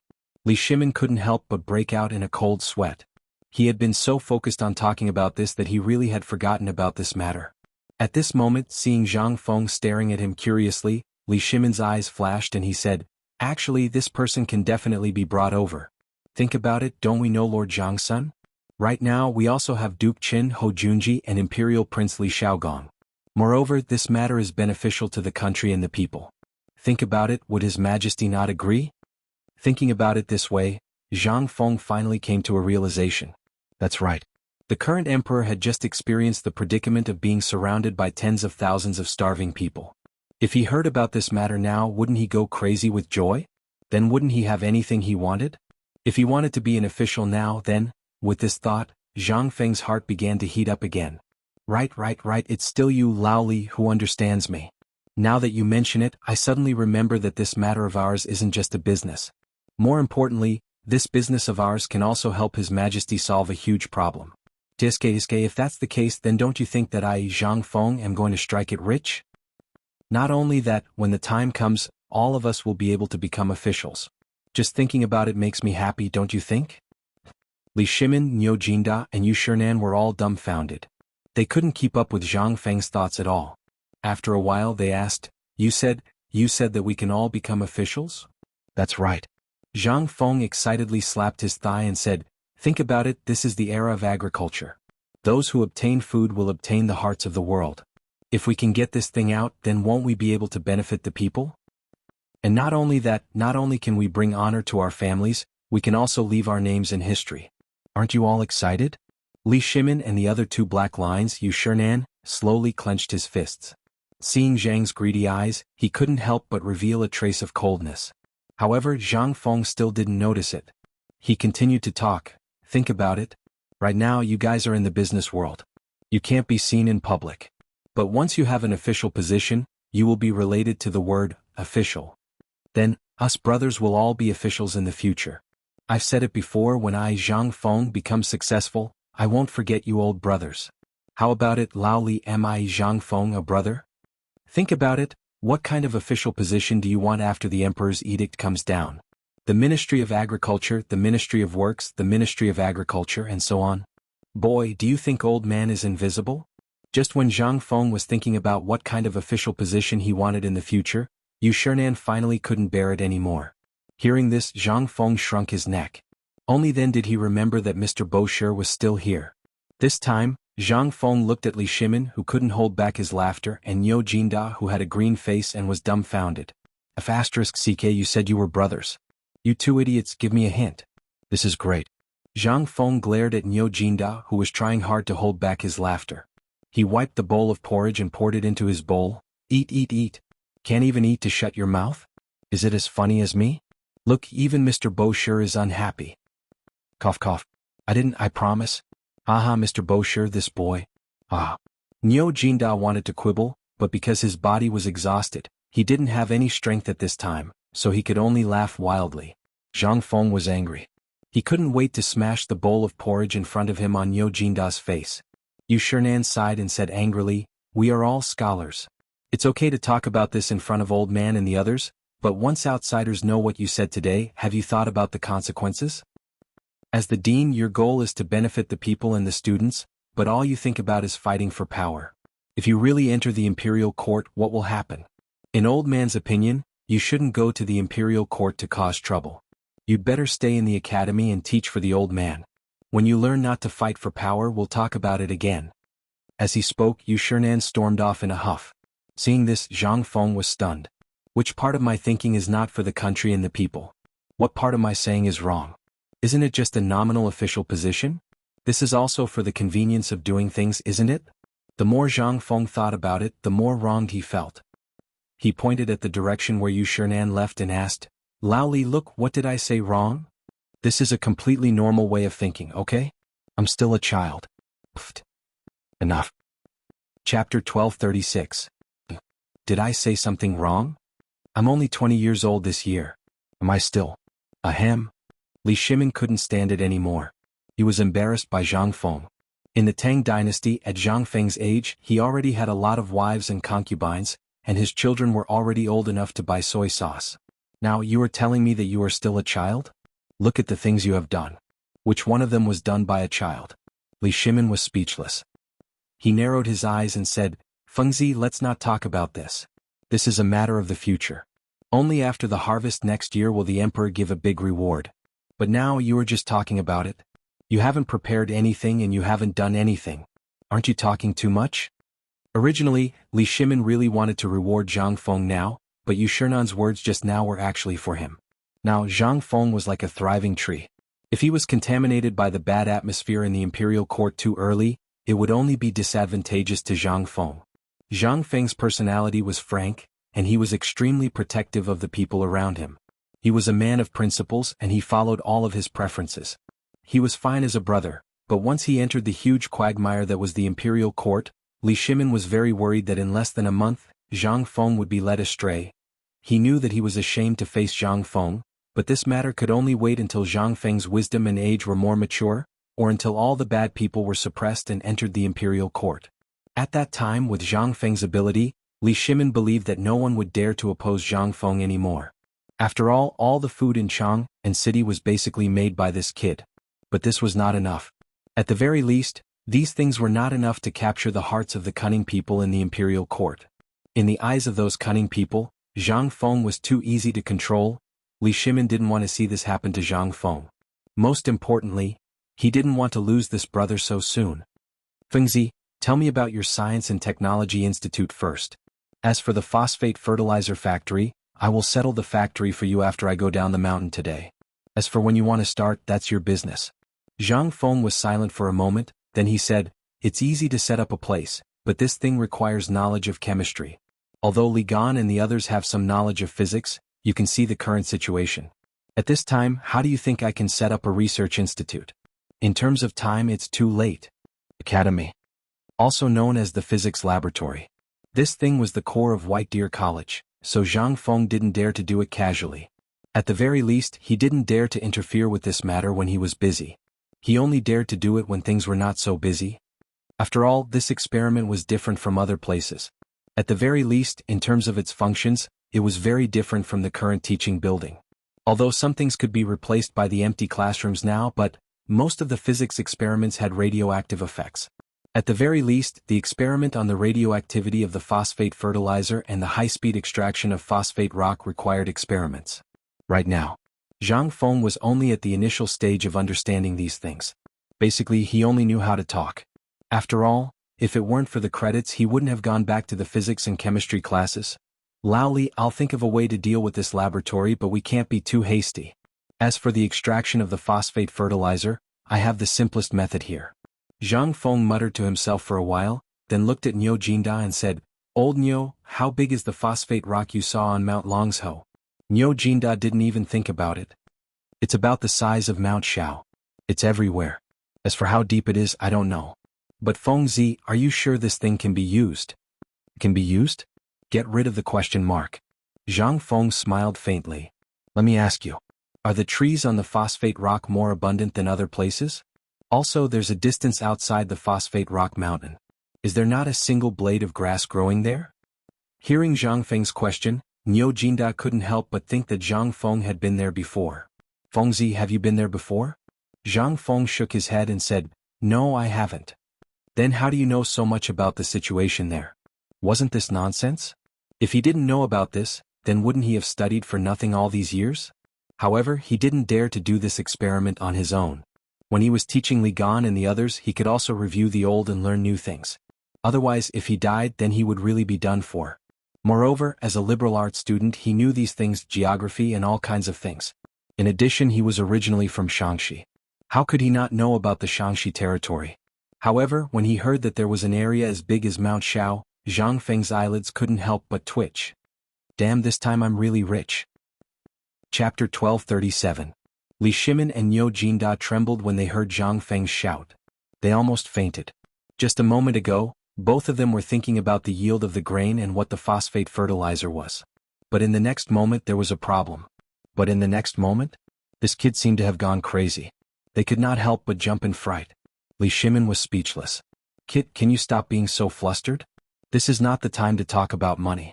Then tell us, how do you make a fortune with this? Zhang Feng heard that and rolled up his sleeves. Come. I'll give you a good explanation. You guys are simply too lacking in physics knowledge. Li Shimin wanted to beat Zhang Feng up. He even started to clench his fists. Zhang Feng saw that and his eyelids twitched. He hurriedly said, It's this thing is a little complicated. I can't explain it clearly in a sentence or two. I'll just give you a simple explanation. 1 hour. It took Zhang Feng a full hour to explain the knowledge related to agriculture, from irrigation, fertilization, photosynthesis, and the importance of pollination in detail. This time Li Shimin was dumbfounded. His head was dizzy, as if he had opened the door to a new world. He originally thought that these things would be fine as long as there was water. Who knew that this small thing in the picture could be so awesome? In the end, Li Shimin was sent away by Zhang Feng in a daze. Now only Niu Jinda was left. Niu Jinda saw that everyone had left and then slumped on the stool. He said, Fengzi, I'm afraid you've forgotten about me? I'm a patient. Zhang Feng finally understood. He hurriedly looked at old Niu, lifted his eyelids and looked at his tongue. He then heaved a sigh of relief. It's okay. Remember to drink a jar of vinegar every day and eat a piece of croton. Niu Jinda's face instantly turned as black as the bottom of a pot. Fengzi, you're asking for my life. Croton, I'm about to shit to death now and you still want me to eat Croton? Zhang Feng didn't take it seriously. This is phosphorus poisoning. Vinegar can only alleviate and eliminate the toxins, but if you want to expel the toxins, you have to go to the intestines and stomach first. Only in this way can you recover faster. Why would I mess with you? We're brothers, so I have to take care of you, don't I? As Zhang Feng spoke, he patted Niu Jinda on the shoulder and shouted outside the door, "Old Mrs. He, bring me a jar of vinegar." Alter. When Niu Jinda heard this word he almost fainted. From last night until now his stomach was full of vinegar. The air he breathed was filled with the smell of vinegar. Old He's wife was the person in charge of the canteen at this time. She was basically in charge of the canteen's purchasing and other things. She had already seen Zhang Feng enter the private room on the second floor and didn't come out. When she saw Li Shimin come out she was outside the door. She didn't expect to hear Zhang Feng ask for a jar of vinegar. Although she didn't know what Zhang Feng wanted to do with vinegar. But he still did as he was told. Although she didn't know why Zhang Feng wanted vinegar, she always picked the biggest thing for Zhang Feng. Therefore, Old He's wife found 2 workers to carry a big jar of vinegar into Zhang Feng's private room. Niu Jinda's eyes widened when he saw this. Fengzi, you're a magnanimous person. Can you spare me? This is a jar? It's a mother * King Tang. Zhang Feng was also dumbfounded. Looking at the jar and then at Niu Jinda, he had an idea and said, "Why don't you go in and take a bath? Although it's a little wasteful, I'll pay for it. Besides, it has some curative effect." You're too much, Fengzi. We have no grievances. I'm leaving. I'm fine. I'm cured. While speaking, Niu Jinda staggered to his feet. He held the door frame and ran out. He was afraid that if he stayed a little longer he would be killed by Zhang Feng. Zhang Feng was also speechless. Looking at Old He's wife and the others, he could only wave his hand helplessly and say, "Next time, send them a small jar every day. Remember, it's a jar as big as a fist." After the meal. When Zhang Feng walked out of the canteen, the students who were doing running exercises lined up to enter the canteen in an orderly manner. Zhang Feng didn't dare to go to the front door. Instead, he quietly walked out from the back door. However, before Zhang Feng walked out of the canteen, he ran into Old He, who was eating in the back kitchen of the canteen. When Old He saw Zhang Feng coming over, he grabbed Zhang Feng and said, "It's really difficult to see you now." Seeing this, Zhang Feng asked, "Don't you see me every day? What's the matter?" Uncle Ho looked around and pulled Zhang Feng to a corner. This time, he said in a low voice, "Do you remember the 3 old men that you found? They asked me to tell you that the things you asked them to fiddle with have sprouted." Zhang Feng was stunned when he heard this. He couldn't remember at the moment. Old He saw this and said, "Hey, I told you that you must have forgotten. Let me remind you. The things you and the 3 old men planted in the distiller's grain trough in the brewery next to the pub?" Zhang Feng instantly remembered something. He hurriedly asked, "Is what you said true? The potatoes really sprouted?" Chapter 1238. Zhang Feng did not expect the potatoes to sprout. This was simply the best test subject at the moment. As long as the phosphate fertilizer was tested, it would definitely become the best thing in a short period of time. However, this was just Zhang Feng's idea. After all, it was still early. At least after the new year, it would be important to pay attention to it. There was another important thing, which was that there were only a few seeds. He was not sure how many seeds these potatoes could produce before the new year. However, this good news made Zhang Feng even more excited. Zhang Feng hurriedly asked Uncle Ho to send a letter home. Tell them what I said. Tell them to water the potatoes with feces every 5 days, but only about a scoop each time. It is best to maintain the temperature at a certain constant temperature, which is the temperature at noon now. The temperature was very strange. It was very cold in the morning and at night, but it was unusually warm at noon. Zhang Feng was very worried that something would happen to the potatoes in such an environment. This was their only hope now. It was something to verify whether his soul was effective. It was still in the research and development stage. After all, if they wanted to extract spiritual elements, there were still a lot of deficiencies. According to historical records, spiritual elements appeared in history. It was developed by foreign scientists hundreds of years later. Zhang Feng did not know what he was thinking. He hurriedly packed up and prepared to go down the mountain. Currently, he needed to study Lin Fei in detail. After all, it was still early for other things, but the autumn planting was not far away. If he missed the autumn planting, it would be useless even if he wanted to experiment. Yu Shernan seemed to already know Zhang Feng's plan, so he did not say anything when he saw Zhang Feng hurriedly going down the mountain. Cheng Chumo and the others seemed to be eager for Zhang Feng to go down the mountain. When they saw Zhang Feng leave, they could not help but burst into a burst of exclamations. Li Qingqian's eyes flashed. He was surprised and doubtful. He did not know why Zhang Feng went down the mountain. However, something must have happened to his lower body. Otherwise, under the current situation, everything had been settled. Why would Zhang Feng go down the mountain? This obviously didn't make sense. At this time, although not many people knew about the phosphate fertilizer on the mountain, Li Qingqian's men knew a little about Lin Fei's miraculous abilities. However, they still kept a respectful distance from this matter. No one dared to touch this thing. After all, Niu Jinda's example had already made many people's hair stand on end. Who would dare to touch this thing? On the other side, Fang Xianling was restless at home. Fang Yai had also entered Chang and University a month ago. But this was not what he wanted. Every father would think about their son's future. Since the last time he saw Lu Jianhu's broken leg and the performance of Niu Jinda and the others, Fang Xuanling's heart began to feel a little alive. After all, because of the emperor's order, he stayed in Chang and to deal with the aftermath. But now Fang Xianling rarely participated in it. He had entered Chang and University a month ago. However, after seeing the scene at Zhangfeng Courtyard and the Mid-Autumn Festival Poetry Meet, as well as the scene at White Deer College's opening ceremony, Feng Chuanlin's heart was already somewhat unable to hold back. In addition, during the Mid-Autumn Festival night, Fang Xianling and his wife had shown their desire. As a cabinet minister, how could Fang Xianling not know? For example, right now. It was rare that the emperor did not go to court today. It was rumored that he had gone to White Deer College. Fang Xianlin was preparing to go to work after breakfast, which was rare. However, at the dining table, he had heard his wife and Fang Yai's wife's strange words. How could he not know what his son was thinking? After all, Qing Yaojin and the others had been showing off in front of others every day, especially after the Mid-Autumn Festival Poetry Meet. How could Fang Xuanling's family not complain? After the meal in Fang Xuanling's study room, Fang Yai stood in front of Fang Xianling unhappily. Fang Xianling asked, "Do you want to enter White Deer College?" "Yes." Fang Yai answered without even thinking. Looking at Fang Yai's burning gaze, Fang Xianling felt a little conflicted.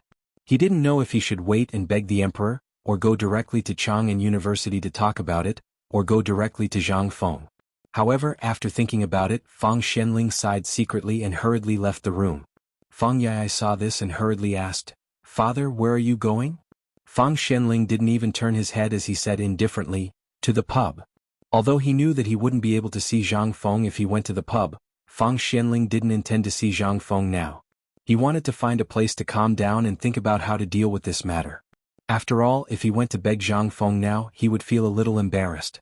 Chapter 1239. Yulai Restaurant had been deserted for a long time.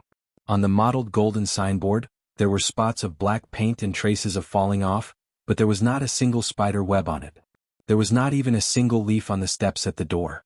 Although it was already autumn, half of the dead leaves on the crooked tree at the door of Zhang Feng's restaurant had already fallen off. It was clear that someone had meticulously cleaned this place. Even the door of Zhang Feng's restaurant was not locked. But even so, it seemed that the woman had not opened half of the door for a long time. There was no trace of being opened at the connection between the ground and the wooden door. Tang Huifang had returned to her usual peaceful state. It was not midnight yet. However, on the streets there were already many merchants selling goods. Most of them were selling farming tools such as adjustments made of bamboo, bundles of hose in a row, flat machines, wicker baskets and other farming tools. They were yelling along the streets for sale. Even the snack stall that hadn't been seen for a long time was here. It was bustling with activity on the side of the street. At this time it was raining and the basketball court was also filled with many old and young people. Some were shangqing huaoliang ma and some were off the court. They were cursing and pointing at the people who were playing basketball on the court. Looking at this peaceful scene, Zhang Feng could not help but be slightly intoxicated. Was this still the original Tonggué port? Was this still the original Chang'an city? Due to the addition of modern elements, Zhang Feng suddenly felt that the things in his memory had begun to subtly integrate with the lobby. He did not know whether it was right or not, but he had done it. He did not regret it. After all, the progress of the era needed to be made step by step. Since he had been through time travel for such a long time, if he did not do something he would really be sorry for his knowledge. Zhang Feng knew very well that it was better to change the era than to change himself. His change was nothing, but if he could make the entire era move forward with him, then he would have really done something.